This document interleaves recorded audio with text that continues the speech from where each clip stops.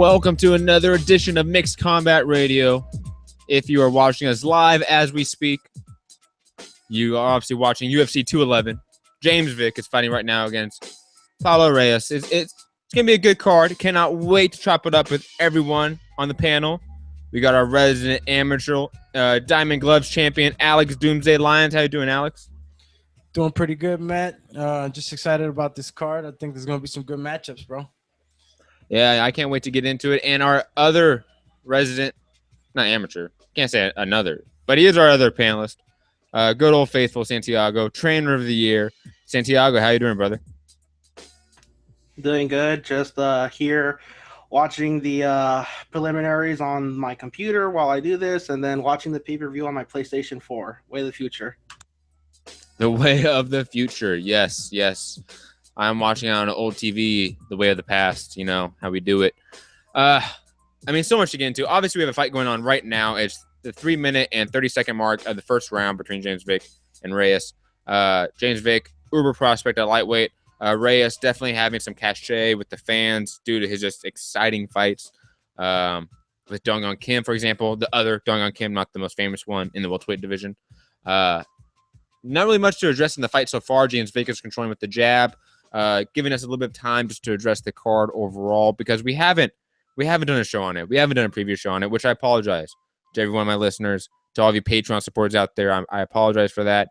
You know, TBV, life, kids, they all get in the way of things, you know, but I told you, we're going to do this once a week, and it's just the last day of the week, you know what I mean? And we're going to jam-packed show. It's going to be, a 6-hour-plus show. We're not going to stop till the last fight is over, and even then, we're not going to stop because we're going to give our post-fight reactions, obviously. So much to get into. Joanna Jędrzejczyk versus Jessica Andrade, a fantastic fight in the UFC women's strawweight division. Plus, we have Stipe Miocic versus Junior Dos Santos.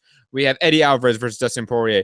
We have my man, Yair Rodriguez. Oh, shit, James Vick just knocked out Reyes. Way to go, James Vick. I mean, wait till I see the highlight from that to really address it because I missed it. We have Dustin Poirier versus Eddie Alvarez. Yair Rodriguez, the uber prospect, the next John Jones, as some say, as I say, going against Frankie Yeager, one of Long Island's faithful and proudest sons. So, great jam-packed show. Cannot wait to chop it up. Alex, thoughts on the overall card? Thoughts on just the fight that we just saw? Everything going on so much at once. That's what happens with the live chat. Yeah, it's crazy when you said James got the knockdown right now, James Vick. I'm a little delayed on mine. I'm going to have to restart the TV because I'm like 30 seconds behind. But, yeah, the card, man, I think the card's great. And the fights that I'm really looking forward to, obviously, are the co-main event and the main event. And for some reason, man, every time Joanna gets out there and she starts doing her thing, she's always creating exciting fights. You never have a dull fight with Joanna, so I'm really looking forward to that. And Dos Santos and Miocic, what can I say, man? Anything can happen between these guys this time around. I mean, I know at the weigh-ins and him and Miocic looked at each other, and afterwards, Rogan asked him, how you felt and what you were going to do, and he said he was going to finish him. That's what he said. Those were the words coming out of Dos Santos' mouth, that I'm going to finish him. So I'm going to expect a lot of shots being traded, and I'm going to expect a knockout on this one. Somebody's getting knocked out.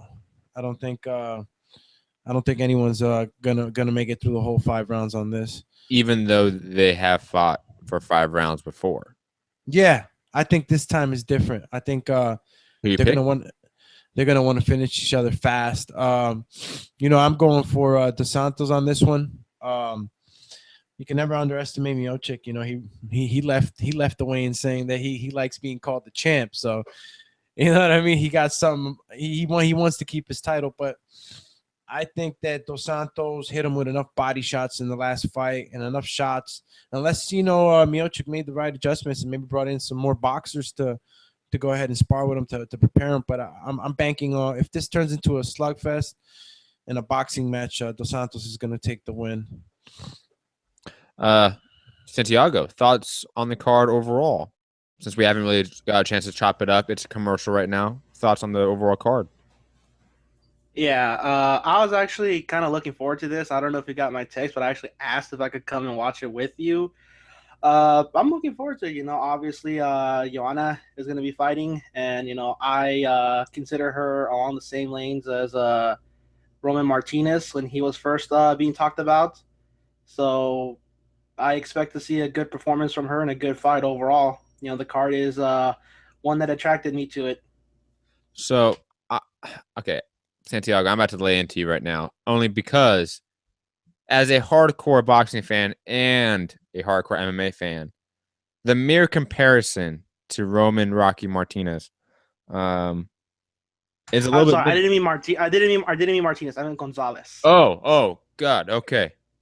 That's very good. I mean, withdraw my reaction, and I'm not gonna be as upset. But Roman Gonzalez, I can see. I definitely think Joanna Jędrzejczyk is just one of the most entertaining and electrifying, not even women combat sports athletes right now, but just overall combat sports athletes. The level of violence that she brings to a fight is rare. It's one of those things that is truly visceral. And there's times where, like, especially when her fight against Carla Esparza, when she won the belt, it was, in a sense, so rough to watch that it almost was cringeworthy. She brings that level of violence to all of her fights, where it almost makes you wonder, like, man, I actually love this sport, but this is violent, brutally violent, and she brings that every time, in and out of the cage. So I think she to me is the biggest seller of this card. I know the heavyweight belt means something, but man, Joanna Jędrzejczyk is just a star. Oh, that's a given. I mean, I've only heard of her fights. I've never seen her fight or even in the game, but I've heard nothing but good things about her, and her name is what drew me to the card. Now, we have had chances to see this knockout from James Vick. James Vick lands a left straight and then a right follow-up that puts him out and puts him down, and he follows up with some hammer fists. Beautiful punching by James Vick. Obviously, just because of his height for the division at 155 and being, I believe, 6'1", 6'2", he naturally just has his chin left high and open for a lot of guys, and that was still an issue within this fight itself. But he looked clean. First-round knockout. James Vick proving again that he is a highly touted prospect at lightweight. I want him to get a huge step up. So, is there any names you guys have there in the lightweight division that you would like to see him face? Maybe the winner of Eddie Alvarez, Dustin Poirier. I just to throw that out there because of the timeline. Any thoughts on the finish, guys? Any thoughts on who we can fight next, Alex?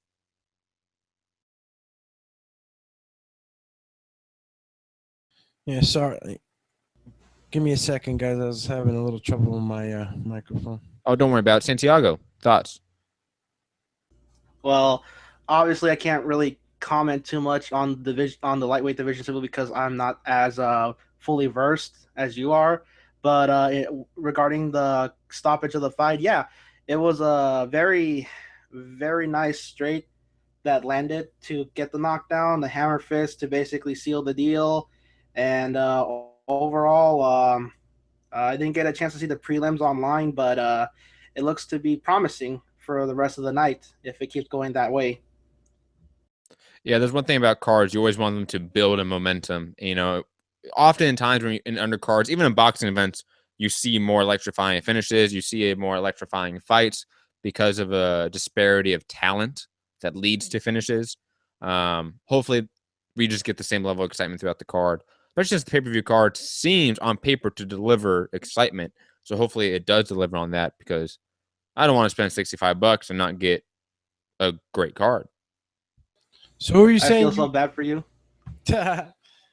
You said you wanted Vic to maybe see one of those guys, like the winner of. Yeah, I'll put it this way. I definitely think James Vick deserves a top 10 opponent. Maybe the winner of Anthony Pettis, Jim Miller. That would be an interesting opponent. You know what? I could agree with those opponents. I don't know if they'll give him Eddie or Yair right now. Pittsburgh Brew in the chat. Bring up Khabib Nurmagomedov. Khabib Nurmagomedov is a lightweight, you casual fan, and he's the man. But Khabib, I mean, with where he was positioned for an interim belt, and then losing that shot because of having to go to the hospital during weight cuts. I don't know where he's at right now. We haven't really heard any official word from him. So I really don't want to place Khabib in any matchups in my own mind until I really know where he's at mentally and physically. I just want to make sure he's healthy, obviously.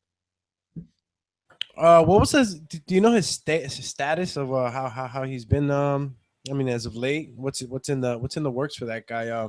I know I've seen him in a couple of clips online. You know, him in the gym and stuff like that.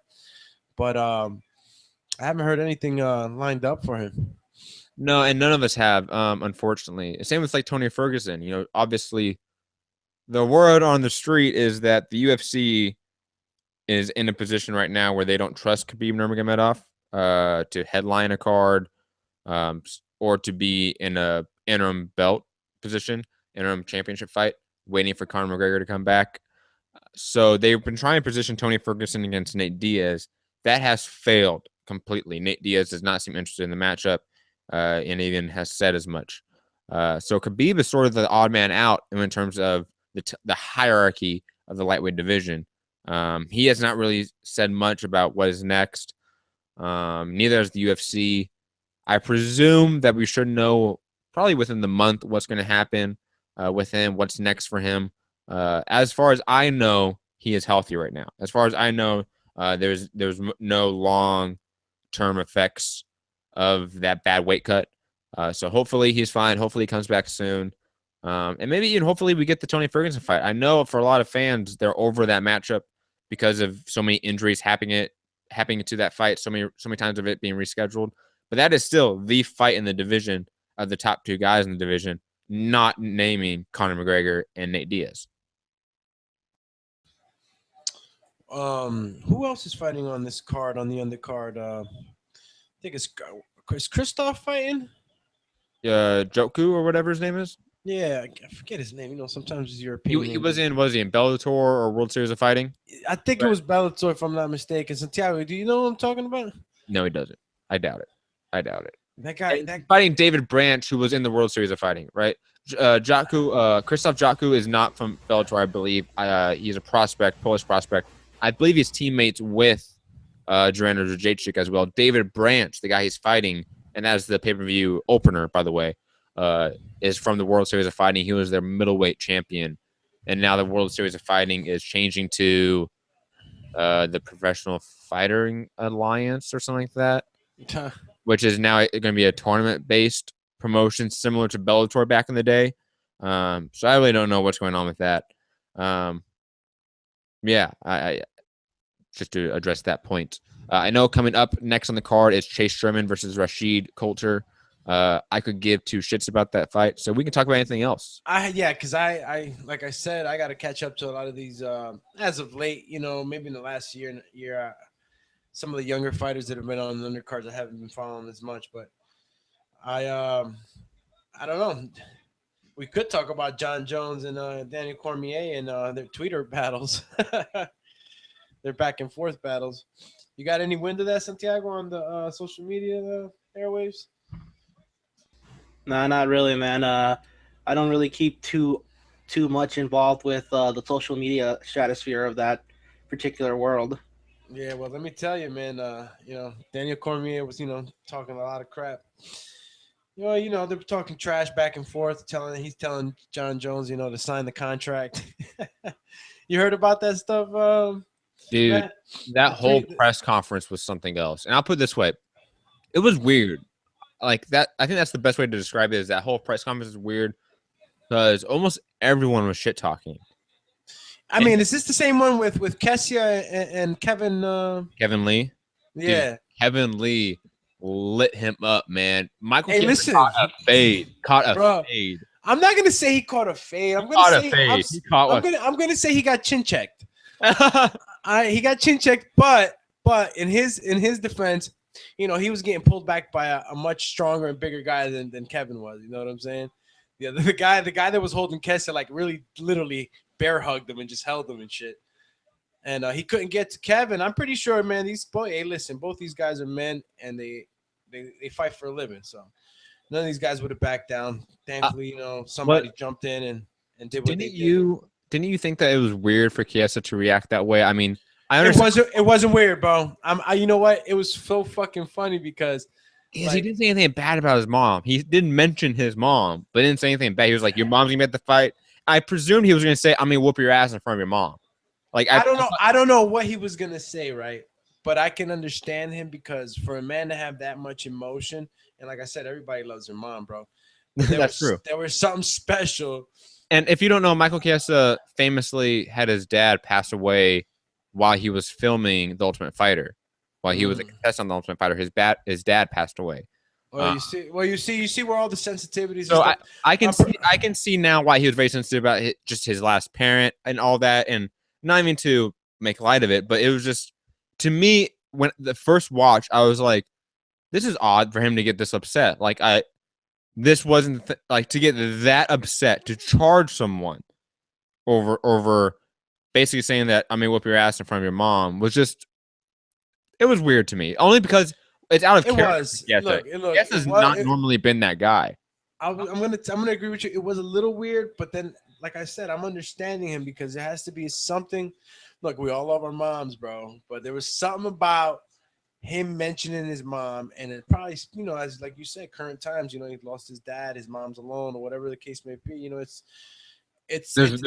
more to the story about his relationship with his mom than what we know. I can see what you're saying. You know what I'm saying? That's what I'm saying. But in Kevin Lee's defense, he didn't say anything disrespectful. I mean, I could go back. I went back a couple of times. I didn't hear anything disrespectful. Like you said, he said, he basically said, yeah, I know your mom's buying tickets for this.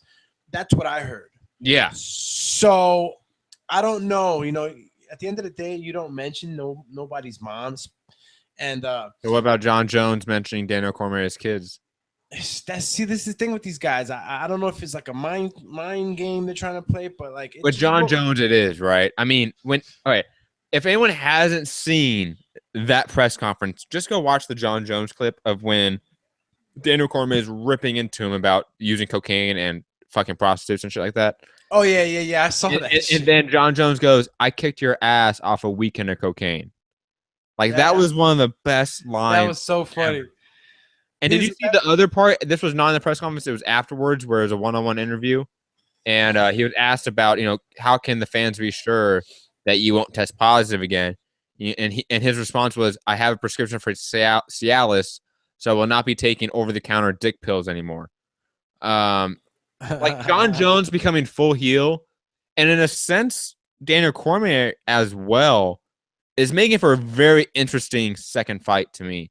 And I thought I was gonna be over it, but I'm not. This is exciting. He seems confident. Seems real confident. He's like DC or John Jones. No, DC. He's basically saying that this is the new USADA tested John Jones. This is not the old John Jones, But John Jones looked massive at the press conference. Was I the only one that knows how thick his neck looked? Listen, that's DC's opinion, right? But John's always been athletic, and let's get it straight here. Skills pays the bills, and John got the skills. John Jones is, if not a top 3 fighter of all time, the best fighter of all time in MMA. I'm gonna have to say that he's definitely top 3. I mean, he's in the argument. He's in the argument with Anderson Silva and George St. Pierre. No. Like number one right now is DJ to me, bro. MMA right now is DJ. Demetrius Johnson, bro. Mighty Mouse. That kid has been the most dominant to me. Has gotten the less hurt. Wait, do you think Demetrius Johnson has positioned himself ahead of those 3 guys? Yeah, man. Just overall. Really? Yeah, overall, DJ's the man. DJ hasn't had all these other problems these guys have had. And what problems has John Jones had? I mean, well, look, this is what I'm saying when I say overall athlete. And if you just want to stick it just to the cage, I mean, I'm still going to go with DJ because he's had the less brutal fights to me. But you could make an argument that that's due to the level of competition. No, man. No. Hold on. I love DJ. Hold on. Let me just say this point very fast. The fact that DJ had to move down to a weight division that was newly created and fight a bunch of guys that are on the regional scene and make a name for himself when he couldn't hang with guys like Dominic Cruz. to me, that will always be a asterisk for him until, in my opinion, and I think Demetrius Johnson is a top 5 fighter of all time. He is, and skills wise, he may be the best. But he needs to move back up to 135 and fight a Cody Garbrandt. I didn't say you're saying all time now. Yeah, I'm saying all time. I'm not saying all time. No way. Oh, okay. No. I'm talking about right now. Right now, best fighter pound for pound. What about all time? I totally agree with you. No, definitely not all time, because when you want to be called the greatest of all time, and you got to be doing stuff that's outside the norm. I mean, I'll give it to Anderson Silva if it's all time, because Anderson Silva's fought guys 200, 185. He's fought different guys. It's just, to me, yeah, he's done a lot more different stuff in the sport, to elevate his name to that all time. I think Anderson Silva. The run of John Jones, which was Ryan Bader, Shogun, Rashad Evans, Rampage Jackson, Lyoto Machida. But we could all argue it was Alexander Gustafsson, Daniel Cormier. I mean, that run is the best run in MMA. He had a good run. He did. He had a great run. I'm not going to argue that. But then again, you could argue that, because then they could just say, hey, listen, GSP's man. Run? Are you GSP's run? I mean, I haven't heard you once say GSP's name. No respect for the true GOAT. The fucking GOAT. Canadian pride. I mean, I wish Jose was listening right now. But, yeah, shout out to Canadian Jose. But, I think that George, I don't know, I guess George St. Pierre, he's been out of the – what was his last fight before him leaving? Johnny Hendricks. He fought Johnny Hendricks, right? Yep. And after that, he was just – his run after the Sarah loss was, I believe – I could be missing a couple fights, but I believe it was Josh Koscheck, Matt Hughes, Matt Serra, BJ Penn – who was it? Thiago Alves, John Fitch, Dan Hardy, Carlos Condit, Nick Diaz. We're gonna have to give it to Silva. I give it to Silva. Silva had the style points. That was the thing with Silva. Like, he had them fancy finishes, bro. And he has some of the most iconic knockouts in MMA history. The front kick knockout of Vitor Belfort will always be iconic. Always. That was epic, man. When I saw that shit, I was like, bro, this guy's just another level. He basically power jabbed him with his foot. Knocked him the fuck out. Oh, man. Santiago, I know you're not the biggest hardcore fan. You're the resident, pure boxing fan that's sort of been watching MMA with us to sort of understand it and bring it more of a striking aspect to our discussion. Any thoughts on who the greatest is? I mean, you're the casual. But sometimes the casual perspective is a good perspective. What do the people that barely know the sport, who do they think is the best? Well, I'm just speaking for myself at this point, because, I'm pretty sure there are others that know more than I do, even as a casual fan. But, George St. Pierre is a name that, always ranked in mind whenever I heard the UFC, in recognition of who some of the best fighters are. I had heard of Demetrius Johnson, and honestly, I remember when his comeback fight was announced. You told me to go watch the press conference for it, and I did. Because I was actually curious to see, what the man is all about. How he conducts himself and all that good stuff. And I'm looking forward to seeing him fight. Whenever the hell that fight takes place. So that's my personal opinion from my limited knowledge of mixed martial arts in general. Cool. You see, the good guy always gets noticed, right? See, DJ, bro. It's funny that you bring up GSP Michael Bisping. FYI, real quick, guys. Next bout starting on the prelims, bro. These guys, I haven't heard of them. They're both heavyweights, bro. They're freaking huge.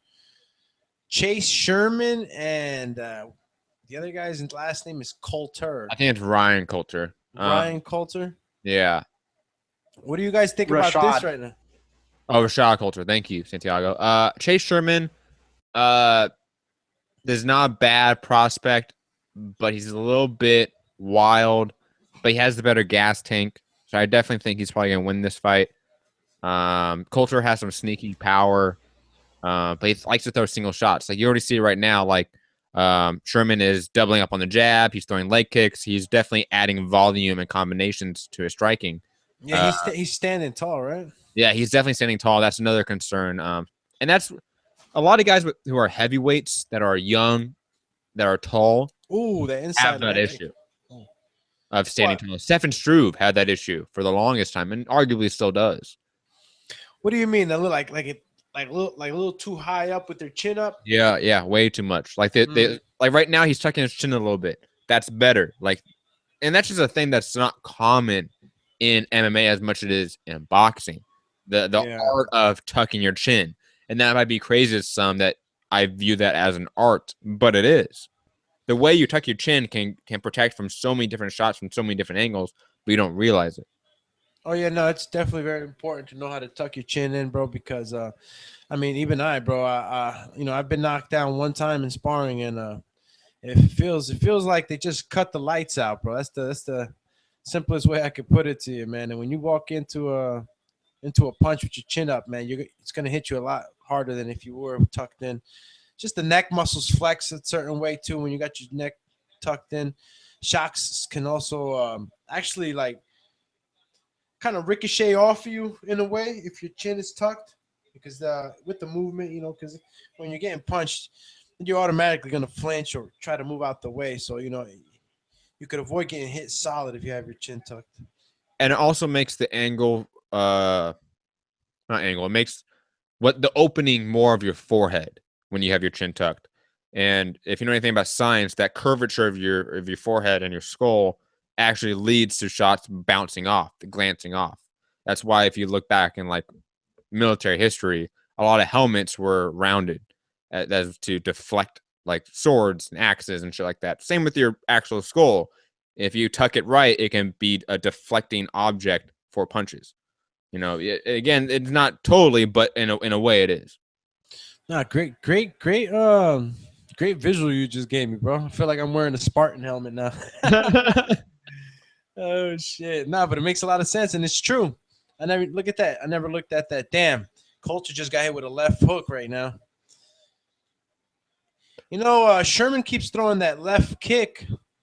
I have a feeling it's gonna land, man. That left high kick? Yeah. Ooh. Coulter landing some good right hands though. Yeah, he looks like he has big shoulders, man. He might generate a lot of power for a knockout. Good knee to the body by Sherman. What minute you're on in the round? I'm on a minute and 28 seconds, 27 seconds. I'm about 34 seconds behind you, man. That's sad. Don't worry about it. I'm a full minute behind. Oh my god, you guys are a full minute behind, or I'm 34 seconds. So what time are you on the clock? At 1:46. Are you using your TV? I'm using my phone and my app. Ah, see, that's why. That's why. Because the app has a delay. The app has a delay. That's right. Like on my phone, it's like a 2.5 minute delay. Jeez. Yeah, like some crazy delay. I can't watch fights on my phone anymore. When it comes to like the app. Oh, leg kick by Sherman is hurting Coulter. Coulter might be going down from a leg kick. Yeah, he's been working it since the beginning of the round, man. I didn't even think about it having that sort of effect this early, but bro, it does, man. When Coulter, look at Coulter's inside thighs. They're not too muscular, They don't have too much muscle protecting. Definitely a top heavy dude. Those ligaments and tendons. So when you get kicked, man, let me tell you something, bro. I've been kicked before, man. You're gonna love this. You're gonna love this, Alex. Your favorite guy in the chat, Hands of Stone. When are the real fight? When are the real fights gonna start? Fuck these bums. Mano de piedras. Coulter's already tired, man. He's not gonna last another round. Or if he does, this fight's gonna get really sloppy really fast. Bro, Coulter's looking like he can't put his weight on that front leg. He can't. It's going to affect his striking, and it's going to affect his timing because he's going to be worrying about that. He's going to get finished if he doesn't do something to take Sherman to the ground. I don't think he can take Sherman to the ground. Sherman has a great judgment of distance. Like he's always in the right range. And when he's out of range in terms of strike, you have his hands low enough to deflect any. Yeah, he's done. Oh man, bro, he's hurt. His leg is hurt, man. Now the commercial came on. Great commercials, man. That FX pacing, dude. FX pacing. We gotta talk about that very fast. Very fast. What? This card be on FX. This prelim card be on FX. I remember when they first went to Fox, they did that and experimented with it, but they stopped doing it. It was all FS1. It was all FS2. Now we're getting into FX prelims. I wonder if that's going to affect the viewership of the card. Man, how much time did they have to promote this FX? You know, FX. I don't know, but I mean, look, man. Let me tell you something. Fight fans are gonna freaking go up and down their whole. Yo, Alex, are you away from the mic right now? Are you standing away from the mic? Yeah, sorry about that. I pulled it away. What are you doing here? Come on, man. Hey, come on. Didn't Big Daddy Ness teach you right? Big Kahuna Ness, huh? Dude, are we gonna break it? Oh shit. All right, when you get to it, you're gonna love what happens next, by the way. I'm just gonna say that. All the people that are behind me for some reason, Culture eats some shit, man. Holy crap. He's still like awake. He's caught knees to the face. Fucking overhand rights. This is bad. He's gonna be finished right now. He doesn't make it. Nah, I think he stays all the way through until the third round, man.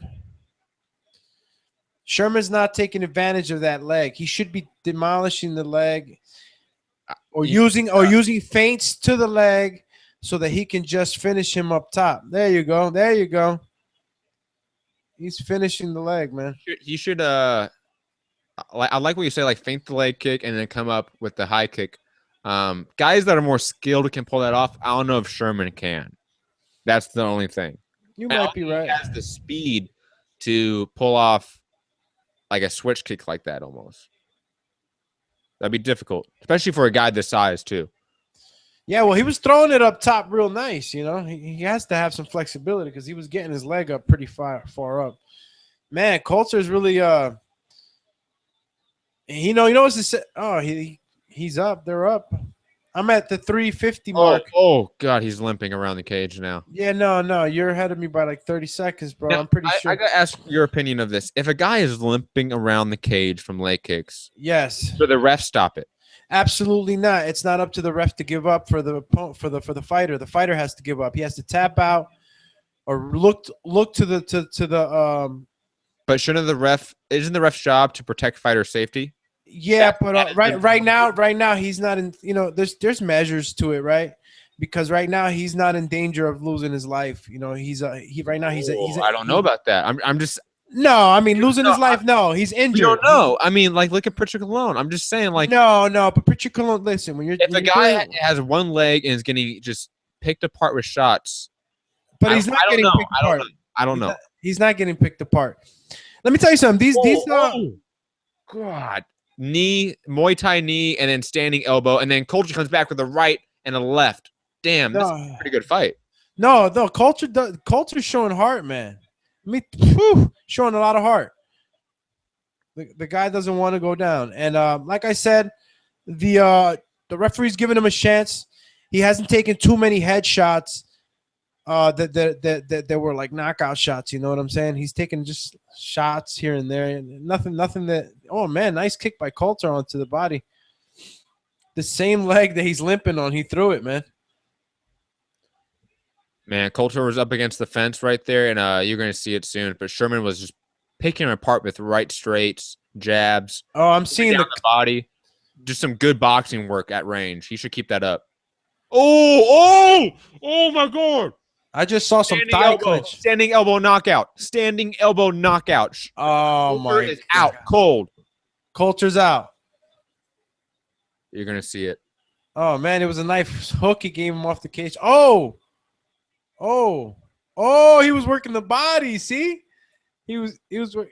Yeah, he's working the body, man. Wow. This guy's barely standing. Holy moly, man. These guys gave a good show, bro. You got to give it up for these guys. No. See, he's going to the cage because he can't put weight on his leg. Yeah, man, he's using the cage as a stand, basically. Yeah. I just finished seeing the knockout, bro. It was vicious.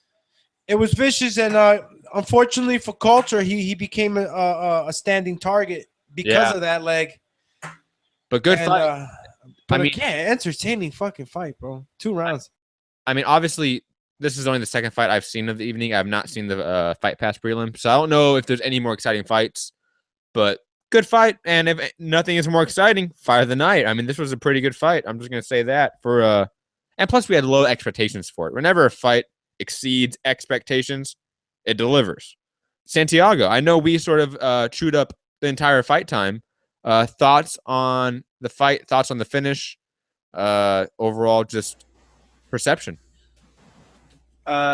Contrary to what Alex thinks, honestly, if that had been me refereeing that fight, I probably would have stopped it, because at the end of the day, it may not be risking his life, but you have to be concerned about whether or not he's taking something out of the longevity of his career, because the way he looked, limping and everything, honestly, I'm pretty sure he's going to be out for a while.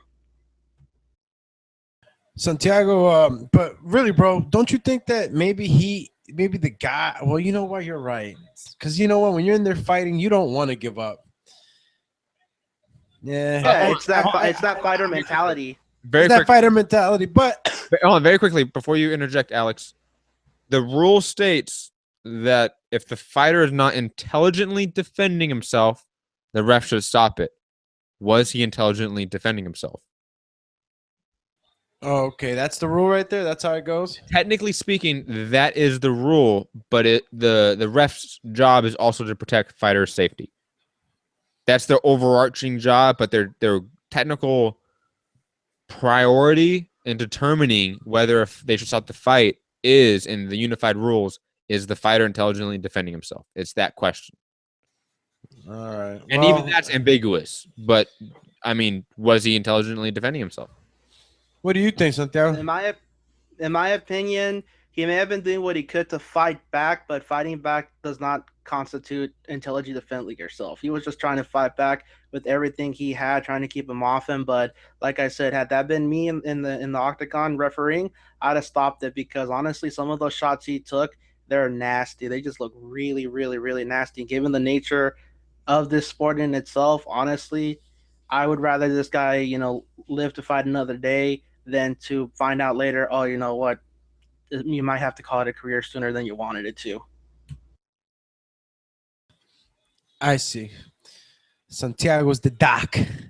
He's the doc. He's the doc in the corner. He's got the big heart. Alex, you're just heartless, man. No, not at all. Because I did regress on what I was gonna say, because I thought about what he said, and it's true. Fighters want to keep fighting, and sometimes they might not understand that they're doing more damage to themselves than what they might think they're doing. And I mean, how many times have we seen a fighter get knocked out, especially in MMA, get knocked out and try to get a takedown off the ref?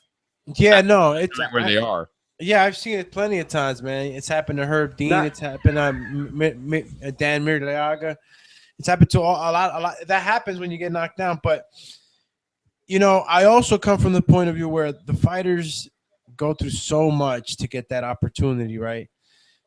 And they want to be given the best chance possible. And I know that whether you look at it, whether there's their safety or not, I believe that the referee's in there, and I got my particular referees I like more, right, than others, but I'm pretty sure these guys are all, trained to jump in when they feel like the fighter is gonna be, I totally get what you're saying. Well, one, you're coming from the fighter's perspective because you are a fighter, and the little bit of fighting I've done, that you can see on TBV Patreon, patreon.com/Thaboxingvoice. I've had a corner thrown in the towel before, and I didn't think I was done, and I didn't agree with that stoppage from my own corner. No, not at all. I was there. I definitely get it. I definitely understand both sides of it, and I do. It's one of those things where I'm glad that it's not 100% within the fighter's control, because every fighter, when you're in there, you will keep going until you quit, and that may be to that's just the mentality. And that's just how the referee is that safeguard almost against the fighter's own wishes, because that may be in the best wishes for the fighters overall. You get what I'm saying? You guys remember the fight with Jose Aldo and Uriah Faber? Yes. Santiago, did you manage to see that fight? It was a long I time didn't get ago. into UFC. I didn't get into UFC until this year. So anything beyond that is not in my scope. But also to reiterate the point about the referee's job to protect the fighters, and this is one you guys might read. Do you guys remember the fight between Tim Sylvia and Frank Mir? Yes. Yeah, when he broke his arm. Yeah. Yeah, and then he was complaining, saying, "No, I can keep going, so on and so forth." You know, even though for a damn well fact, you know, that was it, game over. And really, at the end of the day, he realized that if he hadn't stopped it, that would have been the end of his career. Yeah, you know, and I understand this is the reason that I was referencing the Uriah Faber fight, and Matt knows about this, is because Jose Aldo literally chopped Uriah's leg off. Uriah was on crutches for weeks and weeks. He tweeted his leg. He Instagrammed his leg. It was black. His whole thigh was black. You can go right now on YouTube or the internet and type in Uriah Faber's leg, and you will see what Jose Aldo did to it. And it was a lot worse than what Coulter got tonight. Oh, of course. It was actually 10 times worse, because the way that Aldo was football kicking him, it was just incredible that he was still even standing. I mean, I was amazed that he can walk normal after he fought after that and all that other stuff. So, you know, I guess just I guess it's up to the referee. It goes back and forth. Well, especially with the leg kicks, like that's always a weird one, because you're not gonna have brain damage from getting hit. Yeah, that's what I'm saying. Like, if the guy would have been taking point. The guy would have been taking shots like to the rib. Or because you know the rib could kill you, bro. Yeah, you could puncture like a yeah, like ribs and to me ribs and even a gut punch. I don't think it's gonna really mess you up in a fight, because you're a trained fighter, right? You're training your core, but the difference between a rib injury and let's say your leg's immobile due to leg kicks is that when the leg becomes immobile, it makes your head a sitting target for punches. So as a domino effect, you could get excessive punches, excessive strikes to the head due to your leg being immobile. It may not be a direct factor, but it may be a domino effect. Again, I mean, we're thinking way too hard into this. No, it's cool. It's cool because I'm wondering. We're having a conversation. No one has this conversation. No, I'm wondering what the chat thinks about it. The chat doesn't. We have Hands of Stone and Pittsburgh Brew. What's up, Pittsburgh Brew and Hands of Stone? What y'all think about that, man? Yeah, Hands of Stone, Pittsburgh Brew. Do you think that the ref should be more willing to stop a fight due to leg kicks, due to a guy not being to walk on both legs, in a sense? Yeah, even though he is still there, he is still conscious. He hasn't received too much brain damage. Even he is still throwing. He just is on one leg, in a sense. You know, almost like the David Haye fight. Like David Haye was on one Achilles tendon. You know, that's crazy. That's crazy. That's crazy. I forgot about that. That's a great comparison too, man. Pittsburgh Brew. My only argument is that sometimes when somebody is about to go out on their shield, they're at their most dangerous. And it's one of those things where, like, yes, in a sense, but when we see comebacks from that perspective, from a guy on one leg or a guy that's injured and he has a comeback knockout, those stick into the mind, I feel like, a lot more than the cases of the guy being hurt and just getting beat up. You know what I'm saying? Because that's common. We assume that's going to happen. When the opposite happens, we remember it. True.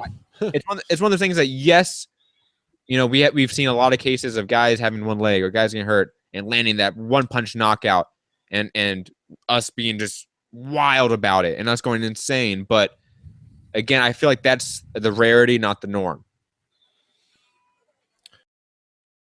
You know, I keep thinking about this co-main event, bro. I wonder how many people are excited about this co-main event, man. I'm so hyped. Listen, who are you picking? Who are you picking?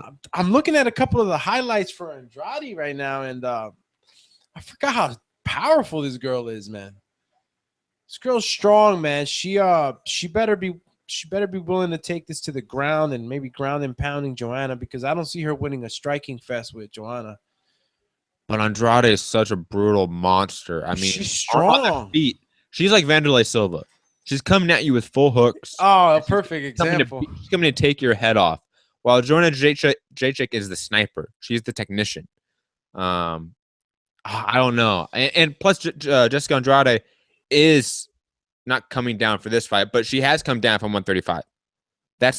She is a very massive woman, not in terms of height, but just in terms of size, in terms of mass. She has a lot of strength on her size that Joanna Jędrzejczyk just doesn't have. And Jędrzejczyk has grappling issues.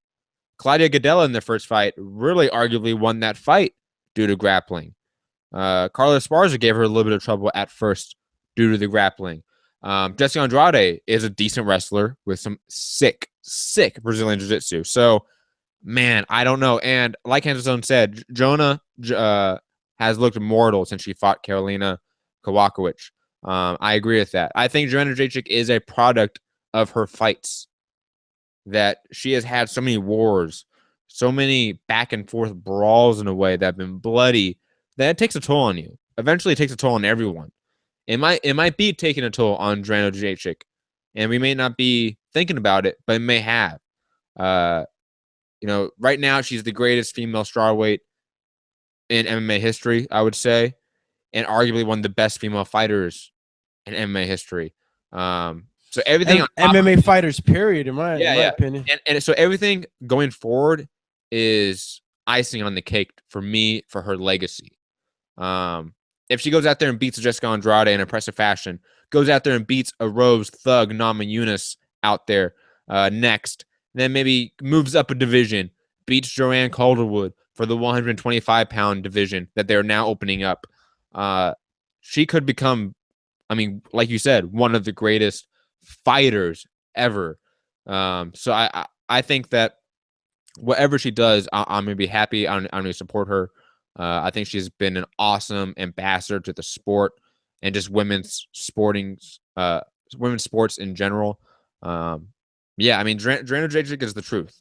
She was the truth long before Ronda Rousey was a nobody at some point, because now that's what Ronda Rousey is. When Ronda Rousey was the biggest and best thing in MMA, period, Joanna Jędrzejczyk was becoming champion and setting her legacy. And no one paid attention until now, because there is that gap in the women's side of things. So hopefully she keeps winning, because I do think she could become a star in the sport. What's the next division up? Is Calderwood? What division? What is the female fighter, the Brazilian known as the Lioness? That's bantamweight. That's not the next division up, because now they've just implemented a new division. The strawweight, right? No. Strawweight is for this belt tonight. That's 115 pounds. 125 pounds is flyweight, and they're opening that up. Joanne Calderwood, I believe, is fighting for the inaugural belt. I could be wrong about that. I know she's fighting for the first fight in that division. And then you have Amanda Nunes, who's the champion at 135 bantamweight. She famously knocked out Miesha Tate. Who is she fighting? That's the division I'm interested in for the females myself. She's fighting Valentina Shevchenko. Yes, that's the fight I want. Striker who outstruck, outpointed Holly Holm, which was impressive. I'm actually going to be betting on Valentina, man. I'm pretty impressed with her. She her last fight, I think the Lioness came into the ring and everything, right? Yep. Because they fought before. Yeah. And it was a very close fight. One of those where the idea, if it was 5 rounds, is, I think, an adequate argument to have. It's a valid argument to have, because Valentina Shevchenko was definitely pouring it on Amanda Nunes in that third and final round, even though she lost the split decision. I don't know really what to think about that fight, because there's so much to think about it. I think Amanda Nunes is one of the best fighters, especially in the women's side of it, or just overall. I think her striking is phenomenal. Her blend of technique and power is unique at that division right now. We don't see that often. Even Valentina Shevchenko isn't the most powerful hitter. She is just technically sound to a degree that most women and most men aren't even. because she has such a long-standing kickboxing and Muay Thai background. Definitely. But coming up, we have Chaz Skelly. I love Chaz Kelly against Jason Hick Diaz Knight. If you do not know who Jason Knight is, he pretty much has the nickname of Hick Diaz, as in like Hick Nate and Nick Diaz. So he's like the white boy version of that. Even fights like them too. This should be a barn burner. I cannot wait. I think Chaz Skelly is such an awkward fighter and such an unorthodox fighter. He's definitely going to give Jason Knight issues. But Jason Knight has such a better gas tank. His striking is at a much better, much cleaner level than Chaz Skelly. Chaz Skelly is definitely going to give him issues in the first round and a half, but look for Jason Knight to really pour it on in the second half of the fight. Any thoughts on this matchup going into it, Alex? I know you are not the most versed in the prelims. It's okay if you don't know. I think Chase Kelly got a good grappling game. Oh, he does, and it's weird because like his wrestling is really good, and his jiu-jitsu is really good, but he's one of those guys that either likes going for the double leg and working for positions, or he goes for like a rolling knee bar. You know what I mean? Like he's a weird grappler. He's just a weird fighter in general. I like that. I like that about him, and I think that orthodox style is gonna suit him right for this fight. I'm thinking that he's gonna out grapple. He's gonna try to out grapple his opponent. Do you think he's gonna win? I haven't seen enough of these guys. Like I said, I've seen some of the highlight reels and stuff, but based off of just his movement on the grappling, I think I'm going to go for Chaz Kelly. Wow, already a dissenting vote. I'm going with Jason Knight. Santiago, I know you don't know who these guys are, so if you don't pick, I would just call you a bitch and we can move on. So, what's up? You're gonna pick, or you're gonna be a bitch? I'm gonna pick Alex. just watching little bits of the previews. Is it Alex Knight? Have I been fucking up his name this whole time? No, I'm picking with Alex. Oh, I was like, damn, I've been calling this guy Jason Knight this whole time. His name's Alex Knight. Fuck. Nah, the grappler, Chad Kelly. You fuckers, man. Watch, I'm gonna lose, and this is my show. That isn't hardcore. Man, that shit always happens. Remember that time you lost the bet with me when I was all the way in Illinois? Damn. Okay, I'll put it this way. The first time we did this show, I think it was me and Santiago. The first time we did it. No, that wasn't the first time we did it. But I remember it was the first time like I went over to Santiago's house to watch the UFC card after I did a show on it and previewed it. I think I got 2 fights out of the 12 right. It was one of those nights where I just got everything wrong. I remember that. I got a little bit drunk that night because I was a little bit upset. I'll put it that way. Yeah, you ended up drinking almost as much as I did. And that's tough to do. That is very tough to do with your vodka addiction. Tossed your cookies at the end of the night. Man, you didn't even. Did you give your pick out yet? What do you mean? You said Miocic for the Santos fight? No. I'm picking JDS, man. Dude, I'll put it this way. I've been riding with Junior Dos Santos for a very long time. I was there live when he became the heavyweight champion and knocked out Cain Velasquez. I was there live for that. Oh, that's dope, bro. That's awesome. That was an epic night, man. So I've always had an affinity for Junior Dos Santos, and it's been actually really hard to see him in his later half of his career. But I will say this. He has definitely refined his striking skill to a lot of jabs, a lot of clean boxing, and a lot of jabs to the body, which is so uncommon in MMA that it throws so many guys off. He purely won the fight against Ben Rothwell for 5 rounds of that fight, purely off the jab, jabbing the body, jabbing the head, jabbing the body, jabbing the head, and throwing the occasional huge right hand.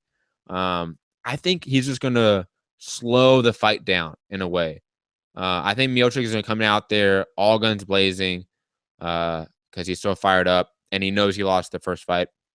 And I think Junior Dos Santos is going to come in there and try to pick him apart, try to slow the fight down and make it his pace, his range, and what he wants to do. And I think he's going to eventually get the knockout late, like you said, because I do think that Miocic is going to come in really heavy and really hot in there to try to put him out and really stake a claim because, as maybe you guys don't know this, maybe our listeners don't know this, but there's never been a UFC heavyweight champion that's defended his belt for 3 consecutive times. So wow. Right now, Miocic is at, I believe, 1 or 2 title defenses. So if he gets 3 or 4 title defenses, he could stake a claim for one of the greatest heavyweights in the UFC history very easily. So he knows this is an opportunity that he cannot let up and that he cannot lose. And he knows he cannot go 5 rounds with Junior Dos Santos because Junior Dos Santos won 5 rounds, won the decision. So that's my general thoughts about it. Chaz Skelly versus Jason Knight is heating up right now. We're about 15 seconds into the first round. Already a flying knee at one point. Chaz Skelly, on his toes, going back and forth, trying to find an entrance in there to start the grappling exchanges. Jason Knight lighting him up with the combination. I cannot wait for this fight, to be honest. And this is a sleeper fight. Sleeper fight? Call it sleepy face. Call it sleepy time. They just started on my end. I'm going to be right back. So, Alex, hold down the fort for a second. Call you Fort Lee. Gotcha. Yeah. So you seeing the fight, though, with me, right, Santiago? Yeah, I'm just a few seconds behind you, dude. All right, cool. What's the minute mark on your end? At the moment, it's 4:53. Okay, we're about 20 seconds apart. But for the most part, we're within the same realm, at least. What do you think, bro? The guy in the blue trunks, blue and black, is Chaz Kelly, obviously, and we see him. We see him striking. Basically, I haven't seen a takedown just yet. And it looks like he's trying to keep the distance, but Knight did land a pretty decent combination. So it looks like he's probably gonna try to pot shot him. Wow, this round. Chaz just landed. Knight. No. On my end, Chaz just landed a good left hook, and they're in a grapple now. So you're gonna see now. Okay, looks like Knight got him in a chill dog hold right now. That's what they call the chill dog. You can turn it over from there. You can just kind of.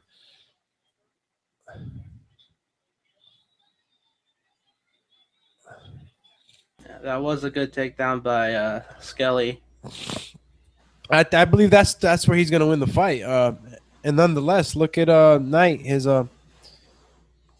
He's keeping his composure down there. You see that hold, that guard that he's using? It's an easy way to control your opponent's neck while you relax. You literally chill dog. You know what I mean? Like that's what they call it. Yeah, and if there's one thing the game, the UFC game taught me is that just because you get the takedown doesn't mean you're the one in control. Oh hell no! You already know you can work from the bottom, and it looks pretty neutralized right now. That not doing much. Uh-oh.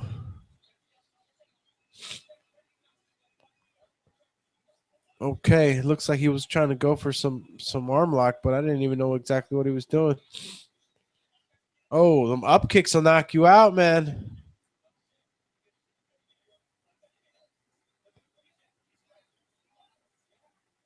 He keeps going for that. Yeah. Oh, man, look at that. Oh, he's chasing that arm.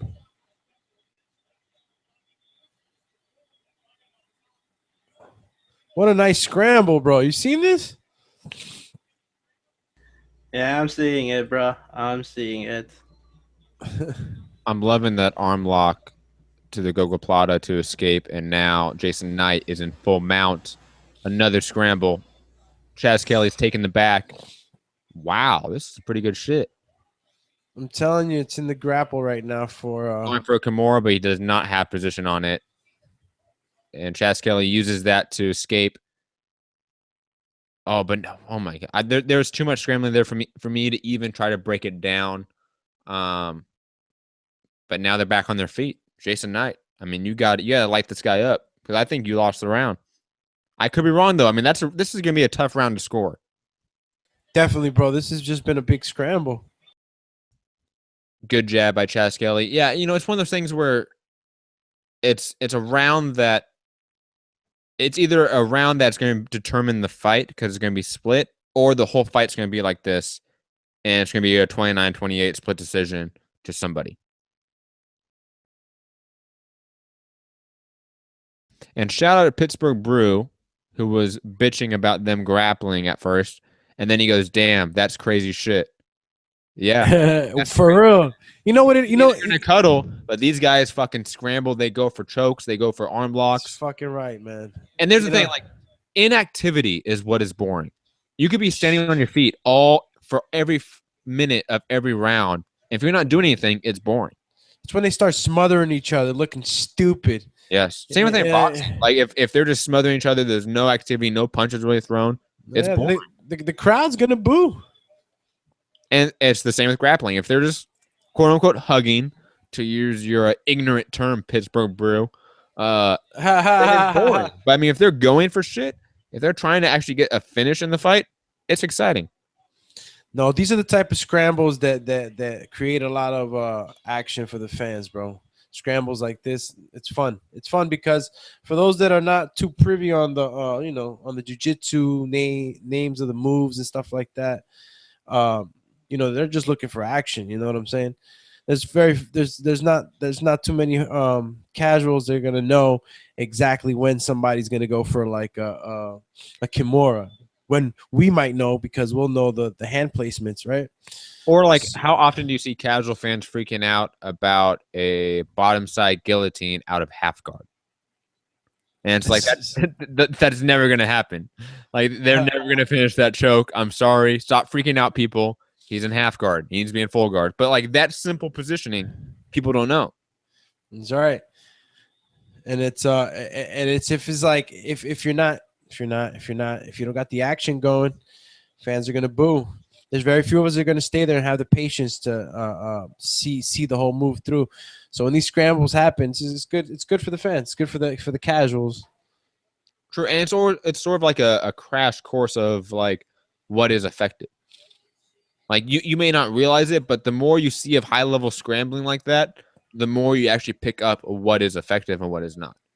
You may not realize it, but it is a subconscious learning of the sport. And I will say this, like overall, the MMA public has learned more about grappling, has become more acceptable of grappling. I could be wrong, or my perception could be wrong, but that's what I believe. I believe that as a whole, the casual fans of MMA have learned more about grappling to the point where not every takedown people are booing at events. Yeah, no, I think the sport's been around for a long time now, long enough for the fans to understand. But it's crazy because it's a catch-22. You're gonna have your fans that are always gonna want striking, and you're gonna want the guys that are diehard jiu-jitsu fans that they're gonna want these guys to give you that jiu-jitsu match. But it's a case of what you like to see more. I like, personal opinion, I like to see the overall package, especially because the sport's called MMA. So, I want to see it all. But if you could box somebody out, if you're a fighter and you manage to keep it up top, someone like Junior Dos Santos, who I believe doesn't use his, or Chuck Liddell, throwback Chuck Liddell, who was a D1 wrestler. Yeah, but I mentioned Dos Santos because I believe that Dos Santos doesn't use enough kickboxing, enough of his kicks in combination with his punches. I think sometimes he settles into just boxing. What about a case like Dan Henderson, who at one point was nicknamed Decision Dan, because all he did was lay on people. All he did was grapple people because he wasn't a good striker and he was a phenomenal wrestler, collegiate and Olympic. What, in his early career? Oh yeah, he was called Decision Dan. Yeah, earlier in the career, yeah, he was a grappler, became a one-handed fighter, H-bomb, where his grappling became so atrocious in a way that I almost assumed if it became a grappling exchange, he was going to lose. Case in point, Jake Shields. And I'm not to discredit Jake Shields, who's one of the best grapplers of all time, but I mean, you have a fantastic grappler against a Olympic wrestler. You should not have a disparity of grappling skills like we saw with Dan Harrison, Jake Shields. So it's one of those like you said, like I like seeing the overall package. I don't like seeing guys that are one thing, because in this sport, if you only have one thing you're great at or one thing you're utilizing, it is so much easier to capitalize on the other things you're not doing. That's why you have the term one trick pony. And unlike in boxing where you can be a one trick pony, and because there's quote unquote less tricks to use in boxing, it's not as apparent or not as egregious to be a one trick pony in boxing. In MMA, I think you are way more susceptible to losing being a one trick pony than you are in MMA. Look at Adonis Stevenson. He's totally agree, bro. Totally agree. He's become a light heavyweight champion off of a left hand, and that's not to discredit him, but he has figured out I can throw this left hand so hard that that's all I really need to do. So he does it, and he is very successful in boxing because of it. That's why they call him the one-armed bandit.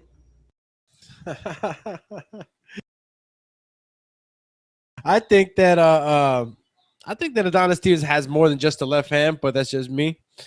No, you're right. I mean, if you see his performance in the Tavoris Cloud fight, he clearly was capable of doing more, but obviously he's just kind of digressed to just using his left hand throughout the entire fight.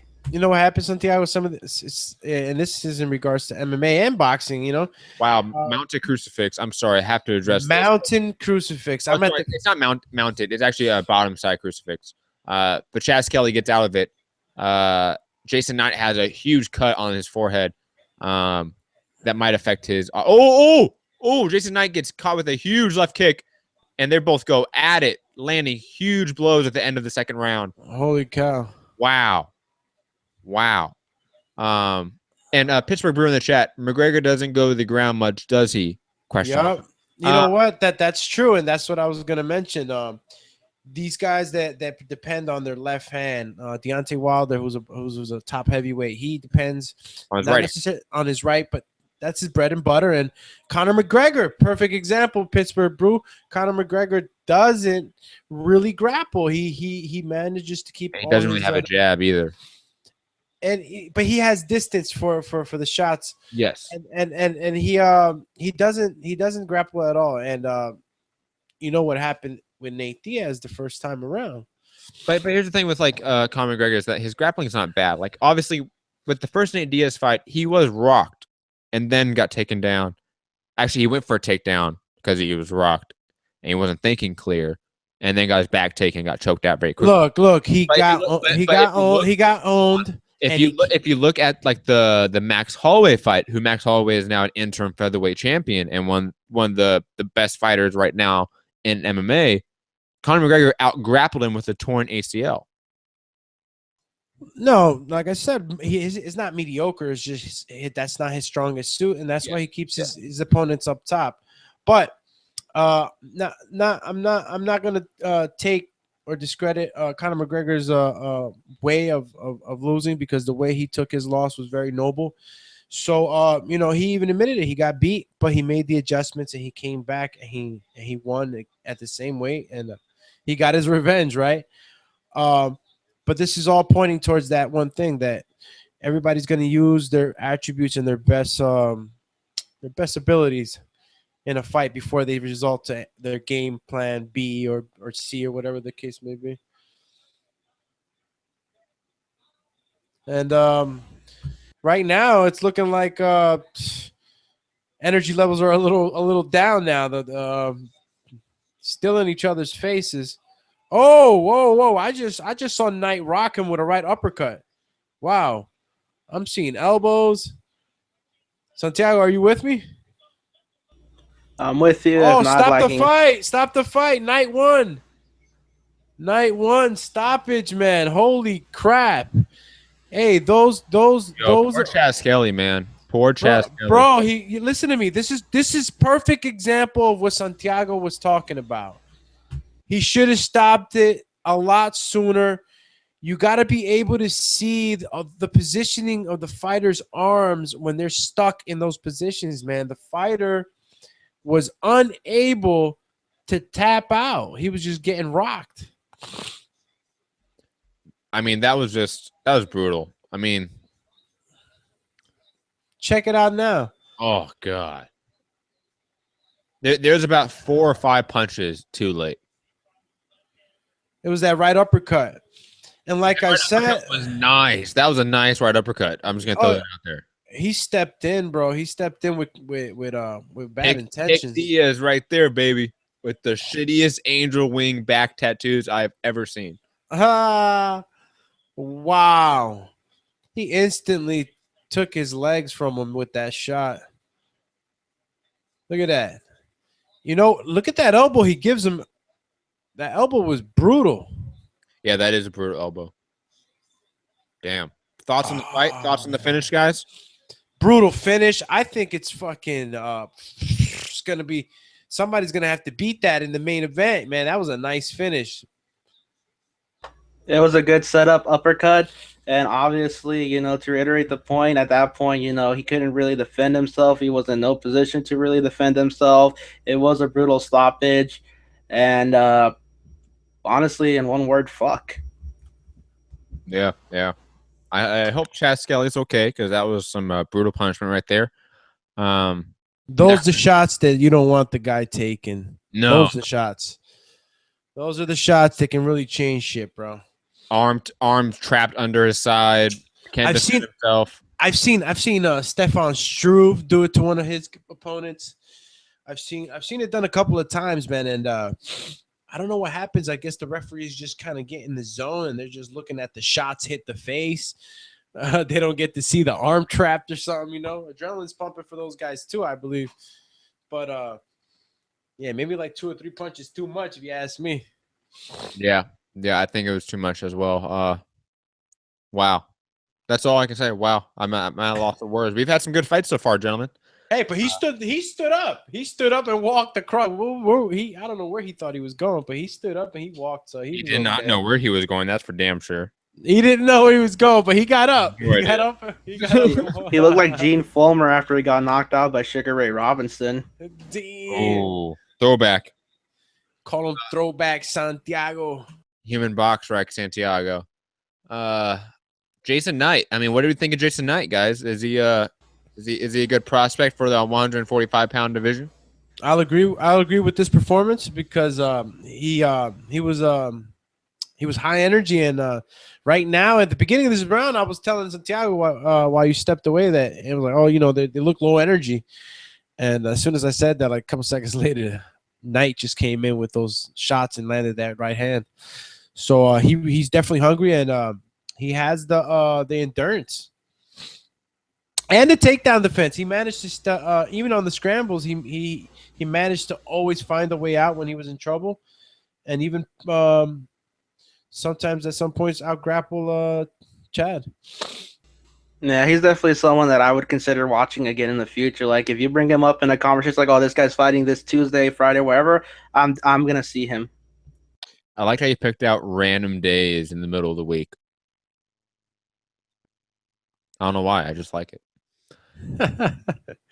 Longest active win streaks in the UFC featherweight division. Max Holloway at 9, Conor McGregor at 7, Yair Rodriguez at 6, Jason Knight at 4. In some good company. Maybe Yair Rodriguez, if he beats Frankie Edgar, there's no way they should give him Jason Knight. Yair Rodriguez deserves a title shot if he beats fucking Frankie Edgar. Maybe like a Jason Knight, Ricardo Lamas fight. I wouldn't mind that. Or a Cub Swanson fight. Cub Swanson coming off the win against Artem Lobov. I wouldn't mind if Jason Knight versus Cub Swanson. That would be a very entertaining fight. Any thoughts, guys? Or have you guys? Yeah, I think Cub Swanson would be a great pick. Shit. That could be a main event. I mean, like I said, Jason Knight, he's ranked number 4 right now, and he can fight. He's not ranked number 4. He's not ranked number 4. No. Well, where does he fall in the rankings? I mean, top 15 for sure. Top 15? Yeah. Okay. Well, how do you gauge him then? To who he's facing? How What's the? mean, you could put him up against there like with guys like the Korean Zombie. That would be a good fight. I haven't seen the Korean Zombie fight in a while. He just fought like this year. He knocked out Dennis Bermudez. Yeah, I watched it with Matt. Well, I missed that one, bro. I mean, the last time I saw him fight, I think was against Jose Aldo when he got freaking. We had his shoulder get dislocated and get kicked in for fucking a whole round. Yeah, Aldo was brutal, bro. He was a brutal man. I remember that. I'll put it this way. I think Jason Knight beating a Chaz Kelly, and Chaz Kelly isn't the most elite guy, but he's definitely a gatekeeper to the stars, in my opinion. You beat him, you deserve to fight a top 10, top 5 opponent. I think the Cub Swanson fight to me is the most appealing just because of the striking.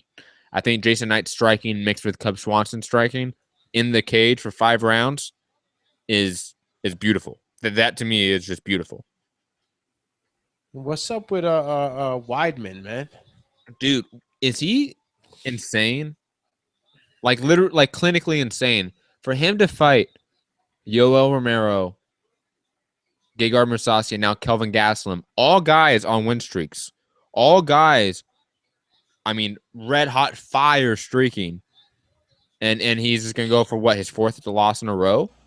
He's going. I love Weidman, and I might even pick him against Kelvin Gastelum due to the size, but this is just a bad idea. Well, yeah, he's heading into Mike Alvarado territory at that point. Take a tune-up. For the love of God, take a fucking tune-up. I mean, that he fought when he fought Romero, that knee really blasted him, didn't it? Dude, that was terrifying to watch. Like, that was one of those things where I saw that and I thought he was dead.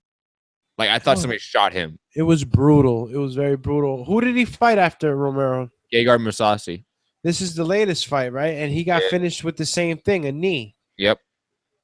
You know, he keeps getting hit with these fucking knees, bro. I don't think I like Weidman, man. I love Weidman. Hey, and you gotta love him because he's a tri-state boy. Yeah, bro. He's from the fucking home base, man. You know, he's a good family man, good fucking dude, bro. And I hate to see him get fucking hurt to the point where he's messed up, man. I think that when a guy starts to take super bad shots, man, I mean, I need to see something impressive with this next fight. Because, you know, taking shots like that, oh man. I mean, I can't get enough out of it because when you heard that shot from Romero, you thought his head cracked open. Like Pittsburgh Brew, and it's so interesting because like I think this is probably like his first UFC fight he's seeing in God knows how long. Begging for a tune-up? Question mark. Def not used to seeing these shenanigans. Yeah, it's weird. It's a weird dichotomy between the two sports that boxing, I feel like, has too much tune-ups, has way too much of showcases and tune-ups instead of the best find the best, while the UFC is the grinder. It's the meat grinder. It's once you're in the top 10, once you reach a certain level, you don't get tune-ups. You fight the top 10 till you retire, unfortunately. And Chris Weidman losing the belt to Luke Rockhold, then losing by devastating knockout to Yoel Romero, then losing by devastating knockout to Gegard Mousasi. It's even rare at this level of guys not to get a tune-up, I would say, in MMA. That a guy going on his potential 4th loss, all of them devastating, to not get a tune-up, to not get a guy outside of the top 10, out of the top 5. Because Yoel Romero, Gegard Mousasi, Luke Rockhold, all top 5 middleweights, right? We can all agree on that? Definitely, bro. And Kelvin Gastelum's like a borderline top 5 middleweight. So, I mean, it just makes no sense to me. And I feel honestly bad for Weidman. As a guy that I loved watching Weidman come up, I think he was such an uber prospect at one point. He was seen to be the next guy of the sport in a way. I mean, I even thought at some point we were going to get a John Jones, Chris Weidman super fight. All New York showdown. That was what I thought was going to happen. You know, I wonder, bro. I wonder what it is. I mean, man, his weight cut to 185 always hasn't been the easiest, right? Yeah, he's a pretty tall guy, and like you just mentioned, we always wondered, if he would, go up to battle, the badass John Bones Jones. But Is that maybe something that he needs to think about? Maybe put on that, put that weight on and well, not even put the weight on, just stop cutting massive amounts of weight. yeah. Let me term it differently. Let him just chill out and not have to cut the weight, and then maybe he can be Follow more. suit with what Canelo finally did when he took the 164-pound catch weight limit, basically, right? Yeah, guys shouldn't be cutting to a weight that's unhealthy for them. Even if they can cut to it, they shouldn't. You're not performing at your highest possible output when you do that.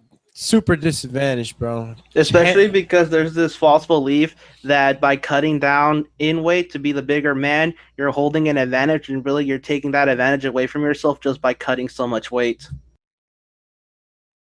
Yeah, when you get to a certain poundage of cutting, depending on how much you weigh, and it becomes to the point where you're drained and you can't even let your hands go, bro. You're literally like a zombie out there. You look good, your body's being, even if you after rehydration you look good, but you don't feel it. It's not the same, and I think that when fighters. And God knows how much weight Weidman cuts because he is a big guy. He is a natural light heavyweight, in my opinion. He must weigh naturally walking around 210, 215 easily. Easy, bro. Easy. And that's not even fat. And he's cutting to 185. And that's not being fat either. He's walking around like that weight healthy. When he cuts weight, he's cutting a lot, man. I'm pretty sure he cuts like 25 pounds. That's an insane amount of weight, man. At the least. And that's and the thing is, like, that's become such a norm of combat sports to cut 20 to 30 pounds of weight.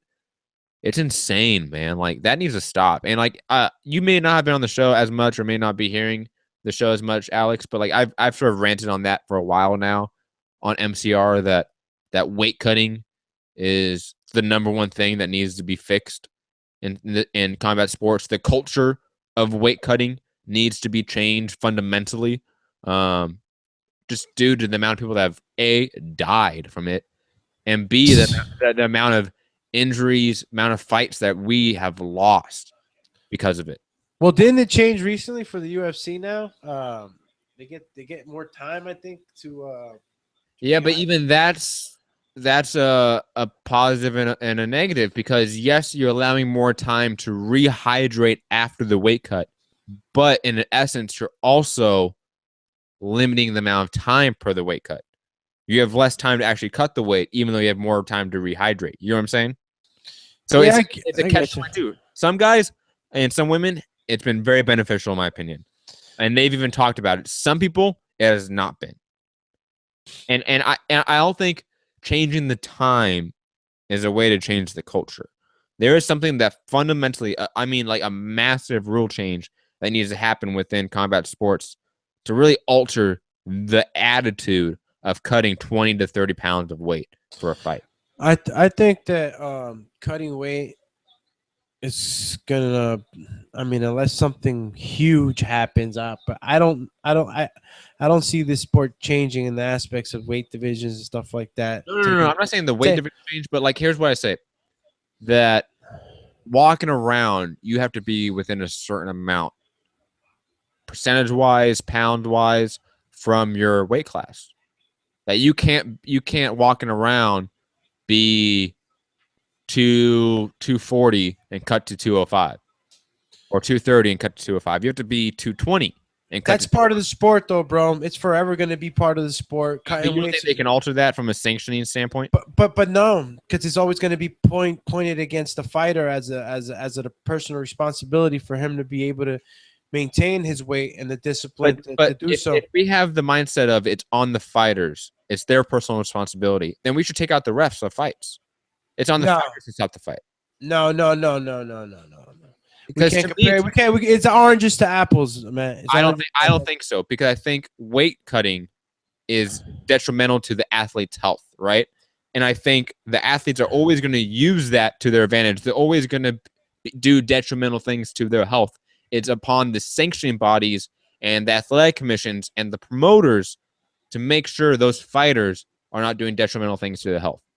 i.e. PEDs, i.e. weight cutting, extreme weight cutting. I should say all weight cutting. Yeah, extreme weight cutting comes to you got to understand about what extreme weight cutting means is that you're trying to cut x large amount of weight a day before or day of weigh-in. You know what I mean? Yes.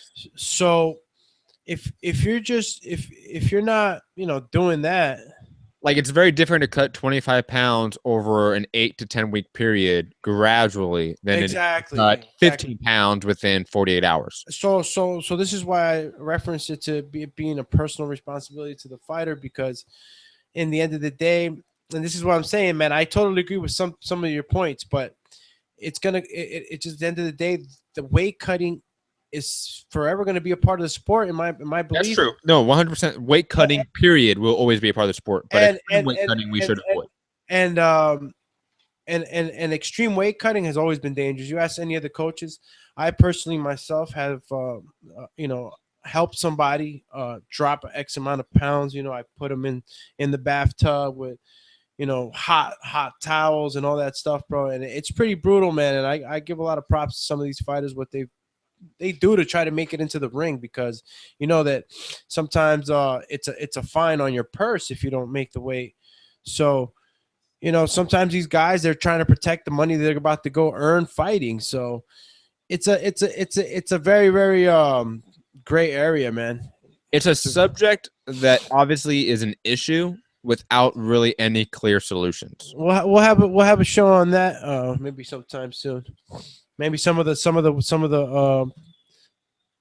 worries that maybe MMA fans or fighters or alike might have in common with that. I mean, there was a span of period in time in Brazil. I think it was last year. It was like 2015, 2016. We had like 7+ fighters die in Brazil due to weight cutting. And this is within which organization? It wasn't with the UFC. It was with, I believe, Vale Todo. It wasn't Vale Todo. I believe it was Jungle Fights. Mm-hmm. I've heard of them too. And as a result of that, you had organizations like ONE FC, which Rich Franklin, I believe, is the vice president for, make a bunch of extreme changes to weight cutting. Actually, they changed basically their entire rule set, different from the unified rules of MMA. They changed their weight classes around. They implemented things like I've said, like you have to be within, I believe it was 15% of your targeted weight year round, and you have to actually check in with the organization for that.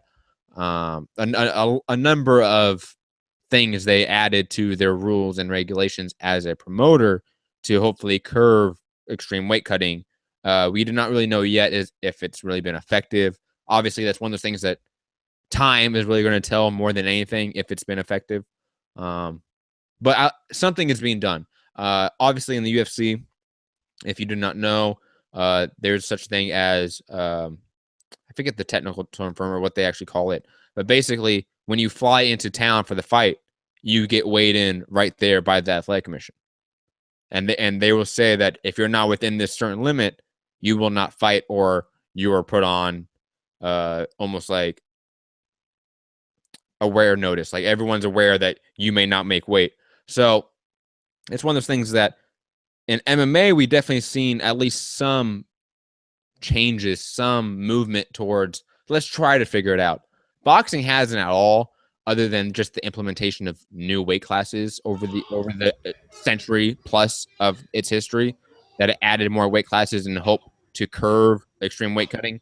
And personally, I feel it's done more harm than good to include more weight classes. 100%. That's one of those things where it's been like, yes, you can argue that. I would say the reason why we don't get so many cases of people either A, dying from weight cutting in boxing, or B, people passing out from weight cutting in boxing. Yes, we do hear cases of it, but not to the level that we do with other ones. Like Antonio Orozco passed out from weight cutting earlier this year. That was a rare case in boxing nowadays. I think the reason why is because of multiple weight classes, the multitude of weight classes. That may not be a very popular opinion to have, but I think the case study of boxing alone is that having more weight classes actually does curb extreme weight cutting. But like you said, Santiago, there's been positives and negatives with that. Now, just trying to flip the script per se and going back to the card, right? Who is this? Was that the last fight of the prelims, or do we have another No, there's prelim? one more. There's one more to go, and then we're gonna go Yeah, to the pay-per-view card. you're behind, obviously, because we got Dustin Poirier versus Eddie Alvarez It right now. just came back on right now. I'm seeing the tail of the tape. Thoughts and predictions, guys. Alex, go. Dustin Poirier has the reach advantage and the hunger advantage. No, just kidding. No, who am I going to say here? I can't even pick either or. It's a close fight. Both of these guys are hungry. Both of them have to bounce back. And I don't know, Poirier's last fight, it was a W, Matt? No, I've been out Yes. of the loop.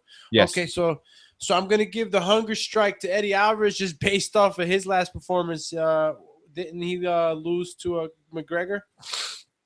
Yes, he did in devastating fashion. So I don't know, man. It's pretty. I'm actually excited now because McGregor beat Dustin, and he also beat Eddie Alvarez, and these guys are seeing each other now. Same division. I'm pretty sure they both want a piece of Connor. Santiago, thoughts and predictions. I think it's gonna be a good fight. I definitely expect to see Poirier use his reach advantage over Eddie Alvarez, but if I'm gonna pick, I have a good feeling, and I'm sticking with Eddie Alvarez for this one. This fight has been very hard for me to pick. The round is just starting, so you guys are probably going to be starting very soon, just behind me. Eddie Alvarez, better boxer, better wrestler, better jiu-jitsu, but he gets hurt. But also he has some of the best recovery abilities that we've seen in MMA. Yes, he got put out by Conor McGregor, but usually he has had a case study of getting hurt, coming back, and winning fights in devastating fashion. So I am going Eddie Alvarez as well, but it's a very hesitant pick. Dustin Poirier's boxing is very smooth and very fluid. When he gets his jab going, gets those kicks going, he can really hurt some guys. And he's using it right now. He's using his jab very effectively right now, using that body kick. Plus, he is a southpaw. That is going to play a factor. He just landed a great jab against Eddie Alvarez right there. Eddie Alvarez needs to get on the inside and make it brutal. And I think Eddie Alvarez maybe needs to make it a boring fight. He may need to make it a grappling exchange, needs to put him up against the cage, like an Anthony Pettis, like he did against who was it, Edson Barboza? No, he didn't fight Edson Barboza. Another guy. Was it Gilbert Melendez that he made very boring? But I forget. I digress though. I think Eddie Alvarez is going to win. I think he is going to win slightly. 29-28 scorecard, split decision sort of fight. I'm gonna try to just switch it on you and go for Dustin, bro. Just based off of his initial engagement here, he looks real calm. He looks good on his feet. He is a southpaw, and he's already starting to work on that left leg. I'm gonna go for Dustin on this one.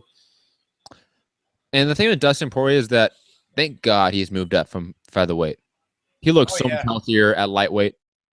That added 10 pounds, I think, has improved his game and his overall stamina in the fight, and just overall just posure. Like he like you said, like he looks very calm. He looks very smooth right now. And I think if he had to cut 10 pounds, he wouldn't be as smooth right now. No, he definitely made a great decision by moving back up. I mean, he looks a lot fuller.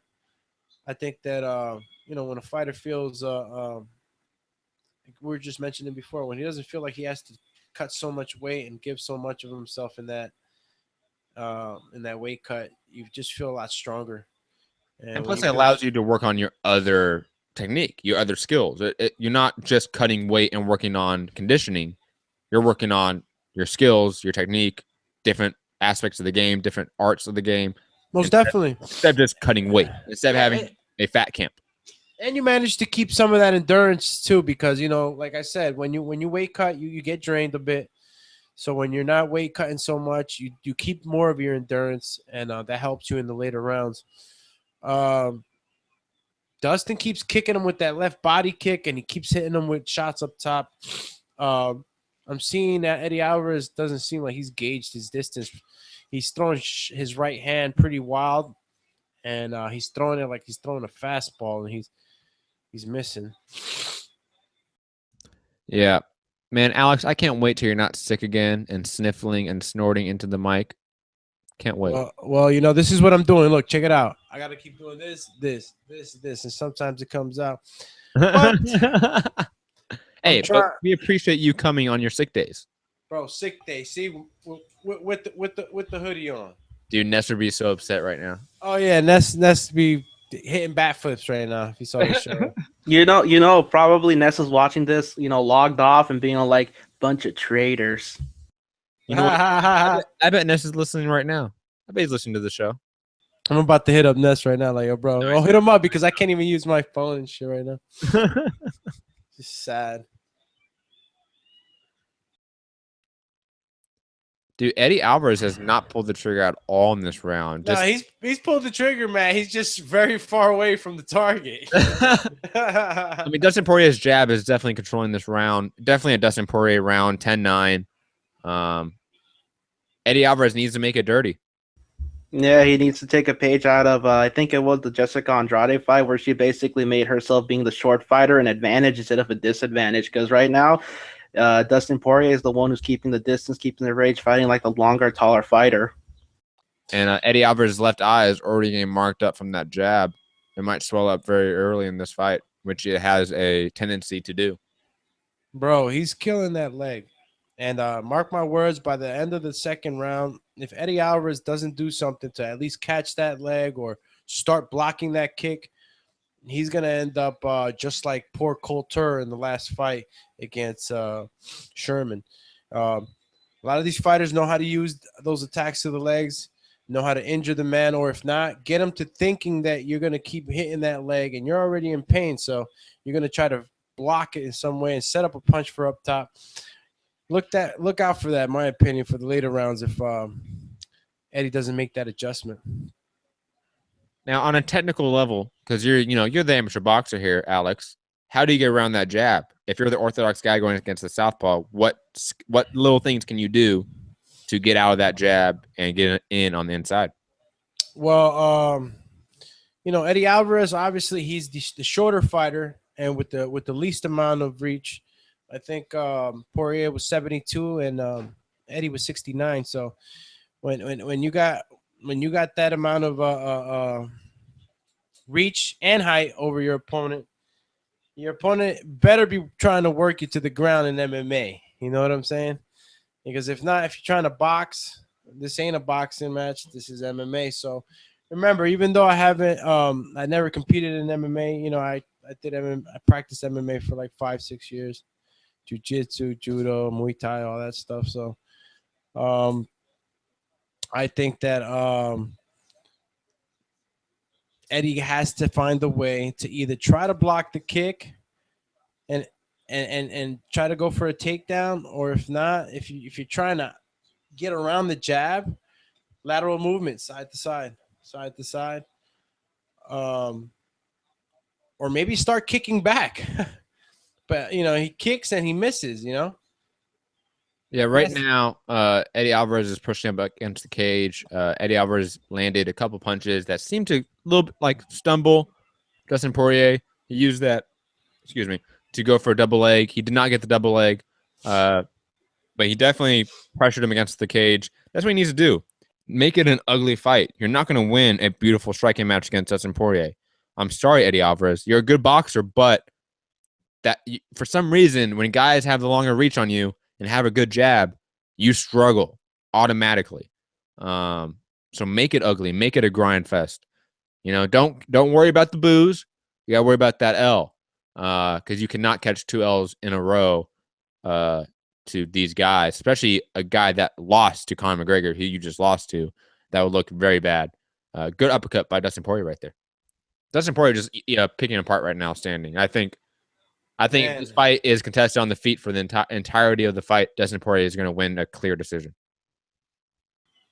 Yeah, I totally agree with you, Matt. And this is why Eddie Alvarez's attempt to take him down right now was a good thing for him to put the pressure on the cage. But Dustin just manages to get back in the middle of the fucking octagon, man, and Eddie's just missing, man. What Eddie's the hurt. hell? He's not. He's Eddie's hurt. Eddie's hurt. Eddie's being catched with the law shots against the fence. Oh my God, he catches a head kick.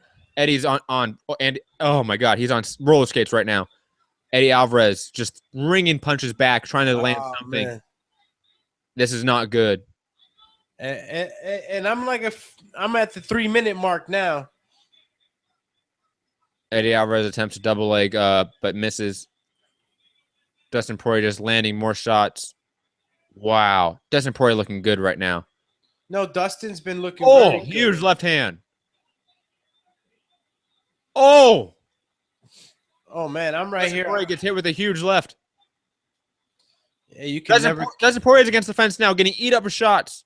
Eddie Alvarez man. Back. Eddie Alvarez coming back with shots of his own. Eddie Alvarez is a monster, man. I'm going not for even a double there. leg. Does not have it though. Wow. Wow. Both guys got hurt in that exchange. Both guys are still hurt right now, I would say. Both guys are bloodied up. It's a great fight so far. Oh, both guys get eat huge right and left respective straights. Wow. Eddie Alvarez staying in the pocket, slipping shots, trying to land that bomb. He gets the double leg takedown. Finally gets the takedown. Wow, man. I'm telling you, Eddie Alvarez, when he gets hurt, becomes better. For some reason, he always wins after he gets hurt. Excluding. No. He definitely turns up. He's one of those fighters that when he gets injured or he gets that extra pressure applied to him, man, he just goes berserk to try to get himself in a better situation. But it just slowed down for me. I'm at the 1 minute and a half. What happened? Something may have happened. Uh-oh. Illegal move. This is not good. I missed it. There may have been an illegal knee that has halted the fight right now. Nobody likes to see that. I still haven't seen it yet, so they got Eddie Alvarez got him on against the cage. Oh yeah, illegal knee. That's unfortunate. I hope it does. Oh yeah. The hand was down. It's not even the hand because he gets hit with the second one. The fingers were down. The second one is what's illegal. The first one's not illegal. Because he lifts him up actually, and his hands are up off the mat. Wow. Why is it illegal? Pittsburgh Brew. Both his knees were down and his arms were down. Now, depending on the state, I forget if Dallas has accepted the new rules or not. But depending on the state, it's either the 3-point stance or the 3-point rule. So you have 3 points of your body touching the mat, whether it be your both feet and then one finger. That's 3 points. You're technically a grounded opponent, and you cannot take knees or kicks to a grounded opponent. Now, if this is a different state where they have accepted the rules, the new rules, I should say, basically the first knee is not illegal at all, and the second one is because both knees are down and both arms are down. That's why it would be illegal. Well, typically, I've only heard of the later. I mean, the first, where 3 points have to be touching the octagon's canvas. So, this is one of these things where, the last time we seen something like this was with Weidman's fight against Gegard Mousasi. Fight is off.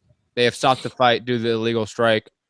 This may be a disqualification for Eddie Alvarez or a no contest, depending what the ruling is on the strike itself. But Pittsburgh Brew saying that it's retarded to have different rules for different states. That's horrible. Hold on. Well, let me finish on that. Before you go ahead and clear that up, Matt. Okay. For Pittsburgh Brew, Matt was just mentioning another rule. If any of the other states have accepted or whatnot, but typically, Pittsburgh Brew, Brewski, I'm gonna kick your ass in hockey the next time we are in the TVV appreciation night. That was just a side note, but no, but this is a general rule: 3 points to the canvas, and sometimes what happens is that if you got your guy in a Muay Thai clinch or in some type of clinch where you're able to lift his third point, which is usually the right or left arm. If they're not touching with that third point, by the time your knee strikes your opponent's head or wherever you're going to strike them at, it's legal. It's legal for you to strike them as long as that third point is not on the ground. So that's the general rule for the most part of my MMA viewing that I've seen. That's the rule that typically applies, is if that third point, which is it could be the right or the left arm, like Matt mentioned, either the finger or the pinky, it doesn't matter. But what happens sometimes is the fighter may be holding the other guy in a clinch where when he's gonna knee him, he kind of lifts him up a little bit so that when he strikes him with the knee, that third point is not on the canvas, so it's legal. And these are typically situations where they can be controversial, but they don't always happen. Just, every now and then you'll see this happen. And very quickly to why there's discretion in this ruling. Now, obviously, for your idea, Pittsburgh Brew, that why is there different rules in different states? That's for every combat sport. Every athletic commission is allowed to determine their own ruling in a sense. Yes, the ABC is the overarching commission in a sense for both boxing and MMA. But if you have not heard, there is a lot of dissension amongst the ABC, and the ABC is made up of all the commission heads of the individual states. So was Andy Foster out of California, the head commission, the executive, forget the official title, executive director over there. He is part of the ABC. Who's the guy? Who's the new guy in Vegas? I forget, but I digress. All those guys go to the ABC and they determine the rules. But right now, there is a split amongst the ABC.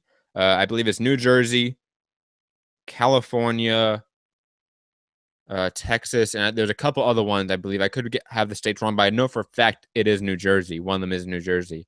They have broken away from the ABC.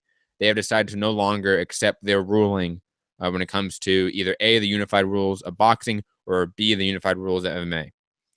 So that's why you now have an even farther discrepancy in the rules of unified mixed martial arts, because different states are using different unified rules because there is dissension in the ABC.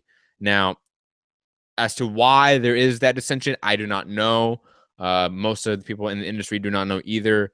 All that we know is that these guys don't get along. These commission heads don't get along. And it's politics at the end of the day. All these government organizations are political organizations in a sense. So that's what happens. It's unfortunate, but it is just the reality we live in, that we have a splitting of the ABC that has now affected MMA and may soon affect boxing.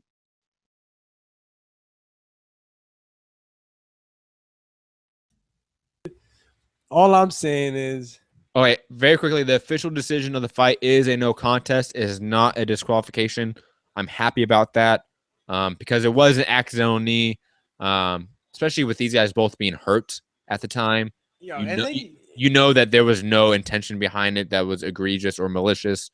So I'm glad it was just a no contest. And if you don't know what a no contest is, it's basically like a draw, but in a sense, it wipes the fight from your record, almost in a sense. That it's not a win, it's not a loss, it's nothing. It's a no contest. It's like the fight didn't happen. Yeah, it's just a daggone shame because I would have loved to have seen a third. Pittsburgh Brew, there's nothing like this in boxing. Yes, there is. And there's even simple rules that are different amongst athletic commissions. Pennsylvania does not require promoters to release the purses, unlike Nevada, unlike California. That's why we get public knowledge of what these guys are guaranteed in their purses, is because the athletic commission actually has in their rule books that you have to do that. Pennsylvania and other states don't. That's why when you have certain fights happening in Pennsylvania, we don't know what people are making. I'm just throwing that fight out there, for example, because I actually did some research on that commission a while back. And then California has a ruling where you can go to the scorecards after 3 rounds are completed instead of the standard 4. There you go. Another example where we have a discrepancy in rules amongst athletic commissions. And that's what happens when you have, in a sense, 4 major sanctioning bodies, which have their own rulings in effect for boxing. Then you have the commissions, whether they be athletic commissions in the U.S. or commissions in the U.K. like UCAD. So when this happens, you're going to get discrepancy in which rules are in place, and that's why other people other than fans do this job and figure out which rules are in place. And that's why refs are paid what they are, to make sure that the rules they're following are the right ones. So I don't know what's going to happen. I know Dustin Poirier seemed very animated in this post-fight interview. I don't know what he was said. I had it muted. I hope it was respectful to Eddie Alvarez. And I hope that they get a fight again, because I thought it was a good fight. I thought it was definitely going towards a fight of the night sort of bout. Yeah, it's unfortunate. Ezekiel Elliott and Dak Prescott, quarterback and running back to the Dallas Cowboys, guys that took the NFL by storm, are in attendance, by the way. Good exposure for the UFC. Well, let me tell you this, man. I'm pretty happy with Dustin Poirier's post-fight interview in the cage with Joe Rogan, and actually standing up for Eddie Alvarez, and saying, hey man, we're in a fist fight. Sometimes things like that can happen, and let me tell you something, it does happen, and it's unfortunate. But I punched refs in fights before on accident. Yeah, I know. I wonder what's the ref's name, man? Man, some asshole named Alex Lyons or Lionass. Oh yeah, you fucking asshole, you. So you, out of all people, should know, man. Shit like that can happen. Your adrenaline's pumping, and even though, man, it's like you're in a fight. You're in a fight. You're in a fight, man. It's like no matter how much. Look, you got to give these athletes a lot of props for being able to maintain that discipline. Also, that even though they're beating the crap at each other, they managed to keep the discipline of not going overboard and killing their opponent. You know what I mean? Because this is a dangerous sport, and any wrong shot in the wrong place, can really change your life. So, much credit to these guys for maintaining the discipline they do. And, it's just unfortunate, man. I would have loved to have seen the third round. Yeah, it is. And we have the pay-per-view starting in a couple minutes. We're going to take a quick little break. It's going to be a couple-minute break. Allow us panelists to use the bathroom, go get some water, whatever. And then once the pay-per-view starts, we'll be back up. Peace.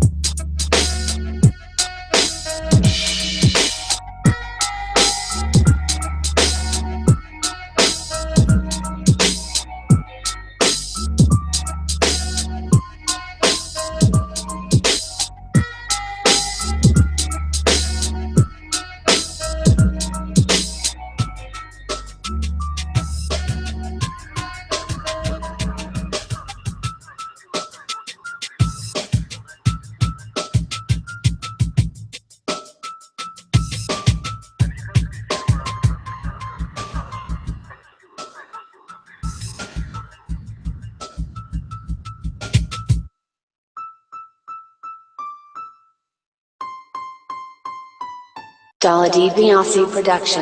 This is a beautiful performance against a very tough guy in Michael Johnson. How do you feel about it? Fuck that. Conor McGregor. Thaboxingvoice.com. You know me, Larry. From a wicked entrance, from a flip over the rock into a knock out my win. The main thing is, I just hope the guy. I wish. Thaboxingvoice.com. Yes, we are back. I do not know if Alex or Santiago are back, but it does not matter. Pay-per-view is just coming on. We get the official FBI warning. It doesn't matter because there's no FBI director right now. We're good. We can fucking pirate this shit all day. Alex, Santiago, anyone back? Santiago. Yeah, I'm back. Just barely set up the video on my PlayStation to watch the pay-per-view for tonight's UFC. Oh, Santiago, you sent me that intro. Let me find it. I never fucking put that out. And everyone, just a quick producing note. Alex has to make a quick errand. He'll be back as soon as possible. So RIP Alex. He will be gone for the next 5-10 minutes. Hope he is okay. But let me find that intro. Santiago, talk to the people as I find your intro. Well, for anybody who was hoping to find it on the cheap and watch the pay-per-view event, if you happen to be an owner of the PlayStation 4 and our PS Plus member, you can actually find the event on the live events viewer for a discounted price of $44.95. So anybody who wants to watch it now for cheap, if you have a PlayStation 4, go out and buy it. Really? Yeah, that's how much I paid for it. I'm not paying $60 or anything. I'm paying $44.95. Why aren't you using the Tiger Stream? Remember the outage I had? I remember you talking about it briefly. What happened? Did it fry up the? It not only fried up my TV and my cable, but it also fucked up the Tiger Stream. Oh my god, that is so sad. Yeah, you're telling me, man. Oh my, Santiago, are you okay? Like mentally, emotionally, are you okay? I'm just happy I bought the fucking warranty. Oh, here we go. I wonder what it is. This intro. I wonder if it's good. It's probably. Oh. Oh, I know what it is. Haha. Let me get this. Hold on, Santiago. Let me get it in my soundboard over here. It's actually as long as your intro. No, it's not. Yeah, it is. I timed it. Fuck you. But let me play your intro right now because we haven't heard it.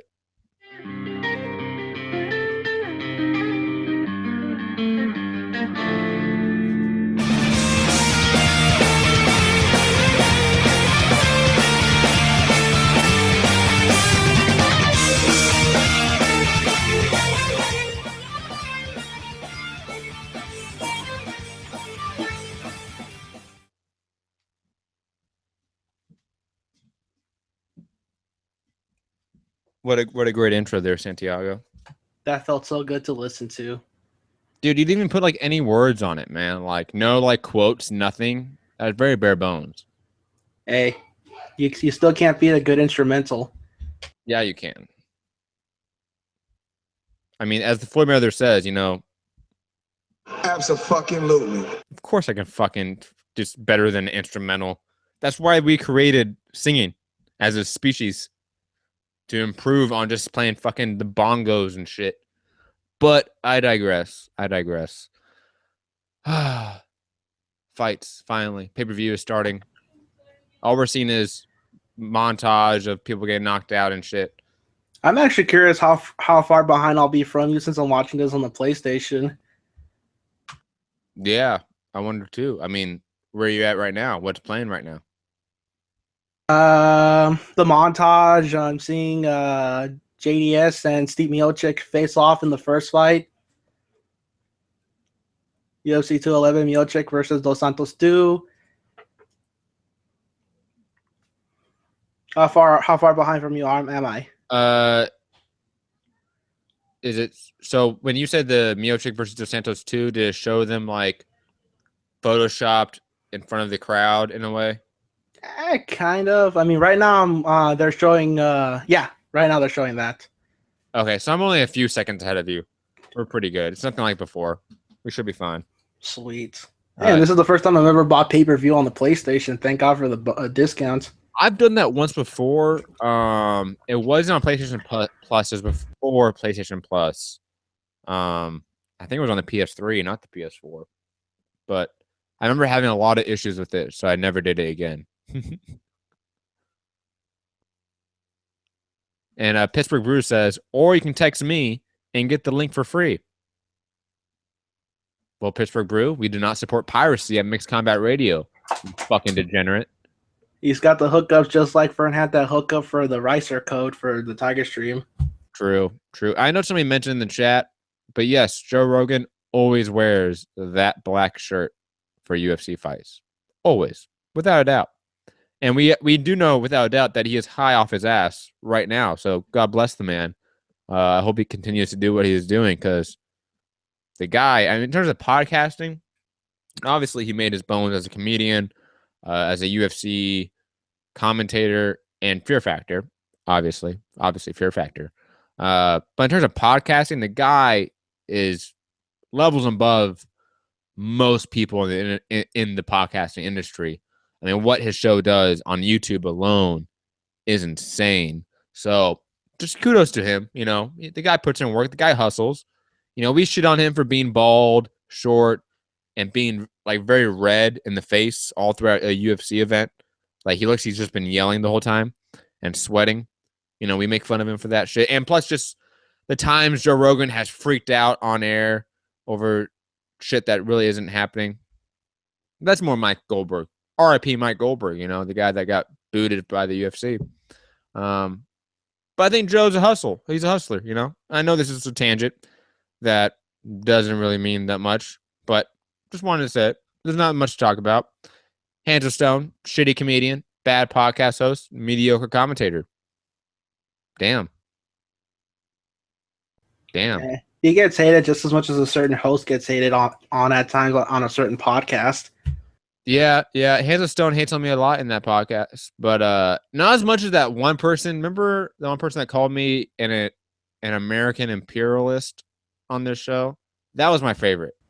Yeah, I think that was gonna go down as one of the best things we've heard anyone call you, an American imperialist. And it's funny because like Pittsburgh Brew, and I love Pittsburgh Brew, not to throw shade on him, but he's a Trump supporter. He's a conservative. But me and him are friends. Me and him get along.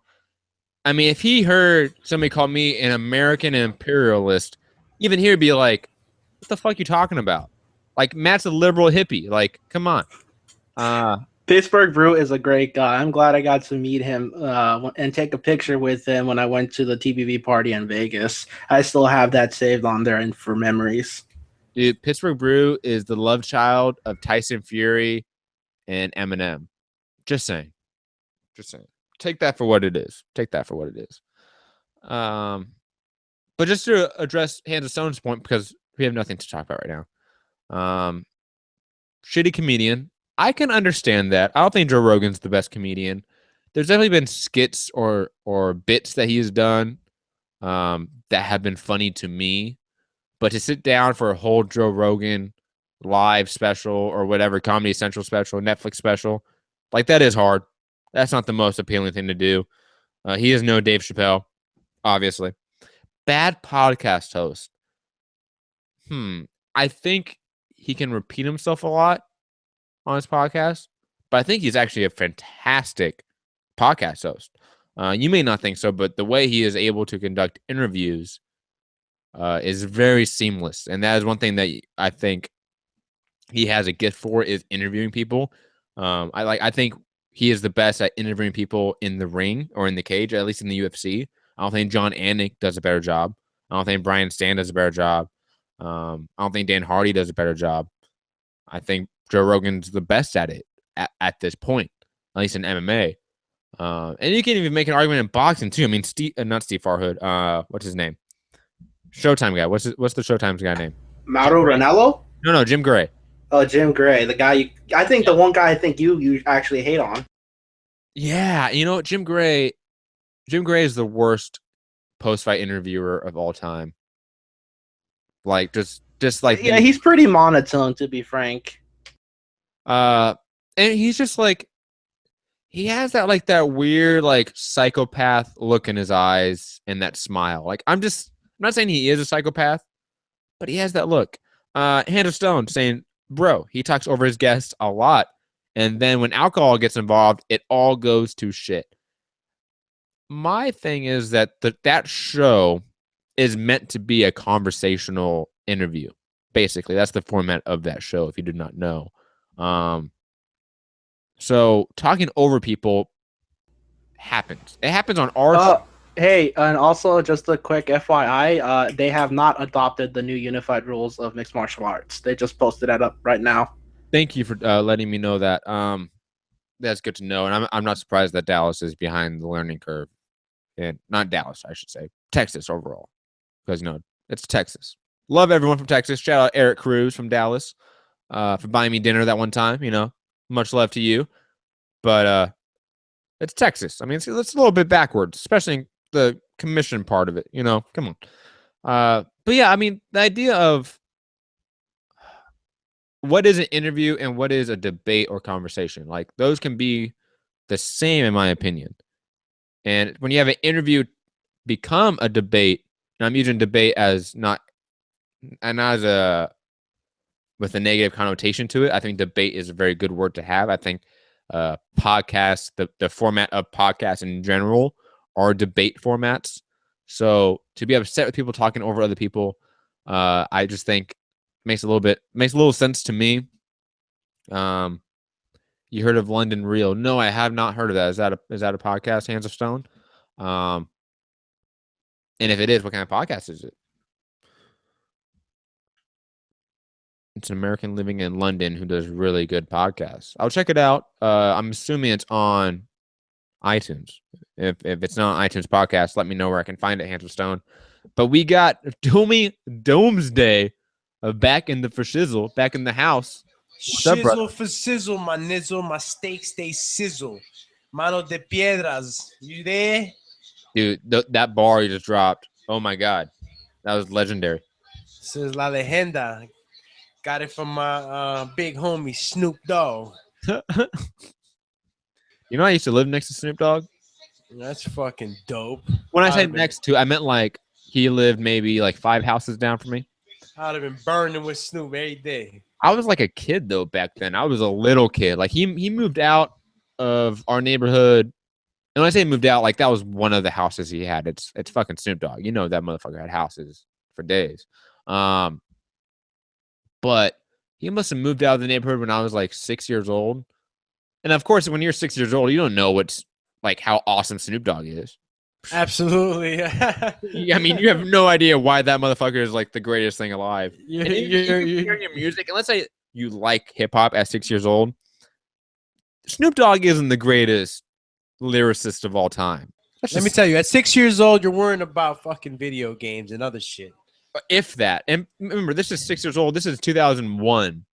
So, I mean, I was like riding my bike and shit, Like video games wasn't really even a thing then. So I'm not going to brag about living next to Snoop Dogg. It's not like if I was right now living next to Snoop Dogg shit. I'd be like, yo, Snoop, I got some weed, yo. Matt, this dude looks like Joe Budden's brother. Oh my God.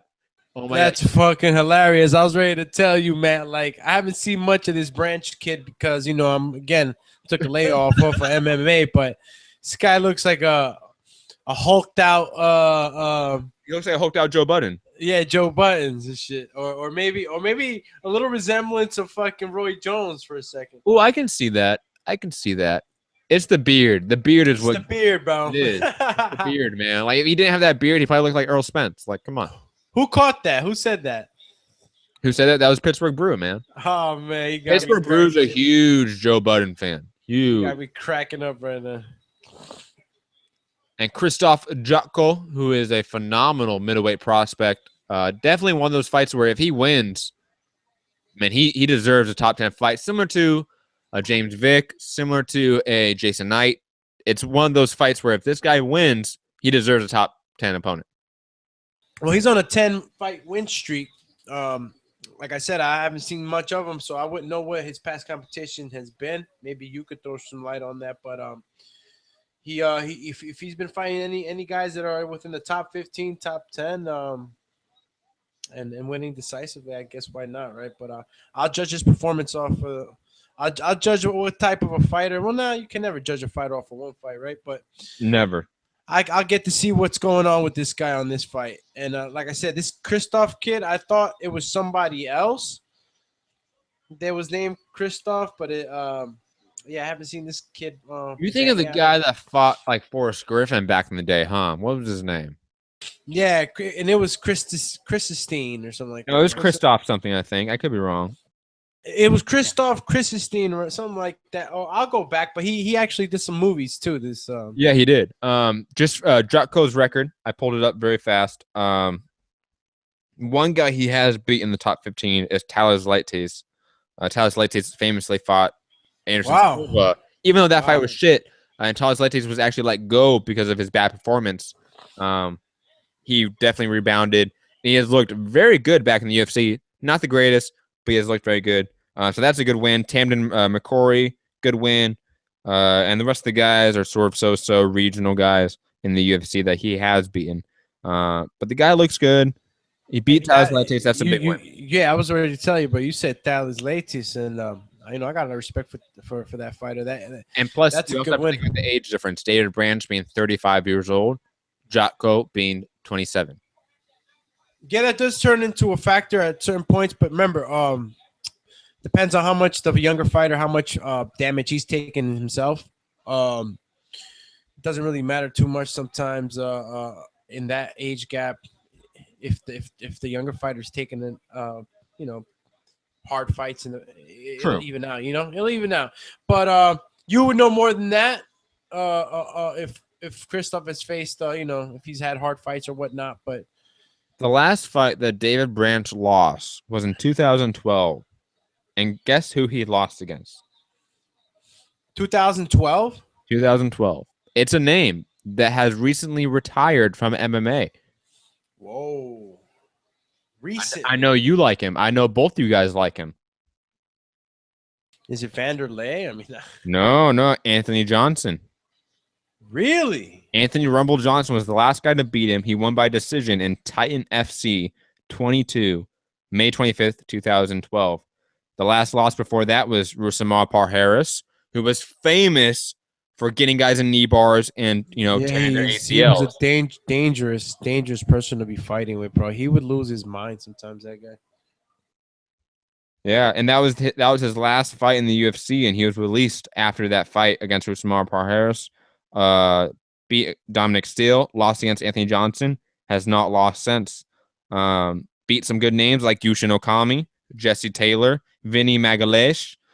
So he's beat some decent guys in the regional scene to try to bounce back to the UFC. First round is starting now. I'm actually looking forward to this. David Branch, one of the guys that he deserves to have another chance in the UFC. So I hope he does well. But Jotko, man, he's becoming better with every fight. Well, I'm still a little delayed behind you, so they're still in the ring. They're announcing the corners now, but I can't wait to see this fight started, man. You said Christoph is a striker, right? Yes. I believe he is training partners in a sense. Obviously, he doesn't spar or anything like that, but he is in the same team as Jorano Jędrzejczyk. Well, I know they're both Polish. I shouldn't say they're in the same team, but I know they do know each other and such. Eastern European MMA has definitely made its way and made its statement in MMA in the last couple of years. A lot of Russian fighters coming in and winning impressively, showing good skills, good movement. Kind of sort of drips into the boxing too. Yeah, and there's a long answer as to why that is. Has to do with a lot of political awareness and what is happening in that region of Eastern Europe. But David Branch getting the double leg takedown, working some ground and pound from guard right now. He definitely needs to advance position because Jotko is being very active and trying to get out of it, trying to either lock up an armbar, trying to at least present some sort of danger to David Branch to get him off of him. But David Branch landing some nice elbows, some nice right hands, using the can opener on him. So it's looking good right now. David Branch is in control. They're trying to gauge each other's distance. Okay, I just seen somebody get taken down. Yep, that's Jotko get taken down. Santiago, you are back. How are you? Santiago. You are muted, Santiago. Santiago is mesmerized by the skills. He is. Okay. Yeah, sorry about that, guys. don't worry about Santiago. We hear the dogs. Whenever you get things in order, just bounce back on. You can interrupt us. So David far, Branch is really controlling him. You this is a man, guy that's been he in the has top game. control. He has top control. We're not gonna say he's I'm controlling. a little bit ahead of you. I'm just gonna say that, but I will say Oh. David Branch seems like the guy that is more experienced. Not saying that he's gonna win, but he definitely seems like the guy that is more experienced. Well, right now, from where I'm at, Branch is managing to just stay on top of him, and but he's not doing any damage. He's not passing the guard, and what he should just do is just try to see if he can at least pin him against the fence. Okay, he's pinning him against the fence now. What time are you at in the round? 2:36. Wow, I may pause it because I'm like a minute ahead of you. Wow. Yeah, I'm at 2:39. I mean 2:28, 2:27, 2:26. Looks like Branch is stronger. Point blank. Yeah, he's looking like the stronger fighter right now.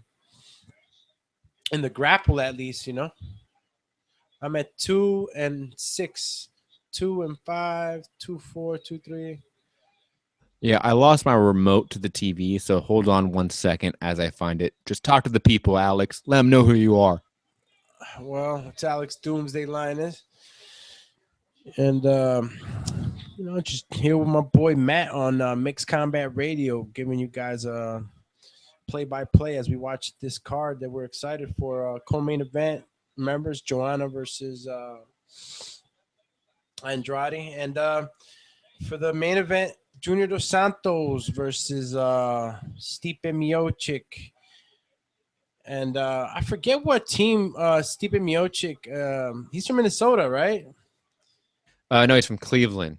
Cleveland. What's the football team out there? The Browns. The Browns. Well, are you sure he's I seen him visit a camp. He visited the Cavaliers. Yeah, I was trying to see what state that was. Let me know when the round ends exactly, okay? Well, there's 56 seconds now. Okay, I have paused it. Well, the round just ended for me right here. Then pause it, Santiago, if you can. Yeah, I'm at 42, 41. But yeah, I forgot what football team he's from, but Stipe has that one knockout power. I mean, look, heavyweights they all have knockout power, right? But let's just get one thing straight. Stipe he's been displaying that real one shot you're gone type of power. So, even though I'm picking Dos Santos tonight to win, if it stays on the feet, that's granted that he keeps it on the feet. But Stipe always has that equalizer, as they call it, right? Round ended. Yep. Just ended now. Perfect. We should be synced up now. Unfortunately, I am unable to pause my end, so I will be ahead of you guys now. Awesome. Santiago, basically come back in between rounds for like overall thoughts and shit like that. You know what I mean? Because that's what we're going to have to do, unfortunately. Yeah. Because some people are complaining about it, and I understand. Because if you're listening on playback and you're trying to like sync up to the fight card as we're talking, you don't want a bunch of people talking about different shit that's happening. It's unfortunate, just the way it is. We all blame Alex, of course, as we should. For the time difference delay. It is the app's fault, my friend. And you're choosing to use the app. It's either that or get a new setup for my office. That is true. You are in a particular setup that is not advantageous to what a live fight chat is. Me, I have the computer facing my TV, so I'm good. I'm set. Oh, that's dope. See, I see. Nah, this is a little office I got, so I don't have no TVs here, just a computer. with like okay, I may sound really really cheap right here, but my office is my room. So like I got my bed right next to me. So like shit's very cramped, but it makes things easy for live fight chats. No, that shit probably is cool. That's how it's pretty cool to have it all in one setup. Trust me, you're probably comfortable as hell. Hell yeah. And it's not like I know Santiago, you wanted to come over for the fights tonight, but I was already sort of thinking about doing this live fight chat when you sent me that text. And if we were able to have more of a studio feel where you could come in and we could have the show, then I would say let's do it. But it's just not possible, unfortunately. And plus, your mic is not compatible to this mixer, which is why I gave you that mic, Santiago. But oh, nut shot. Oh, those are always the worst. David, yeah, that sucked. A nut shot against Jocko.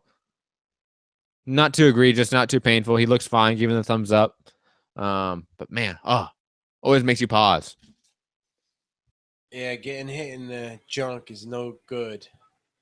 And sometimes you get caught on the inside, sometimes you get caught under, or sometimes you just get caught really hard. It's the name of the game sometimes. Yeah, that's right, man. Even in boxing, you can get punched in the nuts. So these guys are worse. They get kicked. Thoughts on the fight so far, though? It's pretty ho-hum to me. Both guys trading single shots. Yeah, it's a pretty tentative fight, you know. Perfect words. Both guys are being very careful with how they throw their shots, what they defend, what they parry. So yeah, it does have that whole hum feel. It does have that whole hum feel to it. Santiago got really happy right there. Maybe in a minute, something exciting is going to happen that he did not want to spoil for us. I do not know. I kind of got that feeling. My toe. Right? Oh, you hit your. David Branch, coming back to the UFC off of such a long layoff from the UFC, in a sense, a sabbatical, multi-year sabbatical. I think it was like a 5 or 6 year venture into the regional promotions from the UFC. I would think that he'd be more aggressive here because he knows that he needs to get this win. He's 35 years old. And if he wants to capitalize on his career at the highest level, he needs to beat this top 15 guy out of the water as fast as possible to go get the top guys. And he's not doing that. And I think that's just also a case of it's David Branch. He was the middleweight champion of World Series of Fighting, which isn't even Bellator. So, maybe the World Series of Fighting was smart for letting him go. Maybe the UFC is going to let him go if he loses this fight. I don't know. But I definitely expected more from David Branch. Well, it's the second round, and I don't see Jocko trying to take him out either. So, true. 100%. Both guys are tentative, but I'm saying I expected more of David Branch. You expect him to go in more with that I'm leaving on my shield mentality, I guess. Or I want to go in there and make a name for myself. I'm a pay-per-view opener, first fight back in the UFC since 2010. I need to make some headlines here. I need to get a title shot as fast as possible. I'm 35 years old. The time. Yeah, he basically looks like someone who's just doing enough to win the rounds or win the fight. He's not really doing anything to capture people's minds. And neither is Jocko, but Jocko's also almost a decade younger, half as many fights, fighting a guy that's, in a sense, higher ranked than him, a guy that has a lot more experience than him. I expect him to be tentative against the guy with more experience. I expect the guy with more experience to take control and win the fight. And yes, he is winning right now, in my estimation, even though these rounds are super close because no one's really landing that much or anything of clean, anything of note. So I don't know. I expected more of David Branch in particular.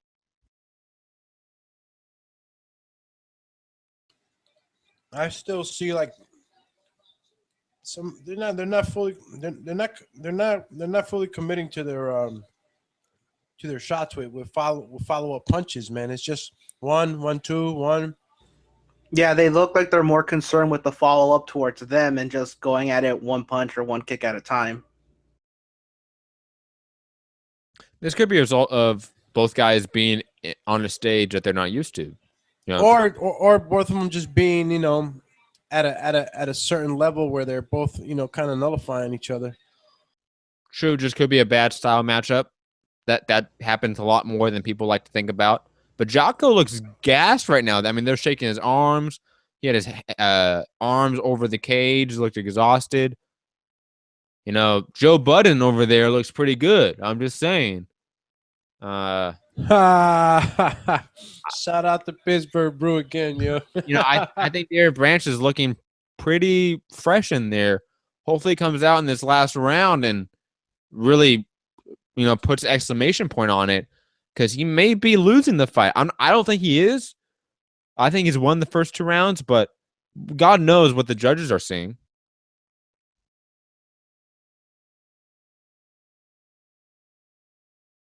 Silence. Dun dun dun.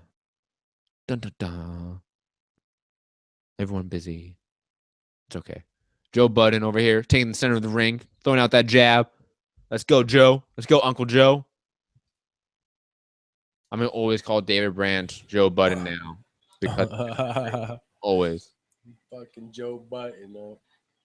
Dude, I should take screenshots of this fight and make memes out of it and send to Joe Budden. Be like, yo, got some new memes of you. I didn't know you're a UFC fighter.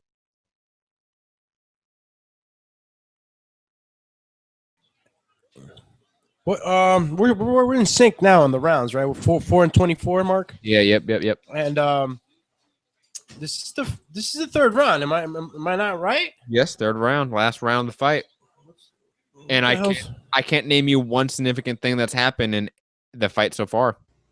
That's why there's so much silence, because it's just so hard to really point out anything. I mean, even when they throw hard shots, I mean, their defense is pretty well. So, I mean, they're deflecting them. They're slipping them. Nothing's landing clean. There's no drama with this fight. Just like Whitney Thompson.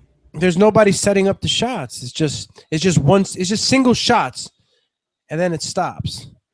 Now, let's say you're in a fight like this where you're midway through it, or let's say 2/3 of the way through the fight, and it's like this. How do you get over that mentally as the fighter? I mean, obviously there's a mental trap you're setting yourself in to not set up the shots that you are getting into this rut of the fight. How do you combat that within the fight? Well, this is the thing, right?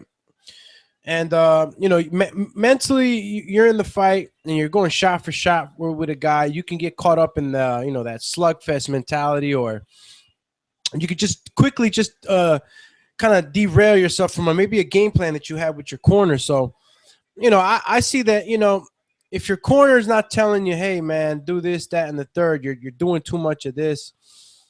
I think those adjustments are made from the corner. The fighter can make them in the ring, of course. Obviously, he's the one fighting in there, but sometimes, like I said, a fighter can get caught up in those in the fight, just like Eddie Alvarez got caught up in the fight and mistakenly, caught Poirier with that knee. It's something that fighters can get caught up in that killer instinct mode, that fight mode. So, yeah. And plus, David Branch, another side of it, first fight in the UFC, he doesn't want to lose, because he knows if he loses, there's no way he gets the next fight in the UFC. He's gone for good. So he might be a little more safety cautious. Let me just get the win. I got a 3 or 4 or 5 fight deal. Let me get this win, get the jitters out of me, and then the next fight's I'm going to show myself, show who I am. But again, it's one of those. It's a dance. It's on both people that the fight's not looking the way it should. Well, riddle me this, Matt. What's Branch known for? What are his stoppages? I mean, what is he really known for? His striking more? Has he finished anybody? I mean, I think he's more of a wrestler by trait. He's a wrestler. He's a boxer wrestler.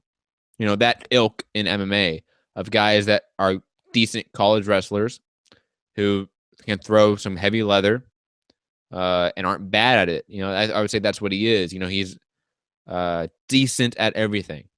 The only thing that I would say he's not great at is his submission game. both defensively and offensively. But I would say like the losses he's been a part of, like the losses he's had, he hasn't really looked bad except for that Paul Harris loss.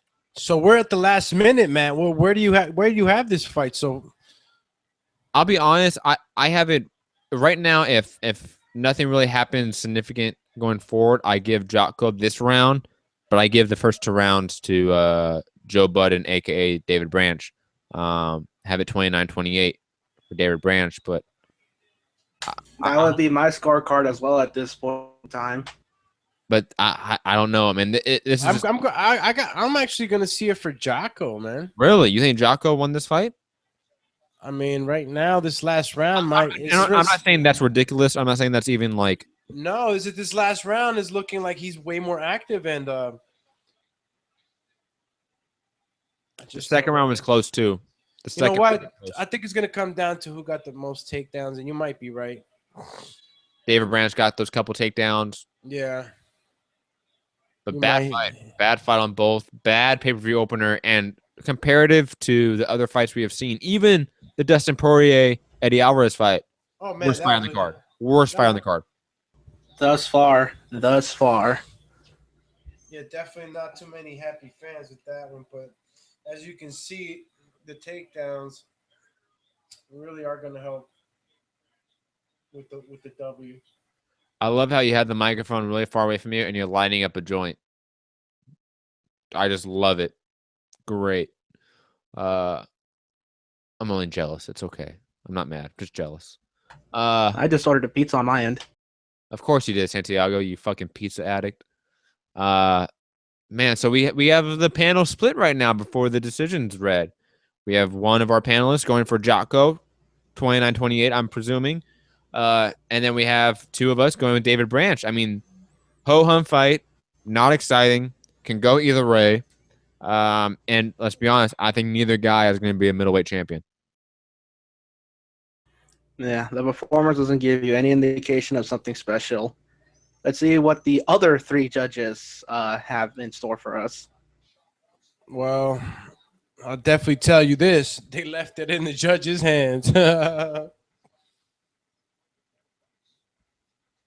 Oh, Dana White. Dana Blanco. Remember when Dana White like used to be somebody and now like he just shows up every once in a while? Man, he's fucking chilling off that deal they made. And David Branch is the winner by split decision.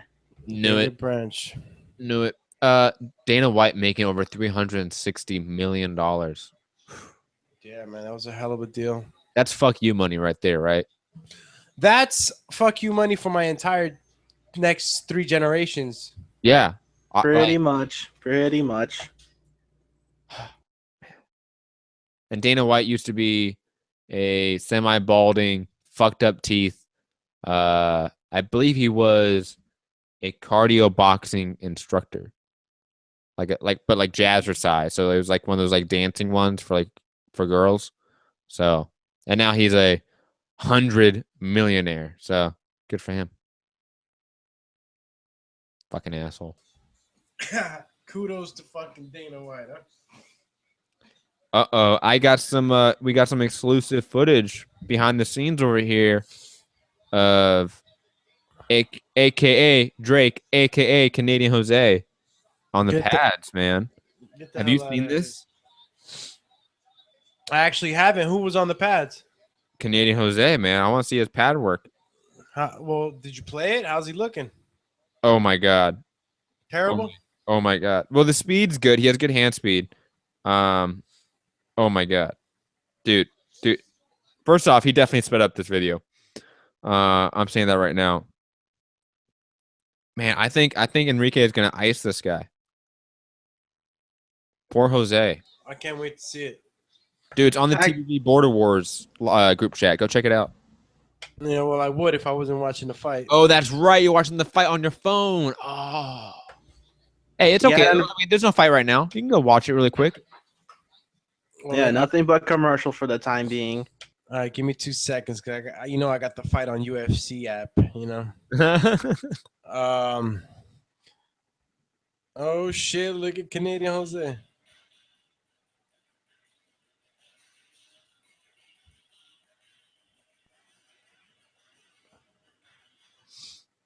Canadian Jose looks like the Energizer Bunny. Like a fat version though. No, seriously. Dude, what? All right, we've met Canadian Jose plenty of times. He has not seemed that big in person. No, Right. not really. He's pretty average, first But in appearance. this video, he looks like he has a gut. Like, I'm just saying, like, Santiago, no offense, you're a bigger dude. Like, he looks like you in this video, like in terms of size. Well, that's definitely saying something, considering that he was in much better shape than I was when I went to the party. Dude, New York must have fucked him up, man. That's all I'm saying. New York must have got him bad. Oh, JDS walking into the ring in a suit, looking classy as fuck. Well, you got me right now looking at this border war shit. Did you see Enrique's picture? Dude, Enrique taking the shirtless pictures needs to stop. I love you, Enrique. We don't want to see pictures of you shirtless and in your underwear. I'm about to gun him. Oh man, what you doing, Enrique? Yo, Enrique, I put him through a nice, bro. Matt, if you were out here, bro, I'd have you tip top. Yeah, I got everything, man. I got Ness and Enrique. Ness is telling me he did 6 straight rounds the other day. Yeah, 6 straight rounds, belly pad and pad work, while I'm dishing out shots too, and they're parrying the proper ways, elbows, So yeah, I'm working the shit out of them, bro. I mean, I'm at the end of the 6 rounds, they were both ready to pass out. So Santiago. That's the sign of a good workout, because I remember when I was helping Matt get ready too, I got him to the point that he felt like throwing up. I did. Yeah, I did throw up one time. Santiago, we gotta get our MCR/TBV benefactor to help us get a trip over to New York for a couple weeks to train or something like that. Me and you. What do you think? Can we get our secret benefactor to do that, or is that too much? That depends when, because I'll be traveling to Georgia in July. So what? I think what? When? Yeah. When in July? You didn't tell me this. You muted yourself. I assume that something was happening maybe in the background, maybe some dogs barking. Or maybe it was an accident. I don't know. No. I'm checking right now to see when my dates are, because I'd already booked my trip in advance. That's why. So there was no helping it at that point. I'd already have my trip set in stone. Maybe. Yeah, I'm gonna be in Georgia from the 8th to the 14th of July. So that's right around when our actual fight is, or when we will be in Florida for the fight. Yeah, the whole you guys moving it up a month completely caught me off guard. Yeah, that caught all of us off guard, and the times were changing quite often. But don't want to give it too much away. Those were backroom negotiations. And at Santiago, me and you are gonna have a conversation off air about that possibility, because that would be awesome. No, of course, and I mean, I definitely can speak for our secret benefactor that she'd be more than happy to help us out. If we want to do this in the future. I mean, you saw what she was able to do for us for the Quigley Tapia fight. Oh, God, we have the best sponsors at MCR and TBV. They're so good. They don't need any plugs. They're just so good. They just love what we do. So it's nice. Pittsburgh Brew. I see you in the chat. I see who else is in the chat now. Yo, it's crazy, right? What up, E? So this guy in the chat, and I'm not going to boot him, but his name in the chat is Mr. President, Donald Trump 2020, #Keep America Great. And what does he have to say about this card tonight? He said, who the fuck is fighting? Who the fuck is that guy? Mr. President Trump. Obviously, you have more important things to deal with, like, replacing the FBI director and not, causing World War III. But we'll be getting shut down in 30 minutes. No, just kidding. But Mr. President, who is fighting? Stipe Miocic is fighting Junior Dos Santos in a rematch for the heavyweight belt. Joanna Jędrzejczyk is fighting Jessica Andrade in the women's strawweight belt. I think Yair Rodriguez versus Frankie Edgar is next. So that is a fantastic fight in the featherweight division. So what's up with Yair Rodriguez saying that he can be bigger than Canelo? Did he say that? Yes, he did. Quote. Man, I'll put it this way. He could be because he has the UFC machine behind him, and that's something in and of itself. He says that he has the full support in the MMA, Latino community on his side, as to where Canelo's fan base is split amongst other Mexican boxers. He feels as though he's the premier talked about Mexican-born MMA fighter of Mexico, and he says that the Latino communities are behind them. So that could be true, but the Latino community for MMA is significantly smaller than the Latino community for boxing. Like, that's just a fact that for some reason has not been able to change. That the Latino and especially the Mexican community has not accepted MMA the way American no, well, you know what? community has, or even Canadian community has.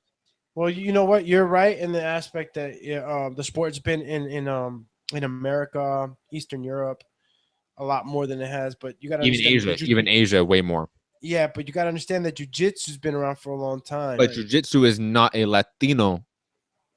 No, well, you're in Latin America, even though Brazil is was conquered by the Portuguese and it's Portuguese-speaking country, still a Latino country. And, But okay, sorry, we should change it. The Hispanic community does not accept MMA as it does boxing. The Latino community does. Is that a fair distinction? No. The thing is that I could have agreed with that without a thought. Maybe a few years ago, maybe before the Ultimate Fighter Latino. Even good point, very good point. That it is changing in the last few years, but I would say overall that statement is true. Overall, I will agree that boxing is viewed by more Latinos than MMA because, again, especially if we're referring to Mexico, boxing is the national sport. I don't know if soccer comes first or not, but I'm pretty sure that it does have a treasured history, though, when you really think about it at the end of the day. Yeah, very treasured history. And like, good way to put it. Brazil doesn't have a treasured history of boxing. They just don't. But they have jiu-jitsu. Yeah, but Mexico doesn't have jiu-jitsu. No, and this is what we're talking about, yeah. and what you just referred to recently about that it's changed. It's changed a bit. And Yair is one of those fighters that's taking it to the next to the next step. I don't know about him being bigger than Canelo. That's definitely way too soon. Definitely way too soon. You got it right there. It's way too soon, man. Like if he went and beat, let's say, a Max Holloway or Jose Aldo next, and then moved up a weight division and beat Conor McGregor, maybe. And I say maybe. What weight division is this, man? I thought 145. 145. Okay, and McGregor is at 155. Yeah. Okay, but so wait a minute. They took away the belt, man. The UFC took the belt. But who has the belt right now? Jose Aldo technically is the champion. Because remember, him and Frankie Edgar fought for an interim belt at UFC 200. I remember now. So, and then the belt was stripped of Conor McGregor.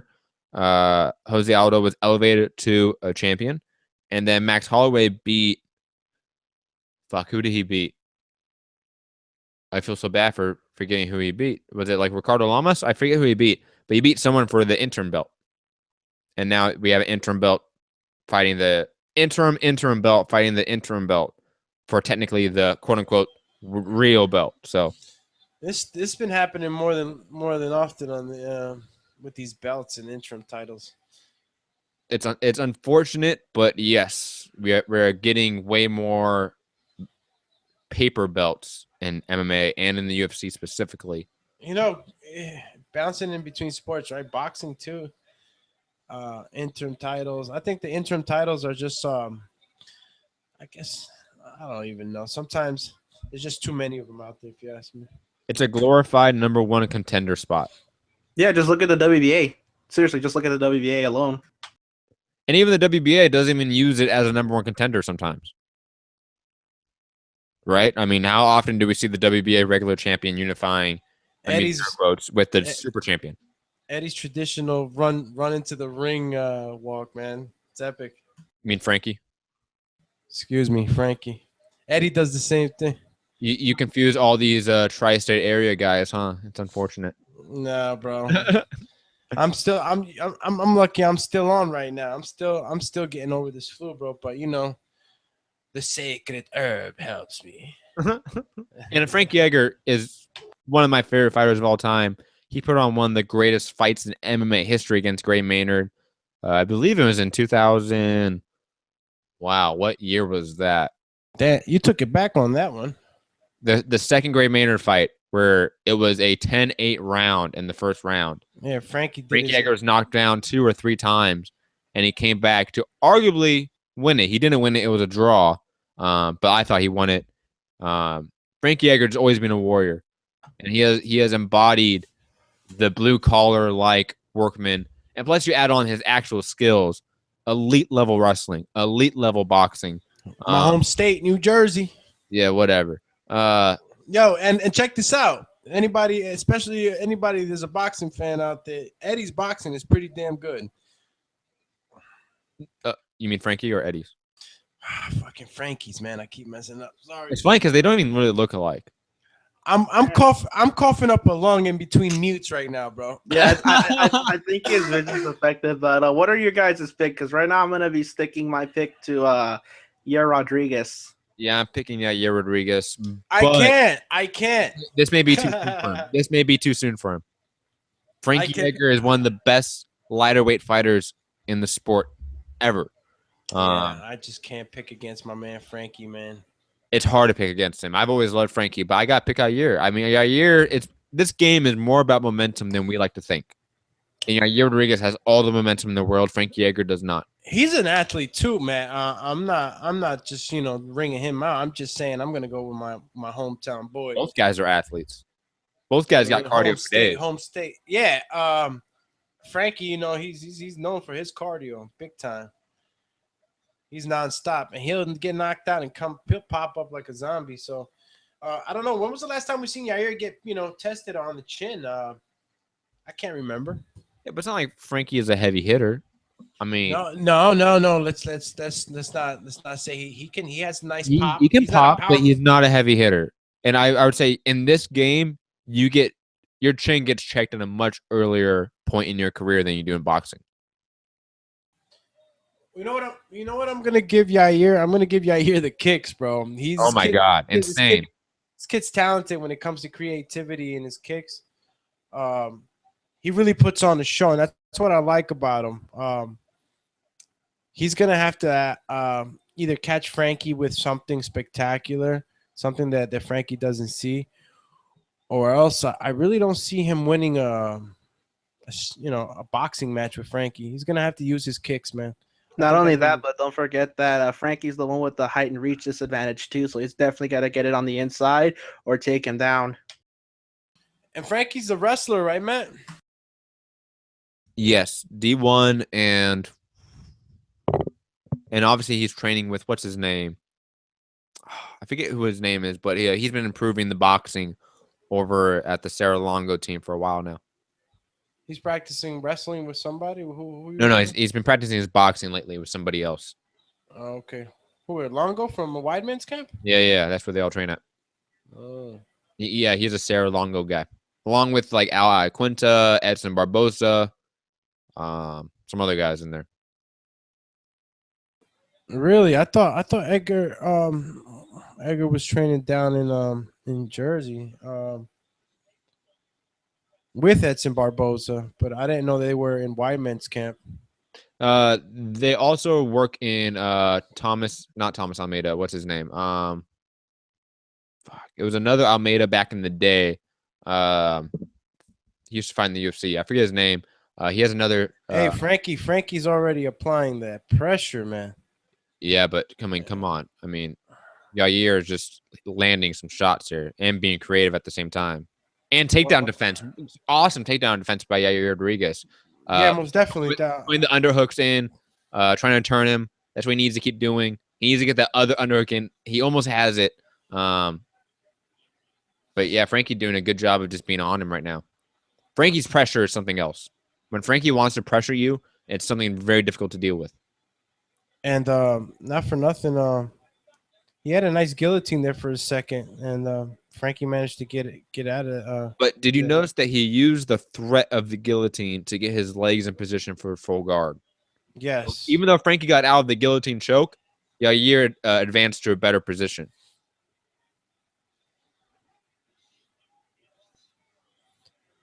Man, you gotta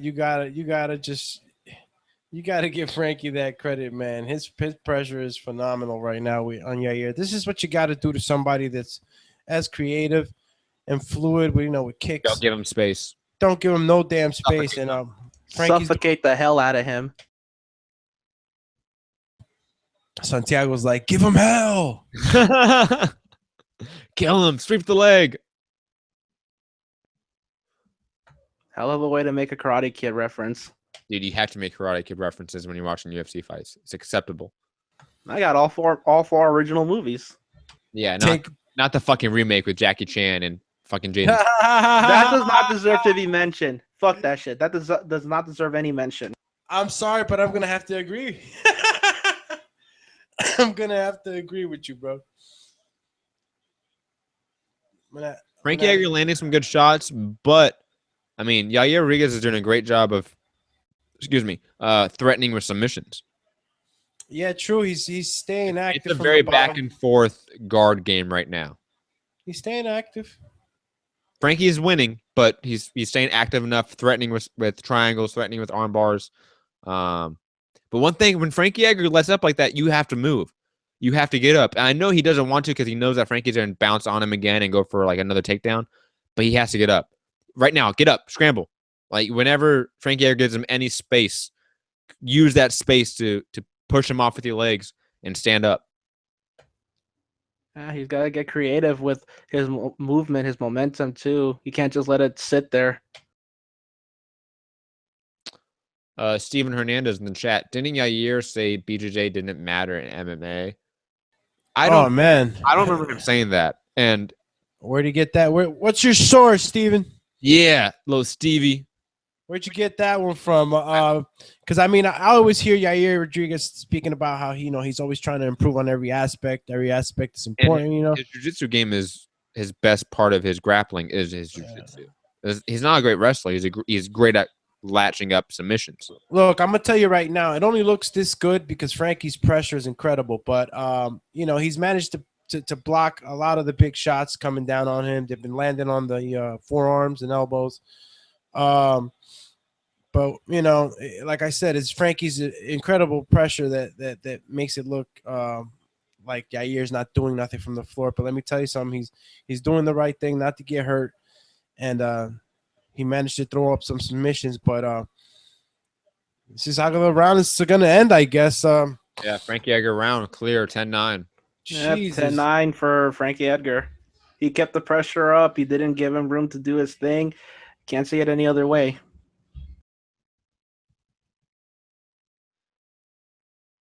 Is Yair bleeding now? Yeah, he's got. Oh my God, he has the only Rockman hematoma under his left eye. Holy shit, bro! This is not looking too good for Yair now. This should change the whole facet of the fight. Right now, we're going to actually get to see what type of fighter Yair is at the levels that he's competing right now with an opponent like Frankie Edgar, who is a top 3 featherweight in the world. And this kid is going to have to buck up, or if not, Frankie's going to break him.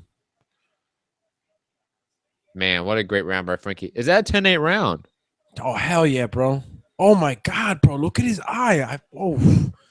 That's going to be a problem. What do you think about that eye, man? That is going to be a problem. Man. Luckily, it's not closed yet. It's not. It's definitely swelled up, but it's not shut. It's time for him to get fancy. He has to get off the ground. He cannot let this fight get to the ground. He's got to land something to get Frankie to respect him and back the fuck off.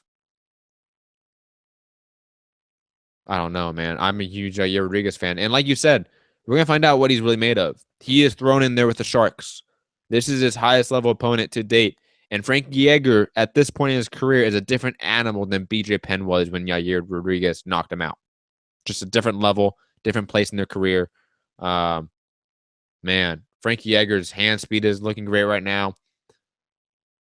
Yair Rodriguez moving forward, he needs to throw kicks like that. When he's the one moving forward, he's got to throw the offense. He has to be the one pressuring Frankie. He just tried to go for a leg lock. You seen this? Frankie's trying to defend, and he's defending it rightfully too. Any response from Steven on the jiu-jitsu call, man? Because it looks like Yair's using jiu-jitsu right now to save his ass. He said he was going to find it, but he has not come back with any sort of link. Bama boy in the chat, a faithful TBV listener, chatter, finally showing up. Thank you, Bama boy. Much love and respect and appreciation for you. Shout out to Bama boy. Joining the other degenerates that have nothing better to do on a Saturday night, like Hands of Stone and Pittsburgh Brew. Steven Hernandez, shouts out to you. Hold on, we have one more chatter. Donald Trump, Mr. President, shout out to you as well. I hope you're still listening. DT. Because he has not made a comment in the chat since we talked about him. He's working that left. I mean that left eye's getting hurt, man. Well, that's the thing when you go for a leg lock. Let me tell you something, man. He's gonna get finished if he doesn't do something. Frankie's going ape shit. Remember when Frankie Edgar demolished Cub Swanson? This is what that's reminding me of. This is that vintage Frankie Edgar where he just takes you to the woodshed. Let me tell you something, bro. I told you about my boy Frankie Edgar. Yeah, I slept on him. The young lion is trying to come up. Old lion's like, get the fuck down. Yeah, and let me tell you, still. And you know what? I'm not even gonna call Frankie an old lion. I'm gonna call 35. He's 35. I'm gonna call him an experienced lion. Nah, motherfucker's old. You know what I'm saying? Wow, man. Yeah, you're Rodriguez just trying everything he can in terms of submissions. Oh no, he's definitely not lying on his back and just taking shots. And here's the thing: I don't think he should not be looking for a submission. He should be looking to get back up. At this point, man. I think he just needs to get something. He needs to land something. He needs to not only land something. I mean, but if he gets the opportunity, because remember, Frankie's not he's not being too clean with his punches. He's just basically meat grinding the hell out of Yair. So if Yair times him, he can manage to get him in a nice hole, just like you saw right now. He's trying to pull the wrist across his chest to maybe get him in a position for a triangle or from that into an armbar and so on to an omoplata. You know how it goes, but he can't keep taking these shots when they do land, bro. It's like Frankie, he lands with his whole body on these shots. And so he's the shorter fighter. He has you see that elbow? Oh, man. He has sad to watch now at this point. No. Hey, Santiago, chime in with the referee calls that we spoke about earlier. What do you think about this? You chime in on this one. You see the elbows this kid is taking? Well, yeah. I mean, obviously, I'm ahead of you guys, but like, he is trying so hard to do something, but that creativity is starting to like wear thin, and it's becoming Frankie Edgar's fight. You know, if you ask me, honestly, depending just how bad that eye really is, I would not be above the referee choosing to stop it just the way they did Angulo versus Lara. Eye is not that messed up yet, in my opinion. Obviously, in between rounds, we get a better assessment of it. I know you're ahead of us, Santiago. But right now, I mean, he's intelligently defending himself. Yeah, unlike Coulter, in my opinion, where he was just pretty much getting wrecked, you know, taking punches, looking like a freaking rag doll. At least that year is going for a finish that seems like it could have some sort level of success. You know, Coulter was just trying to land a bomb while getting picked apart with one leg. It's a little bit different. Yeah, Yair's competently fighting back. I want to say competently because he's getting his ass kicked, but he is fighting back. And he's doing all the textbook things to do to defend yourself when you're getting your ass kicked on the ground like that. Man, Yair Rodriguez fired up getting off the mat. I believe he just shouted the F word. That's good though. I mean, at least he knows where he's at in terms of this fight. The eye is looking bad though. I mean, they might stop this. Doctor's gonna come in and check that right now. And let me. But tell it you is Texas. That is the one thing for this fight. We have to remember, Texas Commission. They let everything happen. No, they're gonna stop it. They're gonna stop it. They're gonna stop it, man. The kid's getting meat grinded. He's gonna go out there to get beat the crap out of. His corner's gonna call it. I'm pretty sure they don't want him to keep taking that beating on that eye like that. Yeah, it's over. It's over. They gotta stop that, man. They stopped it. It's over. It's over. Frankie Edgar gets the stoppage. Diego Corrales eye. Yeah, definitely. He's got that eye. Wait. What's all this controversy stuff going on right now? What's going on? Why is Frankie freaking out? It seems as though they're recalling the stoppage of the fight because Yair is saying that he can see, and the other referee, it's over. It's over. I don't know. Yeah, it looks like it's over. You know, yeah, it's over. Frankie went to the corner, basically embraced them, and that's pretty much it.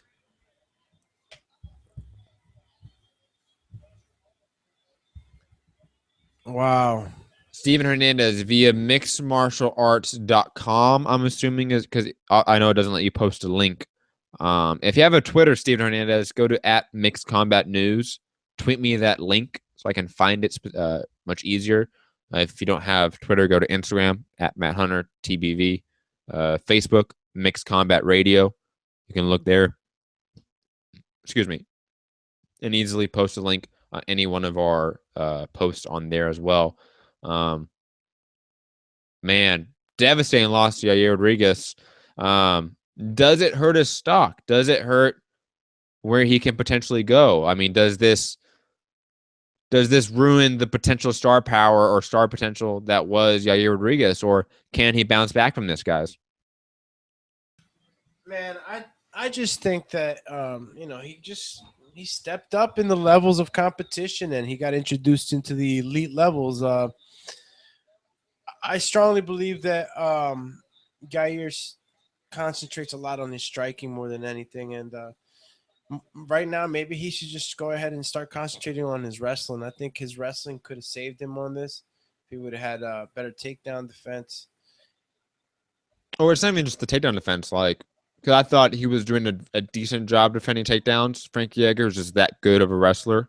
I think that the art of getting back up, that's something that he just doesn't have because he was so used to being better than everyone on the mat, being better than everyone on the ground in terms of his grappling, that he was content with being on his back.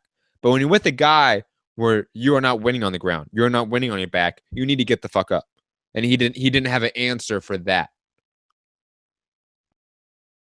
But Frankie Edgar, man, always putting in a vintage performance. I mean, I know it's one of those things that we have talked about this a lot with Frankie Edgar, but one last run, does he have it? You know, especially if Max Holloway beats Jose Aldo, that's a fresh matchup. You know, I don't see them ever being able to sell Jose Aldo versus Frankie Edgar a trilogy because Jose Aldo has won both fights. But if Max Holloway wins, I would love to see Frankie Edgar versus Max Holloway. That'd be a fantastic fight. Thoughts, guys? Santiago, Alex? Yeah, nah. I was just listening to Frankie's post fight speech right now with Rogan, and just got a little sentimental about something personal in his life. Yeah. You want me to repeat the question? I didn't even know if you asked the question. I thought I thought you were relating on the subject and shit. So if Max Holloway beats Jose Aldo, because I think we're all in agreement that it's gonna be a very hard sell to put Frankie Edgar against Jose Aldo again, with Jose Aldo beating him twice. But if Max Holloway beats Jose Aldo and becomes a featherweight champion, could they make a Frankie Edgar versus Max Holloway fight for the belt? I mean, And would that be what you want to see? Listen, I'm gonna support my hometown. I mean, not my home state, bro, all day. You know, Frankie Edgar. So I watch Frankie. I like Frankie, man. As you can see, he's always looking for the finish. He's always grinding out his opponent. So yeah, and Holloway's the same thing. I think if we're talking about styles make fights, that'd be a great fight. And look at DJ. Yeah, that'd be a great fight, man. Oh, DJ. You saw La Quinta behind DJ? Dude, yeah, I did. They're definitely not gonna pan the camera on him. And if you don't get that reference, Ala Quinta has been tweeting at the UFC, at UFC go fuck yourself, at UFC release me for the past couple weeks. I know. I fucking got wind of that the other day. I kind of wanted to do a show on it entirely because I thought it was such an interesting story. Hands of Stone, take that back. Apologize right now, or you will get booted from the chat. What'd he say? Making fun of anyone in the LGBT community for kissing is not acceptable on my show or my chat. Period. Yeah. Hands of Stones. Why you always violating, bro? And like Hands of Stone, like I understand. He's funny as fuck. I understand he's joking. If he violates, he crosses lines, and he doesn't get that. And I know it's a UK thing, like UK comedy. He's the Tosh.0 of the UK. Dang, how far behind are you guys? We're a minute behind, I believe. Yeah, I'm ahead of you guys because you're synced up. But we did that mainly for other guys that are using the app. I'm sorry if you're watching right now in your head. If you can, pause it for a minute, 60 seconds exactly, and you will be back with us. Hands of Stone.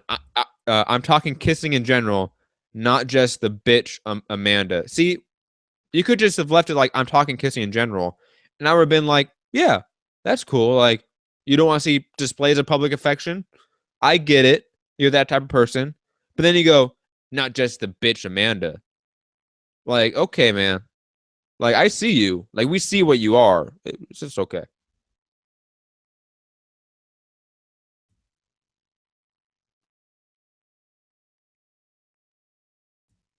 Santiago Doomsday. Any final thoughts going into the Joanna Jędrzejczyk fight? Oh man, well, thoughts on this fight is going to be whoever dominates the grapple. What was that? But whoever dominates the grapple, I think is gonna win. And if Andrade gets Joanna down, Joanna's gonna have to keep her at the end of the punches, man. I'm gonna go for the champ. You know, the champ. I think the champ's gonna pull off her usual striking phenom display that she always does, man. Yeah, I mean, that's all I got to say about that. We all know what the strong suits are, so Andrade better hope that she can take her down and then blast her in the ground with ground and pound. And for those that do not know why we're getting a 4-fight UFC pay-per-view card is because Henry Cejudo could not make weight against his fight with Sergio Pettis. So this fight card was one fight less than what it was originally scheduled as. I know they were originally talking about putting Dustin Poirier against Eddie Alvarez in the pay-per-view main card. I'm actually disappointed that they didn't do that. I think that was the smart move to make, but unfortunately they didn't.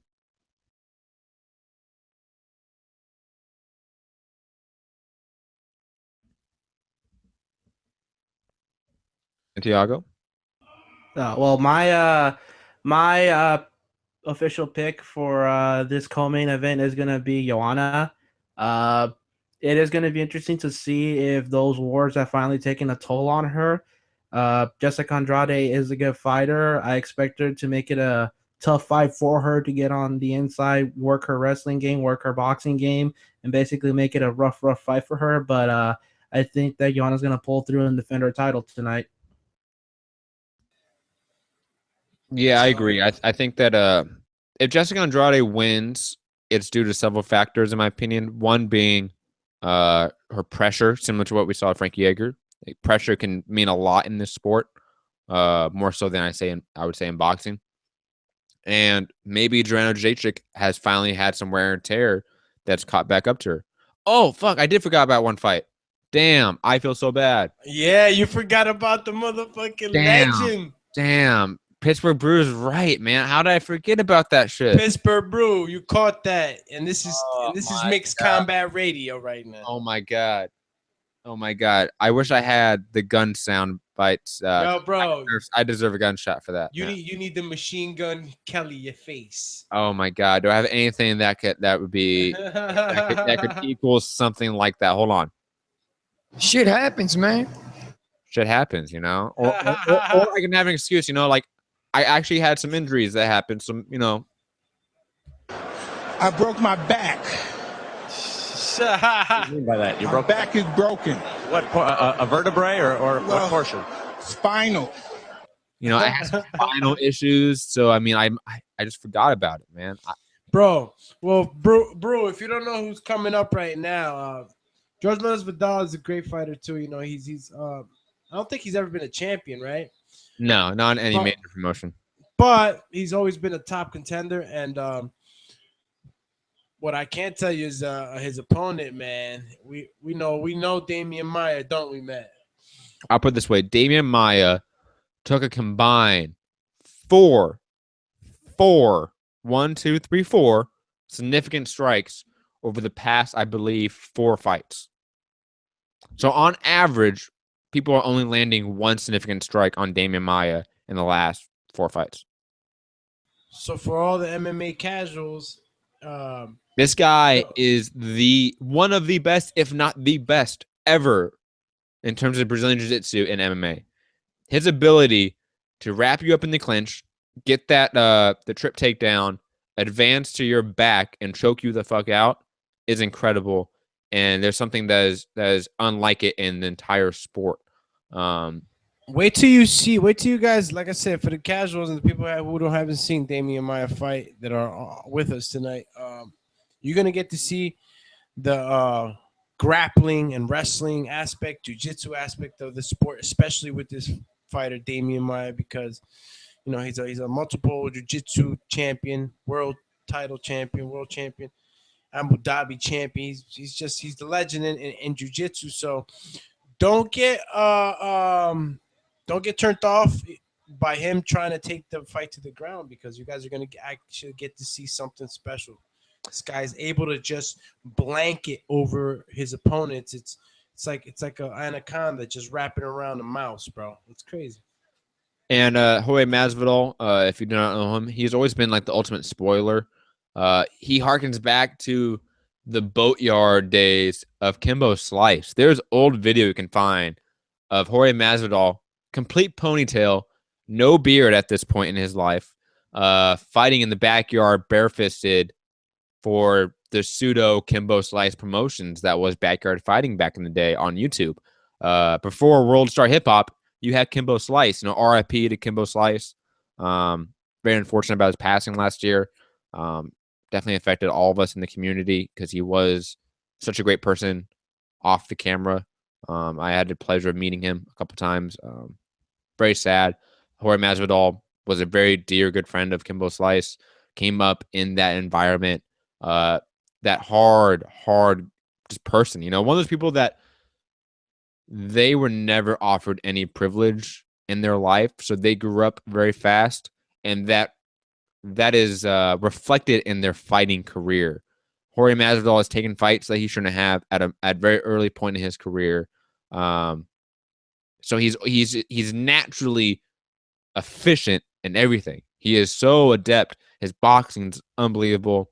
Definitely one of the top 10 boxers in MMA. His wrestling's good. His jiu-jitsu's good. Proficient in every aspect of the game. And he's been playing spoiler for most of his career. He's on an unprecedented run. He just knocked out Donald Cowboy Cerrone in devastating fashion. And the winner of this fight is most likely getting the fight against UFC welterweight champion Tyron Woodley. Man, I don't know really who to go with in this fight.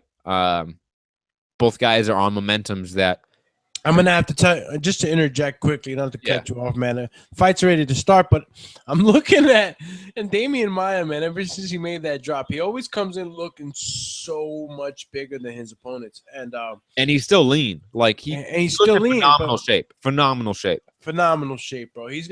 Him dropping to 170 was the smartest career move of his life.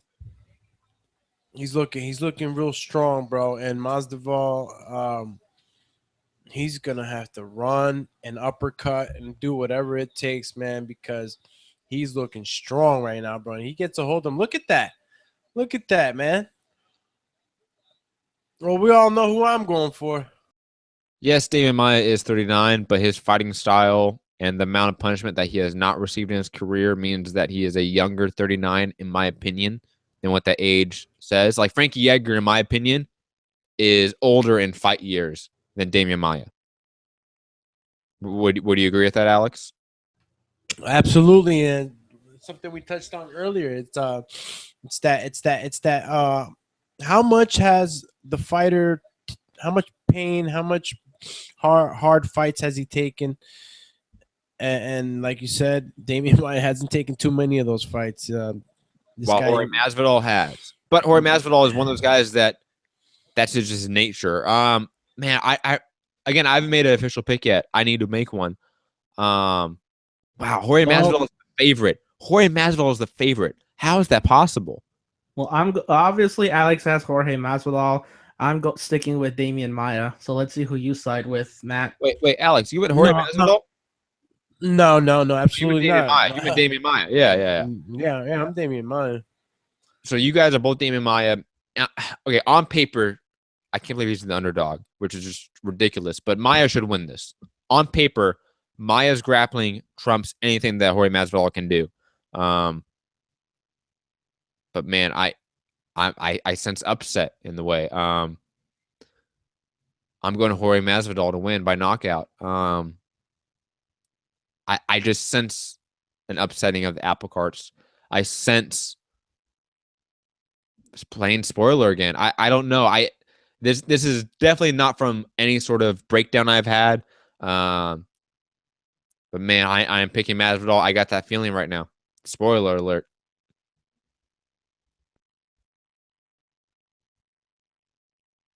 Pittsburgh Brew saying that Alex Doomsday took his hairstyle and facial hairstyle from Jorge Masvidal. You're a swagger jacker. Damn. Shots fired from Pittsburgh Brew to Alex Doomsday Lions. Fuck out of here. Very interesting that Jorge Masvidal is the one on the outside behind the double black lines, defending a takedown right now. Can he get it? Wow, Damian Maia. Look how he got that leg around on the backside. That was so expertly done. It was so sneaky. And going for the single leg right now. He gets it. It's down the ground. Oh, but Jorge Masvidal getting back up. Can he stay up? Nope. He gets taken down again. He gets back up. Man. He's getting caught up in that. He has to literally run. You have to run away, push away, and literally get away from Damian Maia as far as you can, man. You cannot let him get his hands on you because all you're doing is waiting for him. He's a boa constrictor. He can transition. He can transition from takedown to takedown to takedown. So if you're not trying to elbow him or do something in the meantime, you're just giving him more time to think. And he's strong as hell. He's got the back. He's got the back. Oh, he changes it up, goes to side control. Back on the back. That's his bread and butter. That figure four leg lock around the waist. There we go. That body triangle. I love it. It's just 3.5 minutes left. What was that? Real quick, what was the fighter's name that fought earlier? Sherman what? Is it Chase Sherman? But who did he fight? Coulter, right? Yeah, that was Rashid Coulter. Yeah, Rashid Coulter. But Sherman, Pittsburgh Brew looked like Sherman with a pushback. Nah, Pittsburgh Brew is like a Sherman that's like 5 inches shorter and another like 50 pounds. Let me get the 45 out for you. Bang. Sit down, Brew. Hit him with the brewski. So wait, are we about to see Yo. another first round finish for Damian Maia? Like, is that Nah, I don't think Masvidal's gonna give up on the first round unless he really sinks in that chokehold. But yeah, I mean, he's done a great job of fighting the hands, but still, I mean, he's zapping the crap out of him right now. I mean, he's putting all of his weight on a standing Masvidal. You gotta think about it that way. All of Damian Maia's weight is on Masvidal's back. Let me tell you something. When you have a grappler this good, and you're trying to get out of this position like this, it's really risk it all. He doesn't want to go to the ground, so yeah, you're right. You got to go forward. You got to go forward and hope that you can knock your opponent out with the canvas, with the impact. But you got to really tuck in to do this move. And if you do it wrong, you're on the ground with your back taken in a worse position. Unfortunately, it's one of those that. It's one of those. Technically speaking, you're supposed to always fight the hand. You're not allowed. You're supposed to not allow him to clasp his hands together. But unfortunately, with the body triangle, you also need to break the legs at the same time and spin out. Yeah, you can't. It's harder for you to spin into him when you have that body lock, that triangle body lock. And also, when you're standing up, it's also harder as well. Yeah. So you take the lesser of two evils. You fall forward instead of falling back. You make it harder for him. But he's literally just getting all his energy zapped. He's hanging on him like a blanket. It's just incredible the way this guy just stays on him. Look, you see this? He's riding him. Utter control.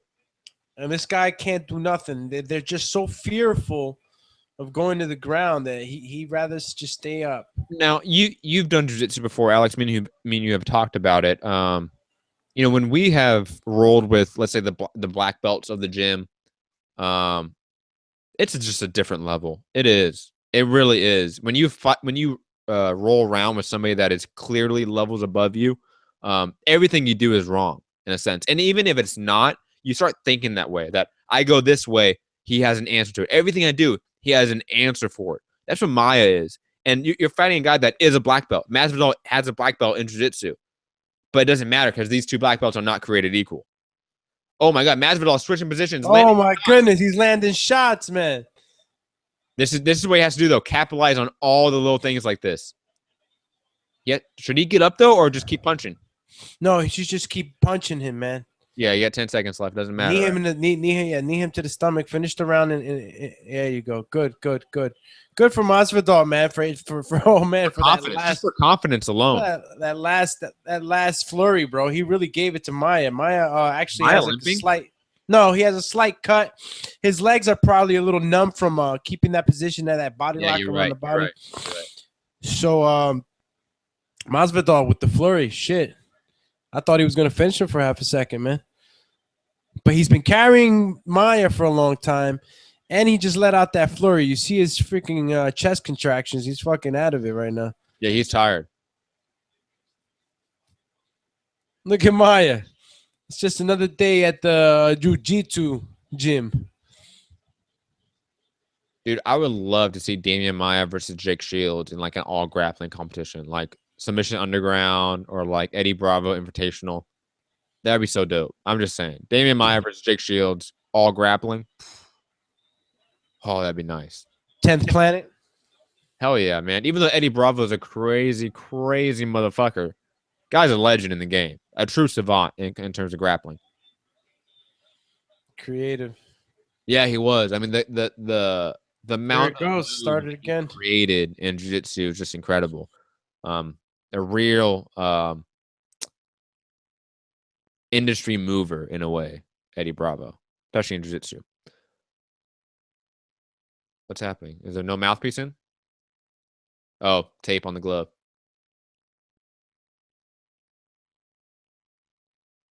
Right now, Jorge Masvidal getting the tape cut off from his glove. It's a little bit hanging loose. Luckily, nothing was happening. Round was just starting.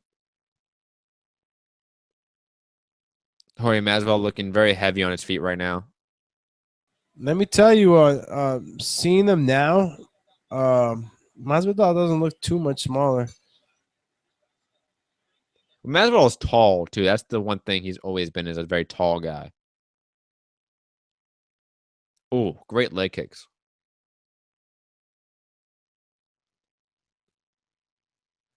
The leg kick in MMA is like the jab in boxing. Yes, Pittsburgh Brew. That is very true.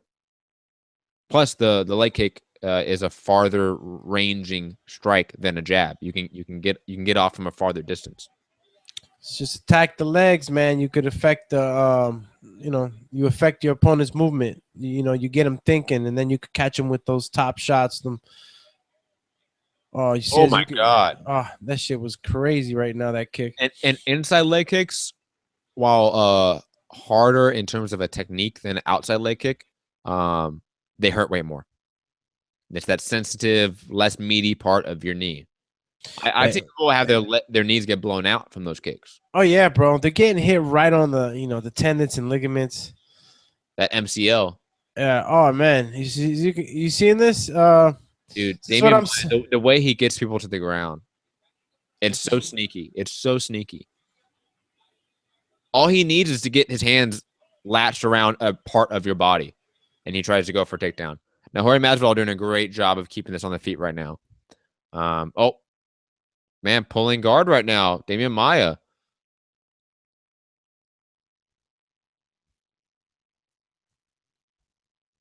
Man, Damian Maia is sneaky. Win this type of fight? Can he win this type of fight? I'm telling you this. Decision like this. Yeah, he's really outstriking Maia. I mean, this is a Masvidal round for me so far. But we still have 2.5 minutes left. Yeah, no, but what I'm saying is Masvidal came out after that flurry. He came out ready to fight. Now you see this Darce. Is that a Darce that I'm looking at? Yes. Or an anaconda roll. No, that's a Darce. That's a Darce. But it's not a full Darce, obviously. It's not. He's not on the right side. Masvidal ended up on the bottom. And to get a Darce from the bottom is nearly impossible. You need to be top side. You need to have your guy belly down, and you be on top of him to get the Darce. That's it, man. Effectively, at least. Maia has half guard.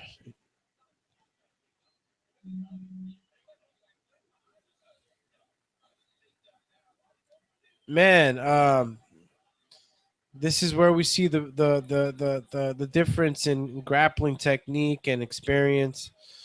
Maia's bleeding somewhere. Yeah, he actually came bleeding out from the. That's right. I would hate to fight a guy like Maia, Pittsburgh Brew. Yes, you're 100% right. A guy like that is the worst type of guy to fight.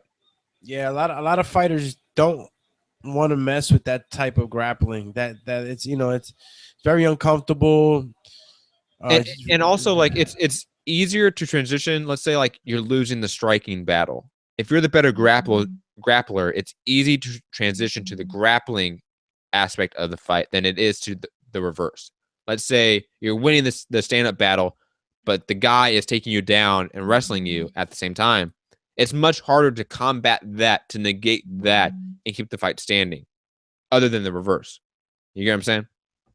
Yeah. And look who has the back right now. Damian Maia finishes the round on top. I mean, what do you think, man? Close round. Very close round. I give it to Maia, though. I do. You're giving it to Maia? Yeah. He's closer to finishing the fight. Though I have no objections if anyone gives this round to Masvidal. I got it split so far. I have an objection with you, Santiago. Get the fuck out of here. I'm kidding. Santiago's like, man, I'm gonna have to give one to one and one to the other, because that's the way I'm looking at it right now. I'm thinking Did Masvidal do better in this round than the first round? Of course. But did he win the round? Because remember, you cannot view this round in any other context than this round. You cannot view with the lens of last round. You have to view with the lens of this round. I'm just saying that this round, Maia laid on top of him for the last 30 seconds and threw maybe one strike that landed on the side of the head. So yeah, I'm gonna say it was Masvidal's round. Interesting. So we may have the last round deciding the fight. Both guys look not tired, but they definitely look like they're taking deep breaths. Like it's been a tough fight. It's gonna be interesting. A very interesting third round. It's gonna be interesting to see if Jorge Masvidal comes out firing on all cylinders like he did in the second round. It's gonna be interesting to see what Damian Maia does to adapt to Jorge Masvidal. Definitely the toughest fight Damian Maia has been in a while. Carlos Condit didn't give him this fight. Rick Story didn't give him this fight, and so on and so on. Masvidal, I mean, looking every part of the favorite, to be honest, in a sense, at least the betting line favorite. If it is 1-1, Masvidal may be a round away from getting a UFC title shot. Crazy to think about. And it started. Maia looking significantly slower in this round than he was opening out the second round. Yeah, he looks like the one who probably used up more energy than Jorge did, even though Jorge's not really doing much.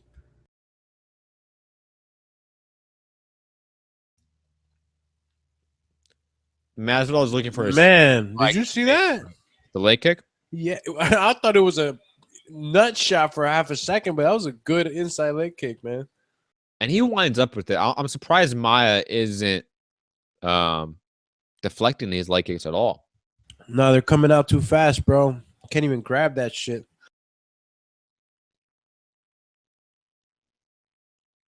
Maia needs that takedown, though. Good left hand by Maia. That wasn't bad.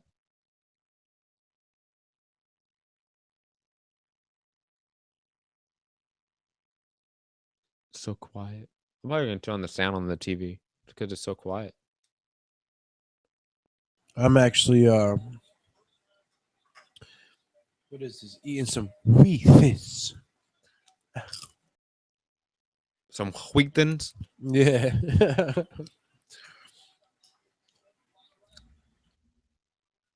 Yeah, right now it's pretty much a very, very slow affair between these two. Like you can definitely see that the work that they put in the first two rounds have come back, and basically right now I would have Masvidal up just slightly because he's being a little bit more active, but still got a lot of time to go before we can say anything definitive.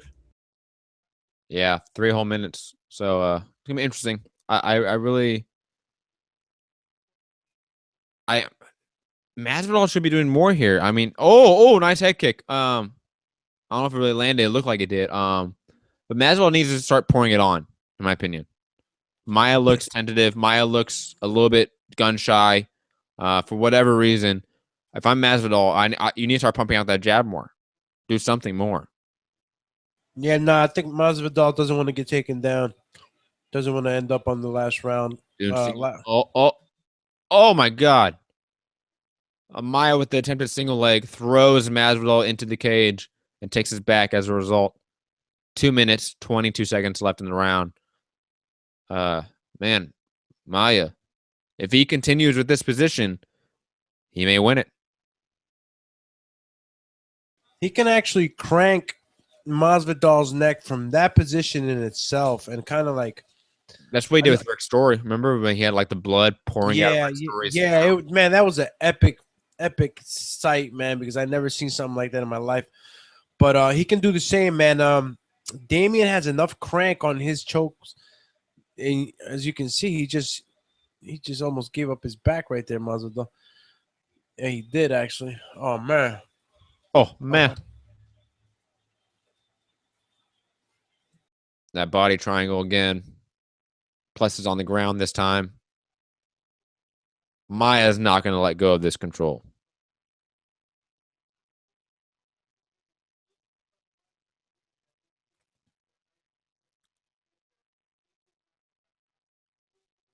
But one thing that's easier when you have the body triangle on the ground like this, you just turn into it. Like that may be a little more. That's just obviously an oversimplification. But you fight the choke hands, and you turn into him. He's not even attempting to turn into him, I believe. Yeah, well, there's techniques to do that when you got somebody choking you out with a body triangle, but it's hard. It's hard when you got a guy experienced like Maia that can adjust as you move. man, it's just, when you got a grappler like that, bro, wrapped around you, it's hard. There's techniques though where you can kind of deflate yourself, take a deep breath out, and then in. You can kind of trick, but you got to time it right. Space. Yeah, you have to create Yeah, space, basically. but you create the space and you time yourself a little bit. But it has to be done fast. And when these guys are going a million miles an hour right now, and it also has to be like muscle memory. When you're in the third round of the fight, that technique, the techniques you need to do to get out of the body triangle while you have a guy like Damian Maia on your back going for the rear naked choke, that needs to be muscle memory. You cannot be thinking about doing it. I'm pretty sure Masvidal and his camp worked on these positions, because if they didn't, they'd be crazy not to. Oh yeah, 100% they did, but still, it probably wasn't muscle memory in my opinion. Masvidal raising his arms. Yeah, he feels like, the thing is, a lot of times guys feel like if they don't get punched in the face, they didn't lose. Yeah. But this is MMA, and we got to just call it for what it is. He got dominated on the grappling, and it was a close fight. He didn't win the first round, and therefore, yeah, he got the second round on my ticket. Yeah, and I can definitely see that 29-28 scorecard for Maia. I have no issue with that. I have a really hard time seeing a 29-28 scorecard from Masvidal, though. I'm actually surprised, and much respect to Masvidal, man, because not that I didn't think he was capable of, but I didn't think he was gonna go through the whole fight. I thought he was gonna get submitted because in the first round, when they're both dry, no sweat, and Maia has the back for 3.5 minutes, I thought it was over. To be honest. It looked terrible. I was like, man, how long can he stand up and hold this guy, smacking him in the side of the head with little short hooks? I thought he was eventually just gonna, either fall forward or backwards, but he held on. So, Masvidal's no joke, man. He wasn't gonna give it to Maia, and Maia definitely didn't dominate Masvidal. He beat him in the grappling part, but he didn't dominate him in a way where he was able to, really, really get him in trouble with any of the attempts that he went for. I didn't see him. And Damian Maia gets the win by split decision. Wow, split decision. Huh. Do not agree with that scorecard at all. Santiago, thoughts on the fight? What was your scorecard? Do you think Damian Maia deserves a fight against Tyron Woodley now? And do not say you do not know him, because we've seen fights of his together. Well, of course we did. I remember. Yeah, honestly, I had a 29-28 for Damian Maia. I could definitely see in the last round that he was, going for hell and leather to basically get the, triangle body lock on him and everything. And I feel like that's probably what allowed him to get the win, because Masvidal, in those final closing minutes of the fight, basically looked like there wasn't anything else he could do except just try to punch, elbow, And so do I think he deserves the fight against Tyron Woodley? Well, he won. He got the fight. Do I think he beats him? I don't know. Honestly, I don't know. But, if I had to pick, gun to my head, I'd probably give it to Tyron Woodley. And what were we talking about? Maia getting the next shot? Yeah, Maia won, obviously. Nah, man. Tyron. I'm sorry. After this performance right now, I'm going to have to just say that he ain't ready. Are you saying that? Are you saying that Maia does not deserve the title shot, or are you saying that Maia doesn't win it? I'm saying that Maia better adjust some things right now, because he's not going to be his performance right now. I wouldn't recommend he go straight to a Tyron Woodley. Who else is there to fight? I mean, is he the mandatory? Well, I mean, there's no such thing as a mandatory in MMA. Yeah, but is he the next one in line? Yes, he is the next one in line. He's the next one in line before this fight. This was a fight that he did not need to take. Man, he's gonna have to work more on Tyron. Well, you know what? He deserves it. He's a legend. He gets the back of Woodley. I mean, if he gets the back of Woodley, that's possible. No, man. Woodley's too strong. He's too fast, and he's gonna hit Maia with one of those shots, and he's gonna put Maia in a. Masvidal was throwing fast leg kicks and fast shots at times, and Maia didn't seem to be able to see them coming. So I'm gonna say Tyron Woodley's gonna mash him, He's a great legend and all, but it's just that after seeing his performance against Masvidal, and not to say Masvidal ain't a great fighter and all that other stuff, but he just he's not going to be able. I think he well, yeah, that's all I got to say about it. I can't say who he would. I would like to see him fight somebody like Stephen Thompson. Yeah, but it's kind of weird with Stephen Thompson coming off 2 losses to the champ. It's one of those where, like, I understand your idea of, like, I want to see Maia against one more guy before he fights the champion. But there's really no other guy right now that is on another winning streak that is equally ranked as him. So it's one of those that he is sort of just the last man standing. Hands of Stone saying Masvidal won that fight. Hands of Stone, what are you smoking? What strain? Because that's some good shit. Because Masvidal was owned on the ground. He was for 2 rounds out of the 3, and you can make an argument that in the second round that he lost, he won half of that round on the ground. We can tell Hands of Stone is definitely a boxing fan because he says that Masvidal won. Wait. Pittsburgh Bruce saying he thought so too. Oh my God. That's what I'm saying. It's the boxing fans, man. You know that we are always gonna say, like, what's up? Who won the striking part of this fight? No, you know what it is? Is who would you rather be in the fight? I hate that argument. That argument's the worst shit ever. Yeah, but now Masvidal got controlled, and that's what I'm saying, man. It's not always pretty. It's not always pretty, but it's part of the sport of MMA. So we got to take it for what it is. And he out grappled his ass, man. Hold on. Masvidal dominated stand up, which is true, and was competitive on the ground. How do you say that somebody that was fighting off a rear naked choke for a combined, 10, 15 minutes of the fight was competitive on the ground? He was defending a submission the entire time. That's not being competitive. Competitive is when one guy is in guard and they're throwing in submissions and elbows. Think of it like this, Hands of Stone. Not only are you fighting he's saying we're trying to sound elitist, by the way. Check this. It's not elitist. It's motherfucker was defending a rear naked choke. Check this out, though. Every part of the fight, almost. Yeah, and it's not just about that. But did you forget about the shots that he's throwing while he's got the back? He was hitting Masvidal with shots from the back, in the side of the head. I mean, even sometimes in the body. I mean, he had that body lock on him.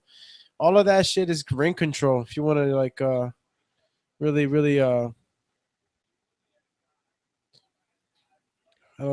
Hands of Stone, man. Okay.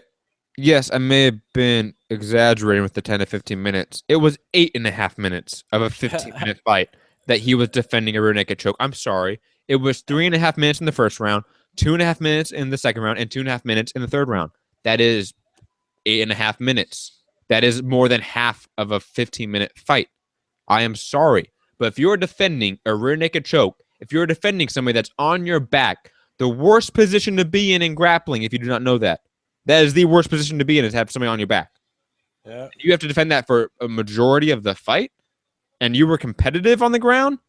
You don't know what the ground is if you think that. Go to a jiu-jitsu class, learn some shit, because obviously you don't know what the fuck you're talking about if you think that was quote-unquote competitive. Damn, Manos de Piedras. Look like the mat master went in on you, but yeah, man, it's part of the game. That's what I'm saying. As I'm telling you guys, look, when Floyd Mayweather's out there jabbing you up, outclassing you, he ain't brawling, he ain't knocking motherfuckers out. Back in the day, Pretty Boy Floyd maybe, but I'm talking about, he didn't look, he wasn't spectacular to some fans, but it worked, and that's what Dave Maia is. Sometimes his style of fighting is not the most appealing because striking is, there's a lot of action. There's a lot of action in that. A lot of everybody wants to see a knockout, but he does it his way, and he's good at it. Hands of Stone. And if someone cannot get a rear naked choke in 8.5 minutes of trying, then they didn't do fucking shit. Then why were they in that position? They got to that position. Again, you're. This is like if somebody's in the corner. I'm explaining it in boxing terms because you obviously don't know what the fuck you're talking about. If somebody's in the corner of a ring and getting beat up for over half of a round, are they not losing the round? That is the grappling equivalent to being in the corner, getting your ass beat, and having nothing to answer for, is having your back taken for a majority of a round and not being able to get out of it. I'm sorry. I've been watching MMA for a while, boy. Don't call me boy, motherfucker. Because I know for a fact you come on this chat and talk so much shit, but I can go in the emails right now where you try to be a fucking sponsor to the show for your fucking shitty ass website that no one gives a shit about. So, no, boy, get the fuck down. Okay, you can go unsubscribe on Patreon. I don't give a fuck. Do not come and talk like that and that bullshit, ignorant shit on here.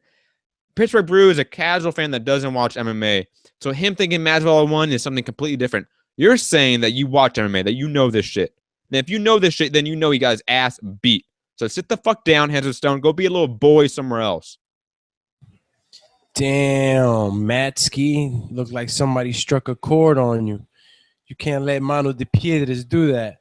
Nah, Hands of Stone. Hands of Stone's a little bitch. Manos de Piedras, you got to understand, though, this is MMA. You got to go do your homework. It's scored differently.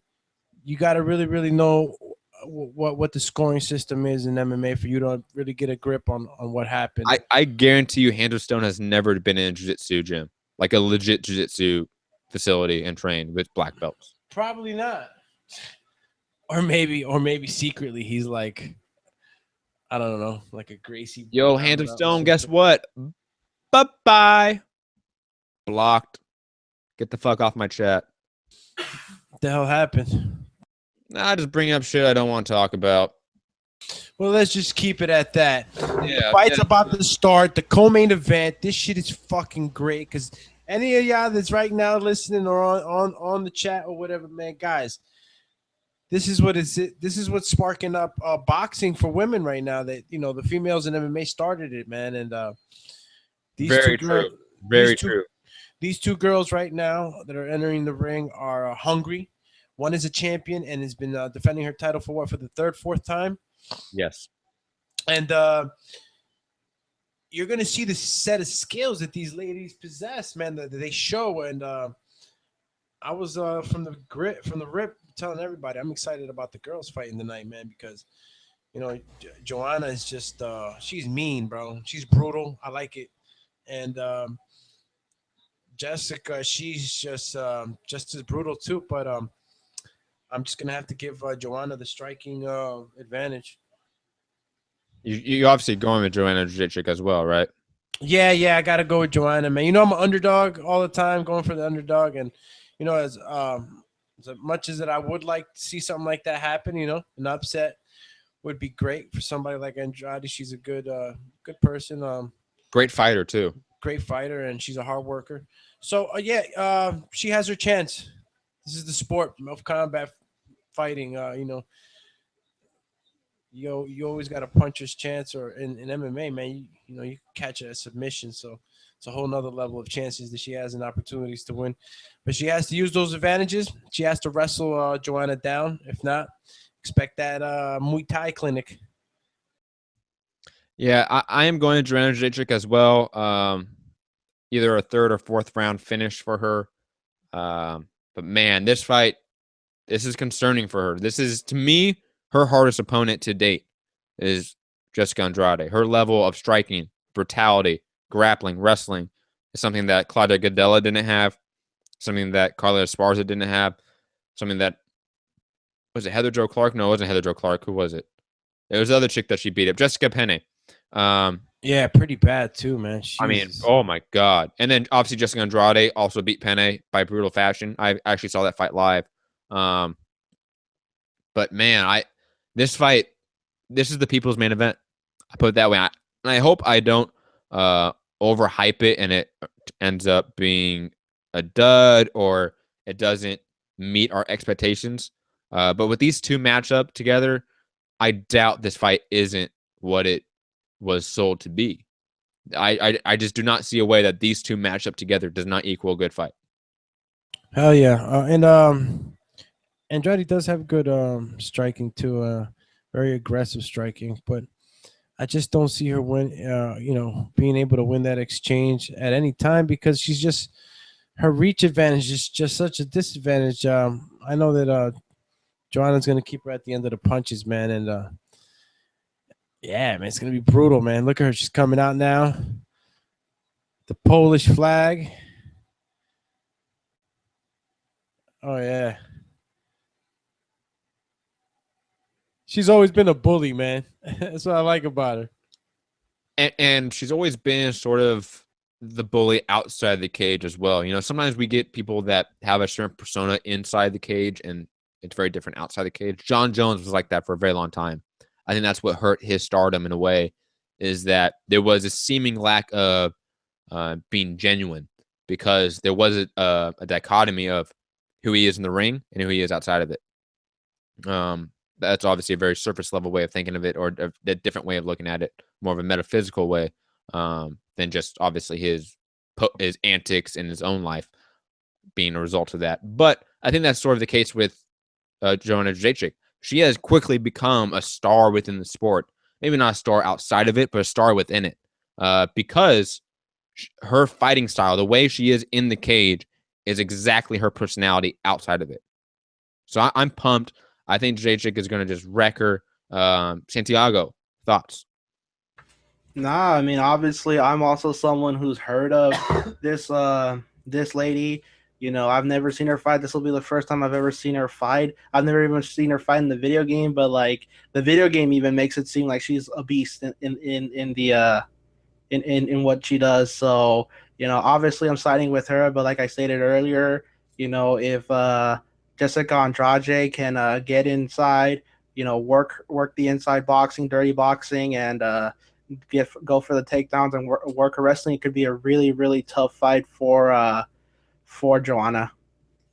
Agreed. And it's one of those things where Andrade needs to get close, but not too close, because Joanna Jędrzejczyk is a monster in the clinch. Her Muay Thai clinch is something that's very brutal. So Jessica Andrade needs to get within boxing range is what I recommend. Not within the inside, but within boxing range. Not beyond the outside of Joanna's kicks or her jab, but get a little bit inside that jab in that boxing range to be able to deliver her shots, but not get too close to where Joanna can tie her up and deliver some standing elbows and some standing knees, because she just cuts up people like that. I mean, brutally cuts them up. So it's a finely tuned blade, wood chipper, compared to a fucking jacksaw. Okay. Yeah, especially with the height and reach difference too. You know, 5'6", 5'1.5", 65.5", 62-inch reach. You know, obviously Jessica has to get on the inside. She has to put on the pressure. You know, she cannot let herself get caught up or get caught on the outside. And Joanna, she's a katana. Jessica Andrade is a fucking battle axe. I'll just leave it at that. Hardware comparisons. My hot takes for the day. Hey man, but Joanna coming in looked real healthy, so I can't believe Joanna's 29 already. How many years she been champion? 3 years? 2 or 3 years, yeah, man. But I remember when she first entered the UFC, she was like 25. And I remember when they started this division, they had an Ultimate Fighter season to find out the champion. Remember, Joanna Jędrzejczyk was not a part of that season. She was fighting the UFC while that TV show was going on. Actually, I think she beat the winner too, if I'm correct. She did. Right? Yes, she did. She beat Carla Esparza was her name. Yo, man, and let me just say this: Jessica's looking real tiny right now, which is funny because she's coming down from 135. She's looking tiny, bro. Like, what the heck, man? She's coming down. She looks more tiny now than when she fought Jessica Penne. It's a difference in physiology is incredible. Yeah, man. Like, don't forget, Alex, she's 5'1". Gosh, man, 5'1", and she had to come down. She's definitely lost a bunch of muscle mass. She did. I wonder. I mean, I hope she feels strong because she's gonna need that power to take down Jessica. Joanna. So can't wait to see that attempt. You know.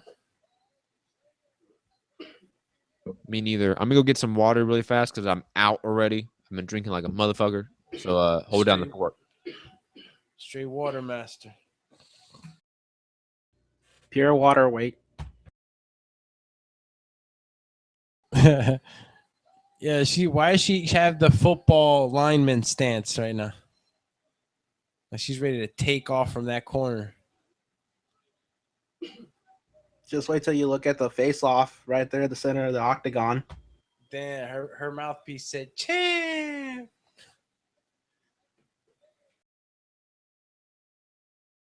Yeah, this is gonna be good. I'm excited. This is just the co-main event. Imagine that. Yeah, no, you know what? And like I said before, bro, I was really looking forward to this fight. I mean, I'm definitely looking forward to the main event too. As soon as I found out this was a fight that was gonna be on the card, I'm like, I gotta watch this. She's fucking this girl. You see, this girl is just special, man. She really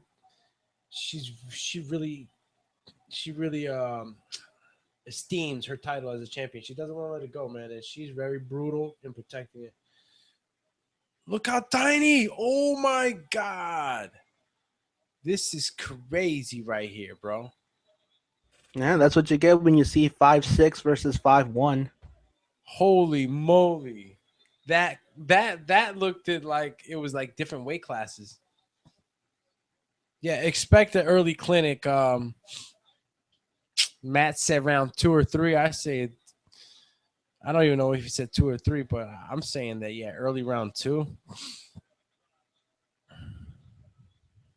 Yeah, this could easily be a Zenzeric clinic for her, but if Andrade can get on the inside, put on the pressure, she can make it a tough fight and not let herself be so disadvantageous with her physicality.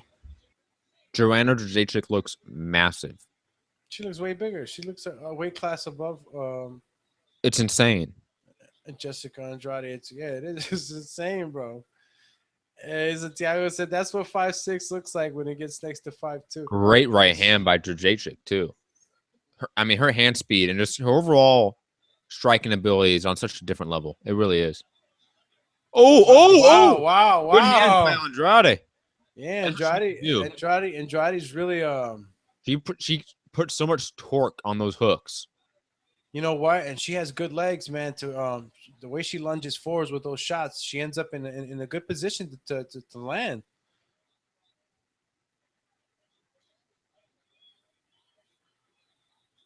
Oh, great knee on the inside. You know, Joanna, she's gonna go into her Muay Thai zone, man. She likes throwing her elbows and knees around. Mm-hmm. And plus, Jędrzejczyk is also a slow start. Wow, am I seeing some hemorrhage, maybe a hematoma on Joanna's right side forehead? Well, you might be right. It could have been due to headbutts or something. Yeah, I see it too. It's starting to become noticeable. I don't know where that came from though. Hopefully, we get it in between rounds. The producers over there can show us a highlight of what led to that. Wow, Jessica's on the money right now, man. Didn't I tell you, brother? What do you mean? Did you tell me? You were like, she's gonna get fucking wrecked. No, I told you. Small. I told you that if Andrade had a shot, it was her to take it to the ground. Joanna Jędrzejczyk back up, putting her against the cage right now. There we go, reversing position. Oh, elbow! Oh, what a knee! Oh my God, that knee was disastrous. Oof. Oh man, why is she taking those knees, man? Oh. This is painful. Knees to the body are like one of the most painful things in the world. If you've not been knee to the body in training or in sparring, it hurts. It's way worse than a body shot, like from your hands, from a punch. The way Jędrzejczyk is also able to land standing elbows with almost little space, but yet get off the speed and torque and power is really incredible. Well, so far, Joanna hasn't been dominating. She's definitely when they're at this range, she's dominating. Well, yeah, right now, but she's not throwing as much as she usually does. True, but she's a slow starter. No, she's being a little tentative, man. She's being a little tentative because she probably didn't like that feel of a that little Little question taekwondo mark kick. Question mark kick. That was pretty good. They're sneaky too because you think they're gonna be a body kick, but they snap up to the head.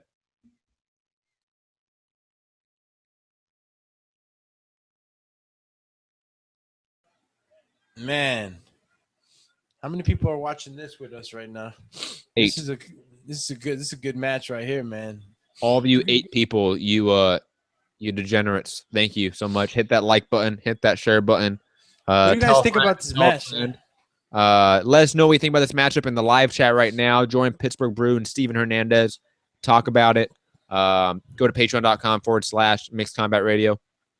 Because we've been on the air for, God, what is it? 5 hours now? 3 hours now? I don't know. It's been a shit ton. We've been on since 5 o'clock. So 4 hours, 4-hour show, and we aren't even close to being done. Hit that like button. Yo, right now, this girl Andrade definitely impressed me with her strength, man. The way she was able to dump Joanna on the ground. How would you guys score it at this point? Oh, she did it again. Shit. Yeah, 10-9 round for Andrade. She has strength, man. But it's close. It's a closer round than I think Alex is thinking right now, or at least commentating as. I think Jacek has landed the far superior strikes. Andrade has definitely pressured in the grappling. I can see either person getting that round. That's a weird hematoma. I mean, what led to that? Boom! That shot right there. You saw that left. Oh yeah, that left. Yep. That left shot, man. Shit. Started laughing at her. Then Alex, what's your unofficial scorecard? For this round? Come on, bro. All day, Jessica. I guess I'm the only one going. I'd actually give this a slight edge for Joanna. Yeah, I'm actually leaning Jacek. Jessica, just thinking about the round, I think she just landed the better shots. Jessica Andrade had a couple takedowns that did not do anything. She did not advance position. Jacek got right back up after those takedowns, landed the better shots. I agree with you, Santiago. I give Jacek that round 10-9, but it was close. It's a tougher round to score than most people may think.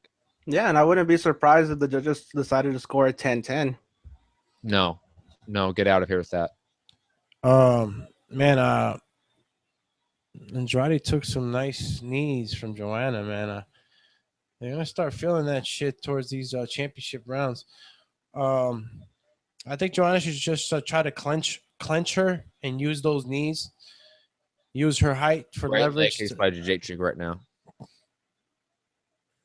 I think that's how Joanna could finish her. You know, managed to get one of those knees to the chin. Man, she has a sneaky left hook, doesn't she, Andrade? Yeah, she does. It's so fast, and she there's no wind up with it really. Yeah, it's very compact, even if it is reaching. Man, you seen that front kick? I don't know why she did that. Good jab by Jacek. She stretched out.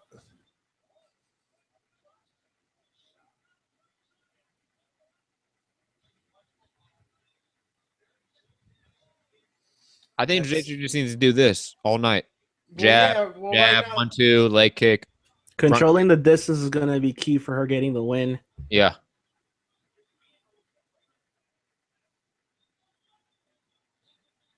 You can't win them all by devastating knockouts, man. She's gonna have to play it smart. She's met a tough opponent right now in Jessica Andrade. And God knows what level of chin that Jessica Andrade has. I don't know. I can't really make a assessment of her chin. She just got a foot to face not too long ago, so I'm gonna say she laughed at it. Oh, she got slapped with a foot, and she laughed. Good right hand.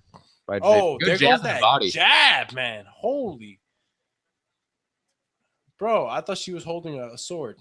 She straight with him like fencing and shit. And like Jacek has that fighter's body, like that long, lanky. Like, that's the type of body you want for fighting. Very athletic, and for her division, she's her physical attributes are an advantage, and her length and height is a part of that advantage. Pittsburgh Brew. This is Stick and Move, the MMA version. You notice how Jacek is literally just pushing Andrade out of the way, escaping out that side door. Like the lateral movement that Jacek possesses is not. I'm not gonna say elite level lateral movement, but it's elite compared to her division. Jessica Andrade does not have that lateral movement. Jessica Andrade is a plotter. She's a seek and destroyer. She's hunting you down, but she's not cutting off the ring. Or cage. I should say cage, but same thing. Yeah, and right now you can easily see that that movement and those combination punches are what's winning her the round. You know, she's keeping her on the outside. She's not letting her get in to do her thing. And every time that Andrade comes in, she just kind of moves out of the way with a check hook or something. Yeah, man.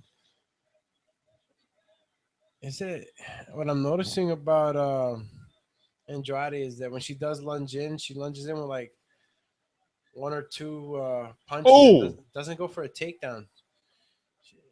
She needs God, that right hand, that 1-2 by Jacek is something else. She just did a Stockton slap. Oh my God, that's awesome. Word is born. She's been doing that the whole night. Oh.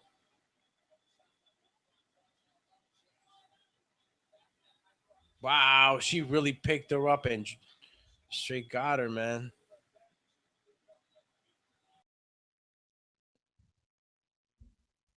What time slot are you, timestamp are you at, Alex?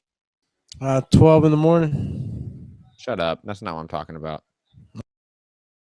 What? Oh, timestamp. 43 seconds. Okay.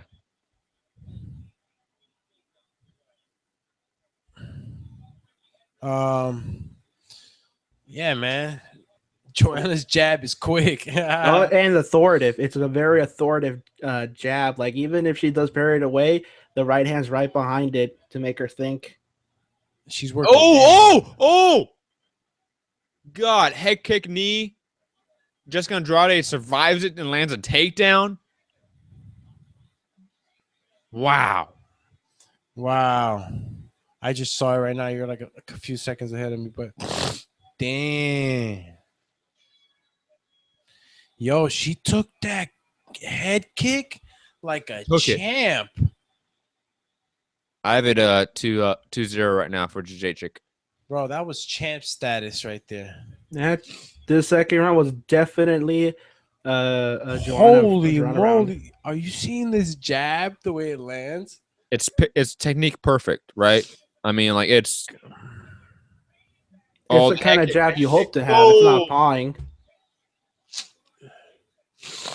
Oh man, that was beautiful. They didn't even show the knee. I know, right? And that was the most beautiful part is that she landed the left high head kick and then transitioned as Jessica Andrade was hit with it to land the standing knee. Man, you guys doing play-by-play on this channel? Yes, we are. DJ Carruthers. DJ Carruthers joining. Yes, we are doing play-by-play on this channel. If you do not know what this channel is, it's the pseudo affiliate to the Boxing Voice. It's a boxing podcast. If you do not know what that is, go to patreon.com/the Boxing Voice. If you do not know what this show is, go to patreon.com/Mixed Combat Radio. Who is winning? I think Jacek is winning 2-0 right now, though the first round was close. Alex Doomsday Lyons, a Diamond Gloves champion out of Jersey, one of our panelists, thinks that it's 1-1 going into the third round. And Santiago, our other panelist, believes that it is 2-0 for Jacek right now. Definitely the right mark on mine. We're going to see if Andrade can keep taking these shots, man. She's getting picked apart because Joanna's using the angles, and I haven't seen Andrade really go for too many takedowns. She should be going for more takedowns. Oh, another head kick.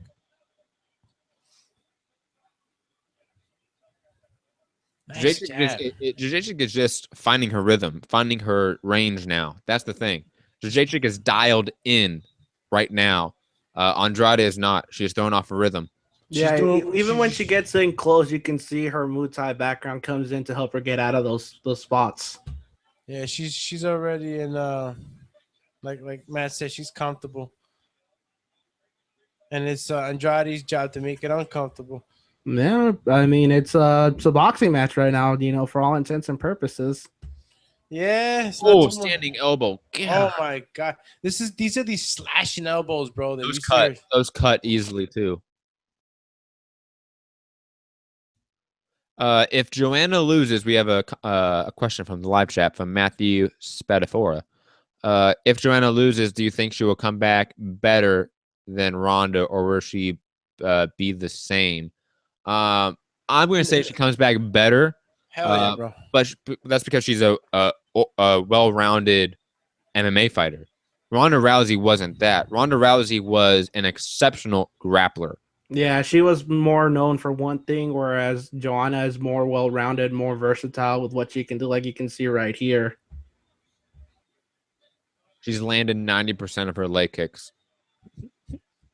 She's staying active, bro. She's landed like almost 50 leg kicks, man. And it's the midway mark in the fight. Gotta give it to Jessica. She's not making it easy. She's tough as fuck, man. Tough as fuck. And she's difficult. Like, she's an awkward matchup for a person like Jacek. Because Jacek is a long striker, but she does not want to overextend herself and leave herself open to a counter hook. She looks frustrated. She's getting jabbed the hell up. She looks frustrated, man. We have a bunch of new listeners right now. Hit that like button. Hit that share button. If you like what we're doing, check us out. Patreon.com/Thaboxingvoice. Joanna Jacek defending her belt against Jessica Andrade right now. UFC 211 live fight chat, live play-by-play by Mixed Combat Radio, the affiliate to the Boxing radio show. I hope you all enjoyed this show. And if you do not enjoy it, sorry, come back for another one, I guess. Man, I think that Andrade needs to change it up. Like you said, Alex, she needs to make Jacek uncomfortable again, like in the first round. She was making Jacek uncomfortable. She is not doing that in this round. Yeah, from the second round to right now, you can easily see that it's pretty much just been Zinzerek all the way. You cannot really pick out too many moments where Andrade has pretty much kind of made it something to think like, oh, she's probably winning the fight. And you can see that she's also making Andrade look like the smaller fighter. You can see that she's not having the same advantages she did in her last fight. True. Alex, your thoughts on the fight so far?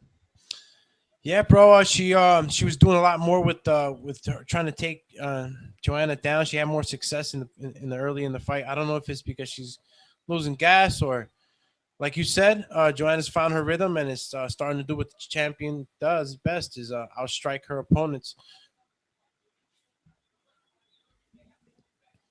Now, if Jacek wins this fight, which is looking like it's going to happen, to be honest, not to discredit what Jessica Andrade can bring in the next 2 rounds, but it looks like Jessica Andrade has run out of options. She has run out of tools in her tool belt to go at Joanna Jacek with, while Joanna Jacek is just doing her thing.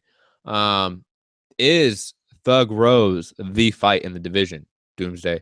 Do you think that Thug Rose is a potential challenge for Joanna Jacek? I believe so, man.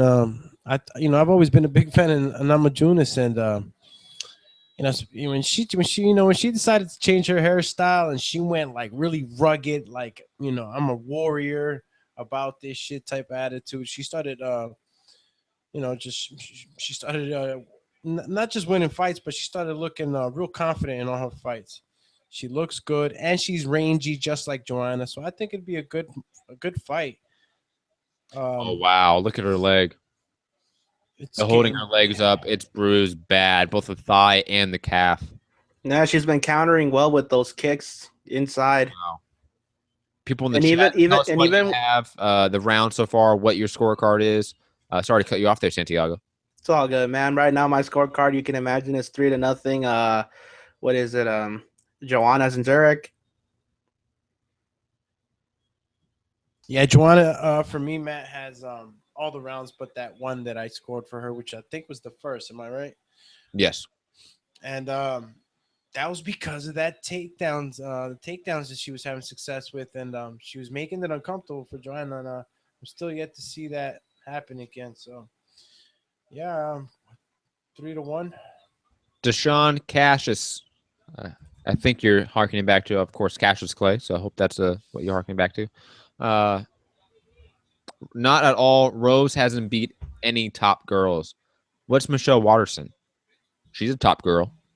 I definitely could see the argument that Paige Van Zant was not a elite level win because it's Paige Van Zant. Even though it was a big win, it was not elite level win. Michelle Watterson is. Michelle Watterson is an elite level competitor. Even she was an atom weight champion back in the day. I mean, without doubt, universally regarded as the best atom weight in the world at one point. So yeah, cannot discredit that win. Holly Holm. She gave Watterson the Holly Holm leg kick. I mean leg knockout. Sorry, to the face. You know which one I'm talking about, right, man? I do. That Holly Holm's leg kick is unbelievable. I not leg kick, or her high kicks are unbelievable. Yeah, her high kick knockout highlight of Ronda Rousey we're referring to. If you go back and look at it, was similar.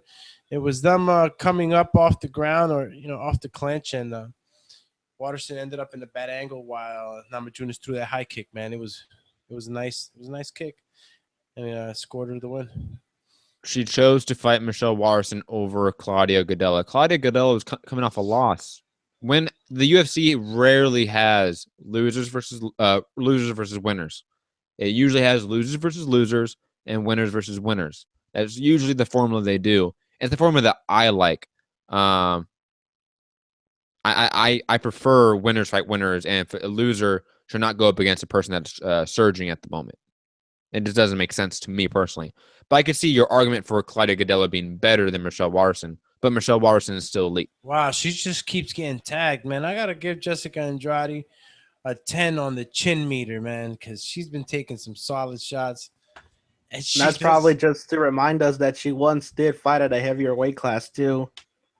God damn. Now, if Jessica Andrade learned how to cut off the cage, could she win this fight, or could she have won this fight? What if Claudia? I think so. I think if she could have done a better of cutting off the octagon, keeping her against the fence and working the inside, the dirty boxing and the wrestling, she could have, because right now you can easily see that she just looks like a straight up basic come forward fighter, just taking those shots, little head movement, not much going on. Elbows to the face. I'm sorry, Santiago. She just took another hard elbow. Yeah, you see, damn, she's deteriorating, man. She just has no answers. No answers. Joanna Jacek has an answer to everything that Andrade has thrown at her, and like literal answers, like literal counters. Every time now that Jessica Andrade throws a punch, throws a feint, Jacek matches her. She counters, throws her own feints. Just levels, man. There's levels to this game, and while Andrade is super exciting and a brute in the cage in terms of just pulverizing lower competition, there's technique there that she does not have, such as cutting off the ring. Good takedown by Jessica Andrade, going for the front headlock, but Jacek gets right back up and takes the center of the cage again. Yeah, even when she does get those takedowns, she doesn't stay there for too long. No, I mean, and I've always been in the position, if you take someone down and you do nothing with it and they literally get right back up again, it doesn't matter. You didn't do anything there. To me, that was ineffective offense. So why would I count that for you winning the round? It's ineffective. To me, that's like missing a punch. I don't score punches that don't land. Man, those kicks are really terrible, man.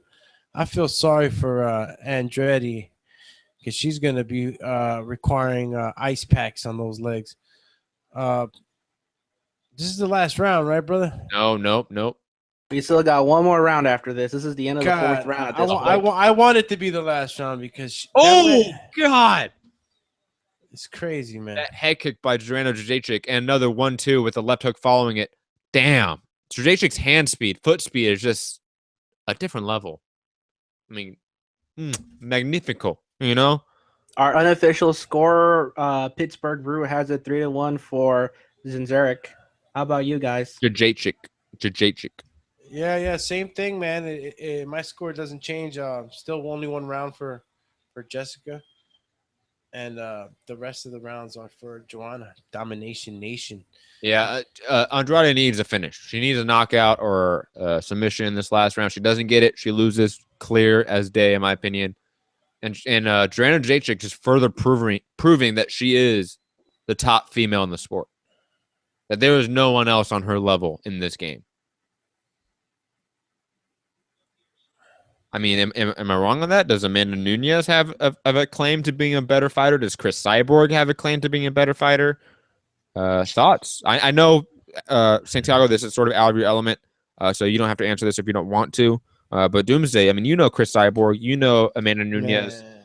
Is Jędrzejczyk better than those two women? I'm gonna say striking wise, yes.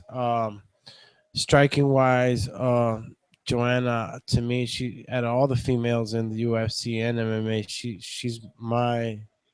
she's at the top of my list for being the best striker, female striker. I compare her to even amongst males too. Like she's better than a lot of males. Her striking ability is clean, precise, is brutal. Yeah, bro, she's definitely a better problem. than some UFC champions. Yes, on the men's side, like on the men's side, if you want. And I'm only saying that because I know there's a bunch of sexist pigs out there right now. Yeah, and it may not be you guys in the chat. You guys in the chat seem nice and cool, but there's definitely listeners right now that are thinking, oh, women fighting, fuck that. I mean, Jędrzejczyk's better than Michael Bisping, right? Yeah, of course. Listen, and this is what I'm saying. I think she's better than Cody Garbrandt. That's arguable, but I think she is. I think she's better. No. I think she's better in terms of all round MMA. She's better than DC. And personally, that says a lot considering how high you are on Cody Garbrandt. I'm super high on Cody Garbrandt. Cody Garbrandt's an insane level boxer. Yeah, that's where I see Cody. But if you're just talking about just overall striker, legs, and everything, everything. Yeah, no. Total package. Okay, you're right. Yeah, Joanna I'll still pick her. But Cody's boxing is crazy, bro. And he has knockout power. So, dude, his footwork in terms of boxing is just incredible. Yeah. But digressing, we have 4 minutes left of this fight. Let's give this fight the level of respect and the women the respect they deserve. Andrade giving a good performance. I know she does not have an answer for Jędrzejczyk, but she's not getting whitewashed, in my opinion, even though I have it right now a clean sweep. Andrade's been in there. She's been in these rounds doing everything she can. I definitely would love to see like a Jessica Andrade versus a Claudia Gadelha fight. I think that would be highly entertaining, especially if that's a main event in Brazil, an all Brazilian main event down there. I think that would be awesome for the women's sport and just. And Gadelha was Joanna's last opponent, right? Yes. No. That was Carolina Kowalkiewicz. The one before that was Claudia Gadelha, I believe. I could have got that switched up, but I believe that's what it is. And now Carolina Kowalkiewicz is fighting Claudia Gadelha, in case you did not know that, anyone out there listening. Those two, quote unquote losers, who've lost to Jędrzejczyk are now fighting each other. Sort of like Henry Cejudo fought Joseph Benavidez. 2 guys that lost to Demetrius Johnson to sort of figure out which one was better. Man. Stick and move, man. Pittsburgh Brew said it earlier. This is stick and move. This is technique over willpower. Body shots, body kicks. She's God, that right hand. That short, compact right straight that Jędrzejczyk just landed. Impressive. Andrade really throwing everything she has right now, trying to get that finish, trying to start that brawl. If this does devolve into a brawl, Andrade has a chance to knock her out. I'll just put that out there. Or at least change the fight. He always got a puncher's chance, but she's a little too wild. She has to try to set up at least one of those bombs with something else, with a jab or no jab. And that's the thing. Like when you are the shorter length opponent or shorter reach opponent, it's really hard to win the jab battle. It is. You have to do other things. So I don't really knock her too much for not having a jab, because even if she was using the jab and trying to utilize that and implement that in her game, Jędrzejczyk would have beat her in the jab by far because just the reach. It's too vast of a difference. It's too apparent. Way too apparent. She should have tried to take it to the ground right there. Nah, I don't think so. I don't think it would have mattered. With a minute and 20 seconds left, you need the knockout. I'm sorry. Or the submission. Or the submission. But this is so hard to advance to position and gain a submission in a minute. Especially in the 5th round when you're all sweaty, there's blood. It's very hard to do that.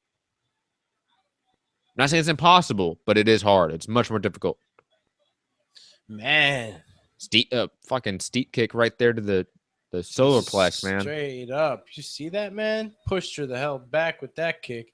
She got hit with the "This is Sparta."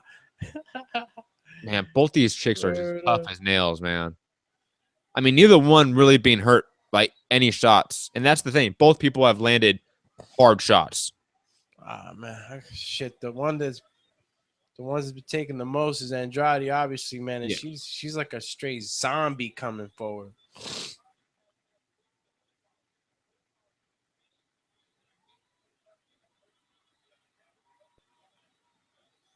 Oh, great right hand by Jacek. End of the fight. Wow. Great performance by Jacek. Another sign that she is just a level above all these women. And a lot of these men too. Man, I wish I had the clap sound bite for her right now. She deserves it. Hell of a performance. That's a championship performance right there. Yeah. Credit to Jessica as well, man. Shit. She did not stop coming forward. And wow, look at her head, bro. Holy moly. Oh, that left shot, that right shot. Wow. Santiago, thoughts on the fight?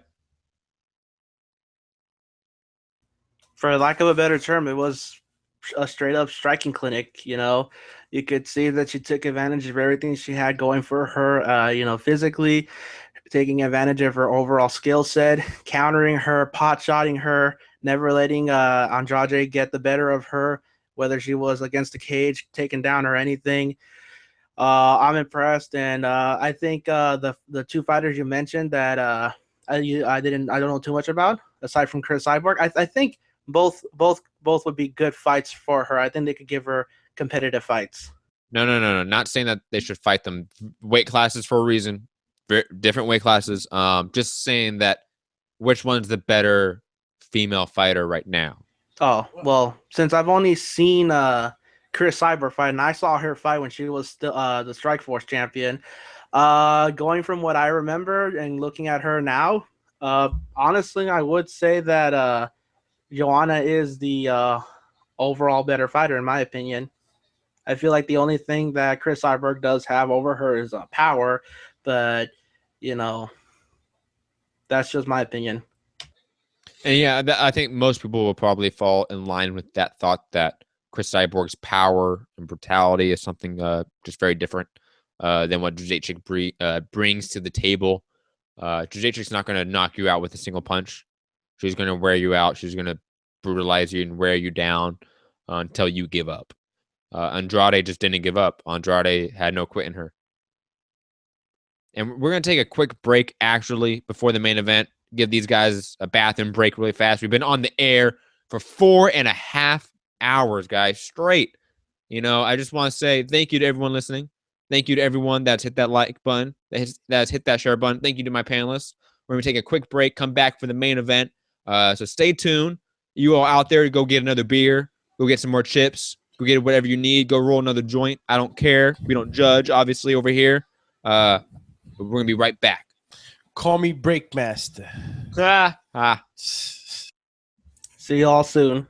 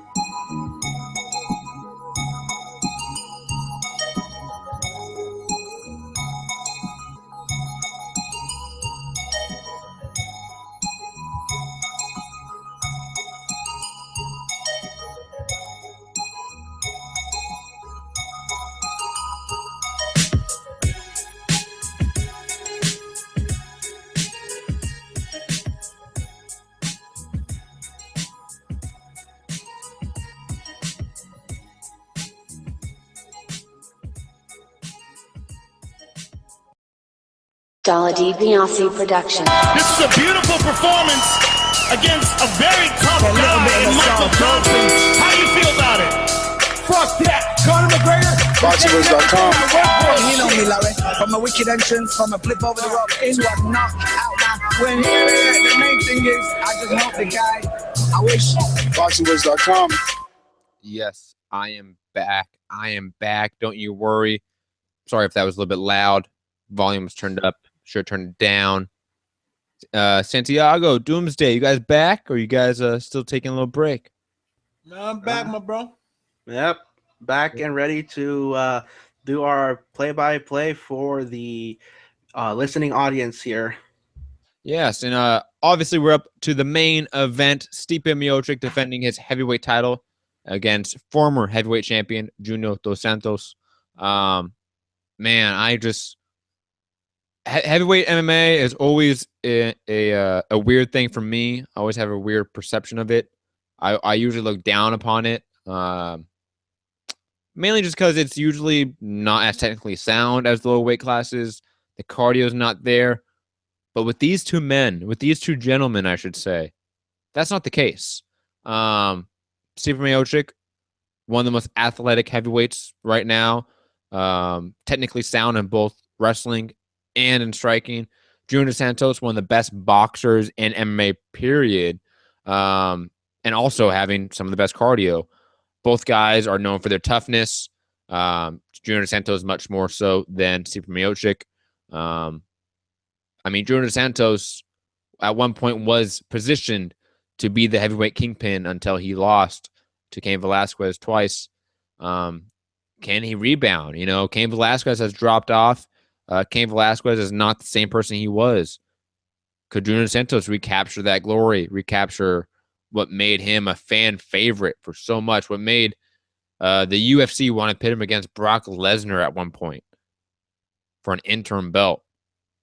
Because that's how much they believe in Junior Dos Santos and how much they believed that he could become a star, is that they wanted him to be put over on Brock Lesnar. So I think this fight's going to be technically amazing to watch. I think it's going to be a war, just like their first fight. If you have not seen their first fight, don't go watch it now because you're watching this show. Why would you go watch it now?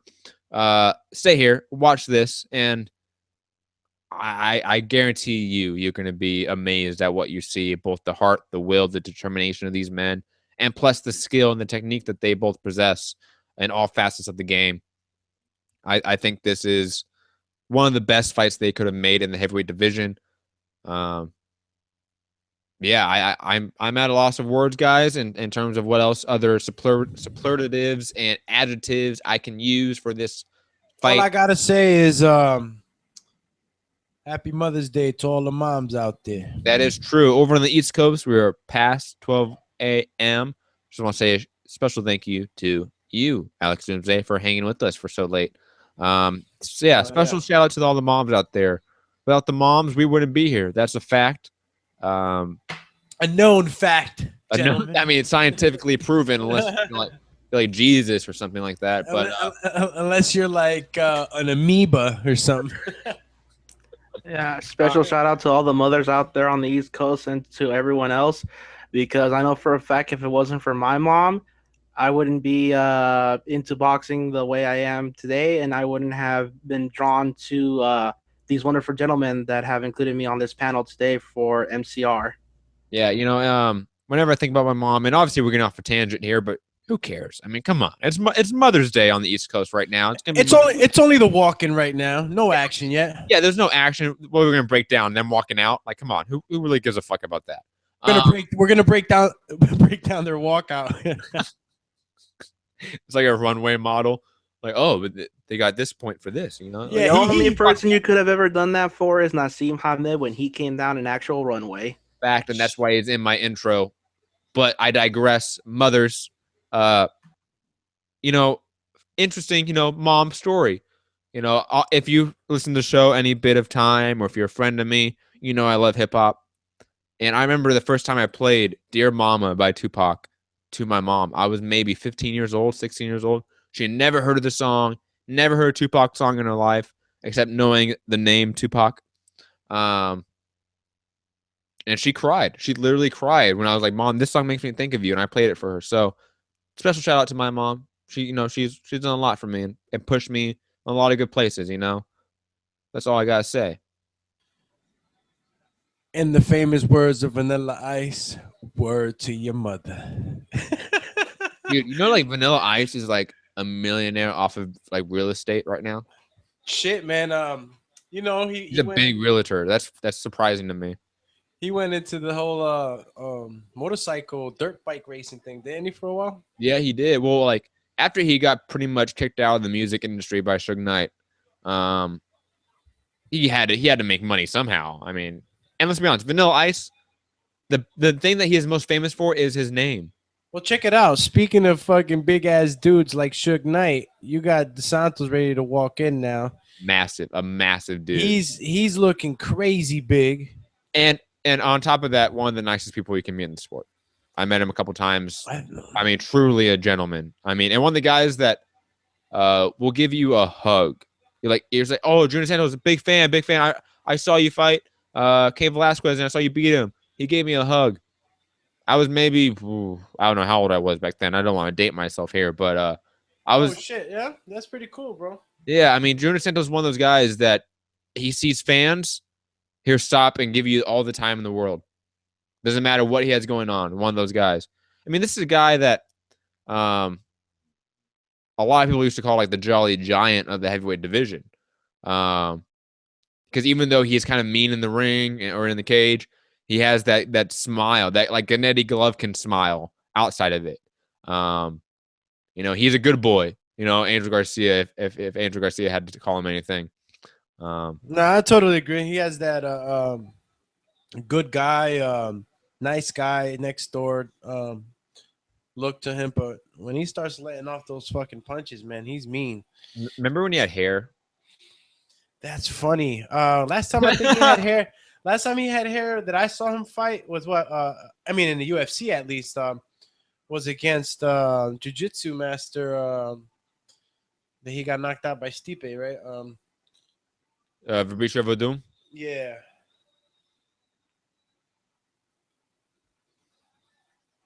See how Stipe comes out?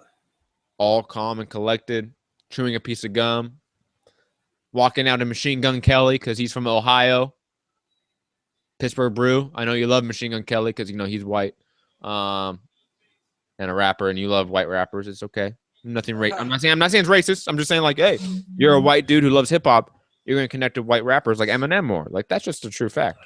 And obviously Stephen Miocic being from Ohio, being from Cleveland, and really repping Cleveland. I'm not surprised at all. He comes out to Machine Gun Kelly. And I'm pretty sure he walks out to Machine Gun Kelly all the time. I want to say Cody Garbrandt walks out to him as well. He's another Ohio boy. A lot of the Ohio guys in the UFC or women walk out to Machine Gun Kelly. I believe Misha Tate, being from Ohio, walked out to Machine. No, not Misha Tate. Who is it? She walked out to like Katy Perry. Fuck, who is it? I forget who, but there's a prominent woman in the bantamweight division, I believe, that walks out to Machine Gun Kelly. It might be like Alexis Davis or call you Machine Gun Face. But yeah. Yo, they're about to get in. Stipe is getting patted right now. Patted by the cross because he needs that shit, but to be devastated. But I will say this: Stipe Miocic, lean man. He's such a lean heavyweight. I mean, compared to guys like a Mark Hunt or a Derek Lewis, I mean, the guy is the creative fighter. He's a creative fighter heavyweight. Same as Junior Santos. I mean, they're both guys that if you were a heavyweight in fighting, you would want to have their physiques. Definitely like a step below Anthony Joshua physique. Yo, Anthony Joshua would have been cracking with these guys too, I think, man. If Anthony Joshua was a heavyweight, what you think? You think he would have been knocking some of these guys out? Talking about Anthony Johnson? Yeah, Anthony Johnson. Anthony Johnson could have done well at heavyweight, never be a champion. Same with light heavyweight. I think that was just a limit he would never beat. He does not have the mental fortitude it takes to go from a contender to a champion. because there is a big difference between those two. Especially when you're talking about people like Daniel Cormier and John Jones at the top of your division. I mean, that's just a hard ceiling to break if you're anyone. Alexander Gustafsson is one of my favorite fighters and one of the best fighters in the world, in my opinion. Could not break that ceiling. Could not beat those two guys. And I don't think that's a knock on Gustafsson or anyone. You don't beat Daniel Cormier, okay. If John Jones didn't exist, Daniel Cormier would be a 2-weight division champion right now. Especially if Cain Velasquez didn't exist and John Jones didn't exist, and Daniel Cormier had free reign to be either at heavyweight or light heavyweight, he'd be a 2-weight division champion. Call you 2 division. It's about to start right now, and I'm excited right now, bro. We've been waiting for it all night. It's 12:50 in the morning on my end in the Eastern region here in Jersey, and this is what I've been waiting for. You know what bro. it sounds like right now? What? I broke my back. What do you mean by that? My back is broken. What, a vertebrae or what portion? A vertebrae. It sounds like some bitching complaining over there by Doomy Doomsday. Hey, shout out to Alex staying on so late for himself. You know, I mean, for me, I don't go to bed till 3 in the morning. So, Call Santiago the Nighthawk. I don't know if you guys remember, but I was actually on a a 7 a.m. Call for the TVV when they did a morning show for Vargas Brook. I remember. I don't. I wasn't. I do. Because I remember not saying Vargas. something. Kelbrook versus Jesse Vargas? Yes, it was just before they announced that Golovkin was gonna fight Brook.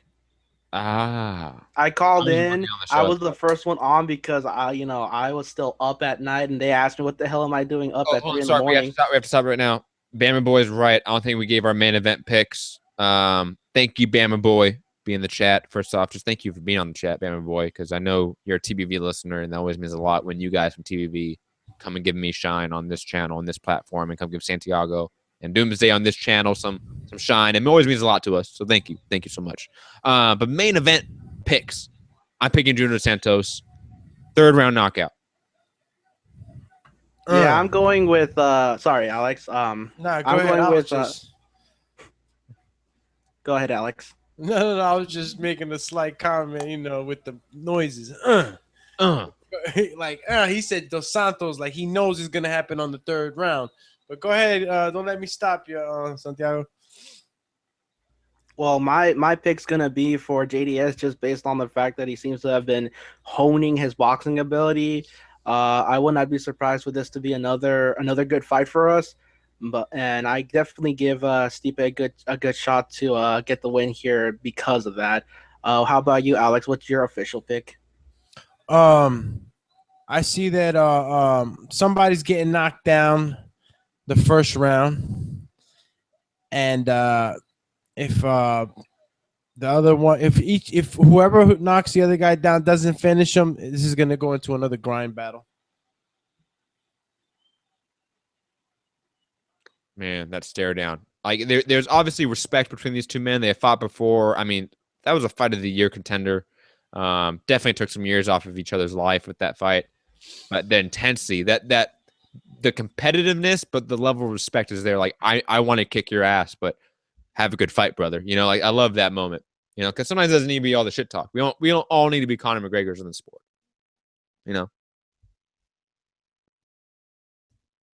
Here we go, baby. Heavyweight. Anything can happen.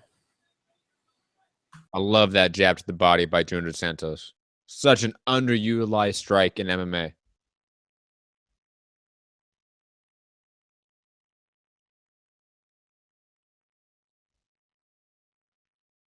I know you guys muted yourself, but it's the main event. You guys can talk about it. No, I'm very, very focused on the fight, and what I'm seeing is that Stipe's shit talking from the beginning.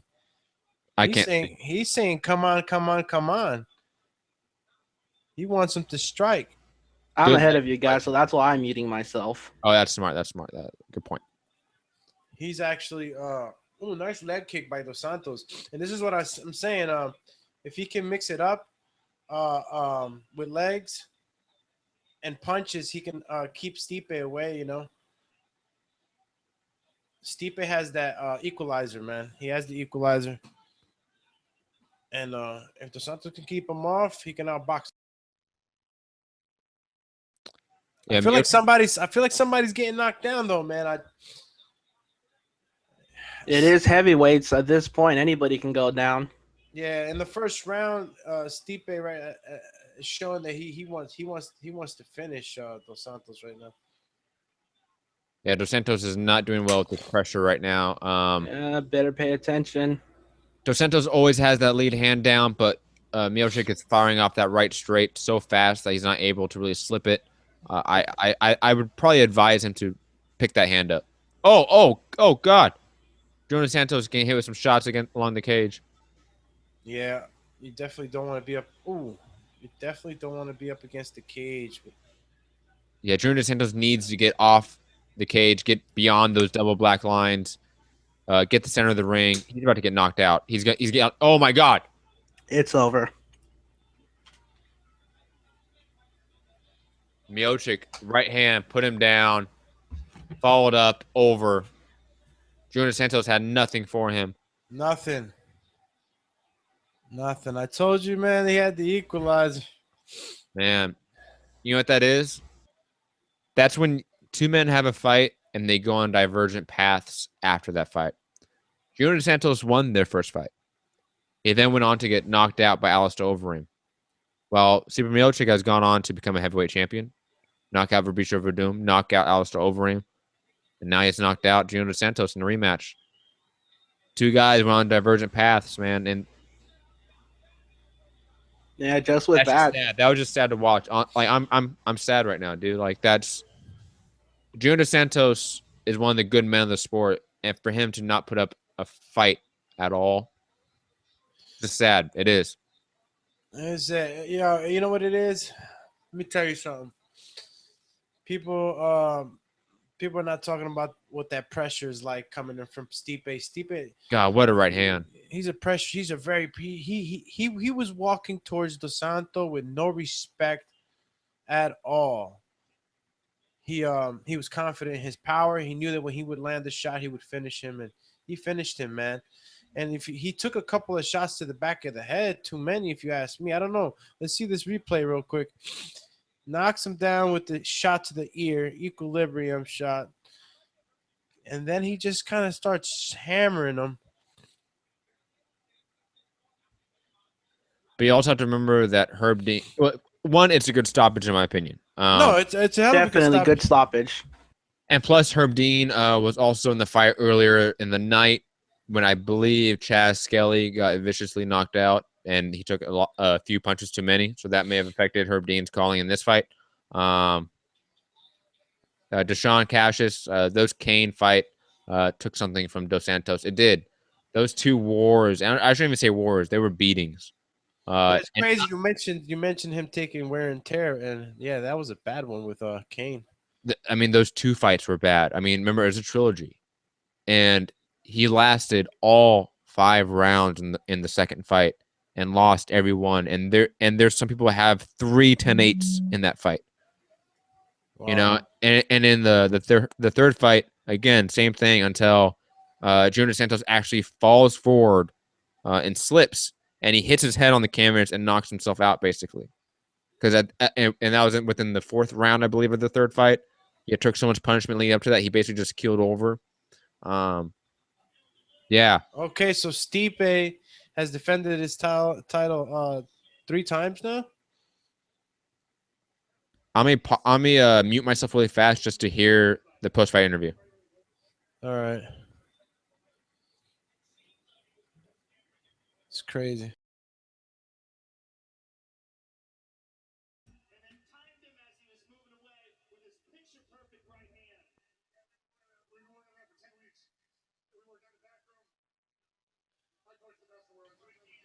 It was just it was a nice right hand, man. Knocked him down. Equilibrium went to shit with that shot.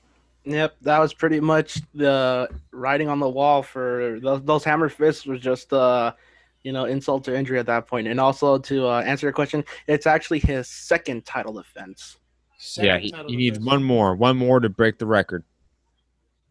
Well, what do we think, guys? Does this guy defend it a third time and hold it according to what he has just showed us? Well, it depends on who he fights next, obviously. Yeah, that's gonna be the biggest thing. Obviously we can't say anything about this performance because as Matt has basically alluded to, they took such different paths, and we could see it in this fight.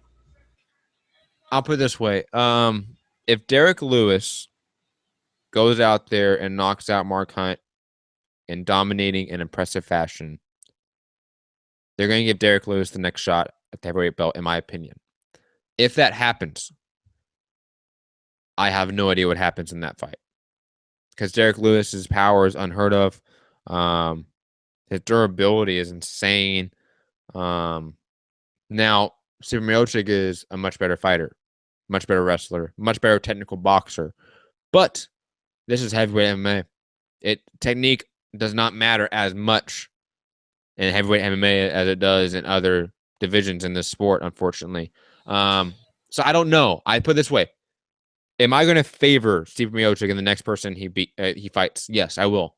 No matter who it is in the division, he should be favored, and I will pick him over him, over anyone. But man, it's heavyweight MMA. If Junior Dos Santos landed that right hand, it could have been different. I'm not even trying to take away the win from Steve Miocic. I'm just saying that this sport in this division with those small gloves, man, like it's so quick. It takes one shot, so much more so in this than it does in boxing for heavyweight division in boxing.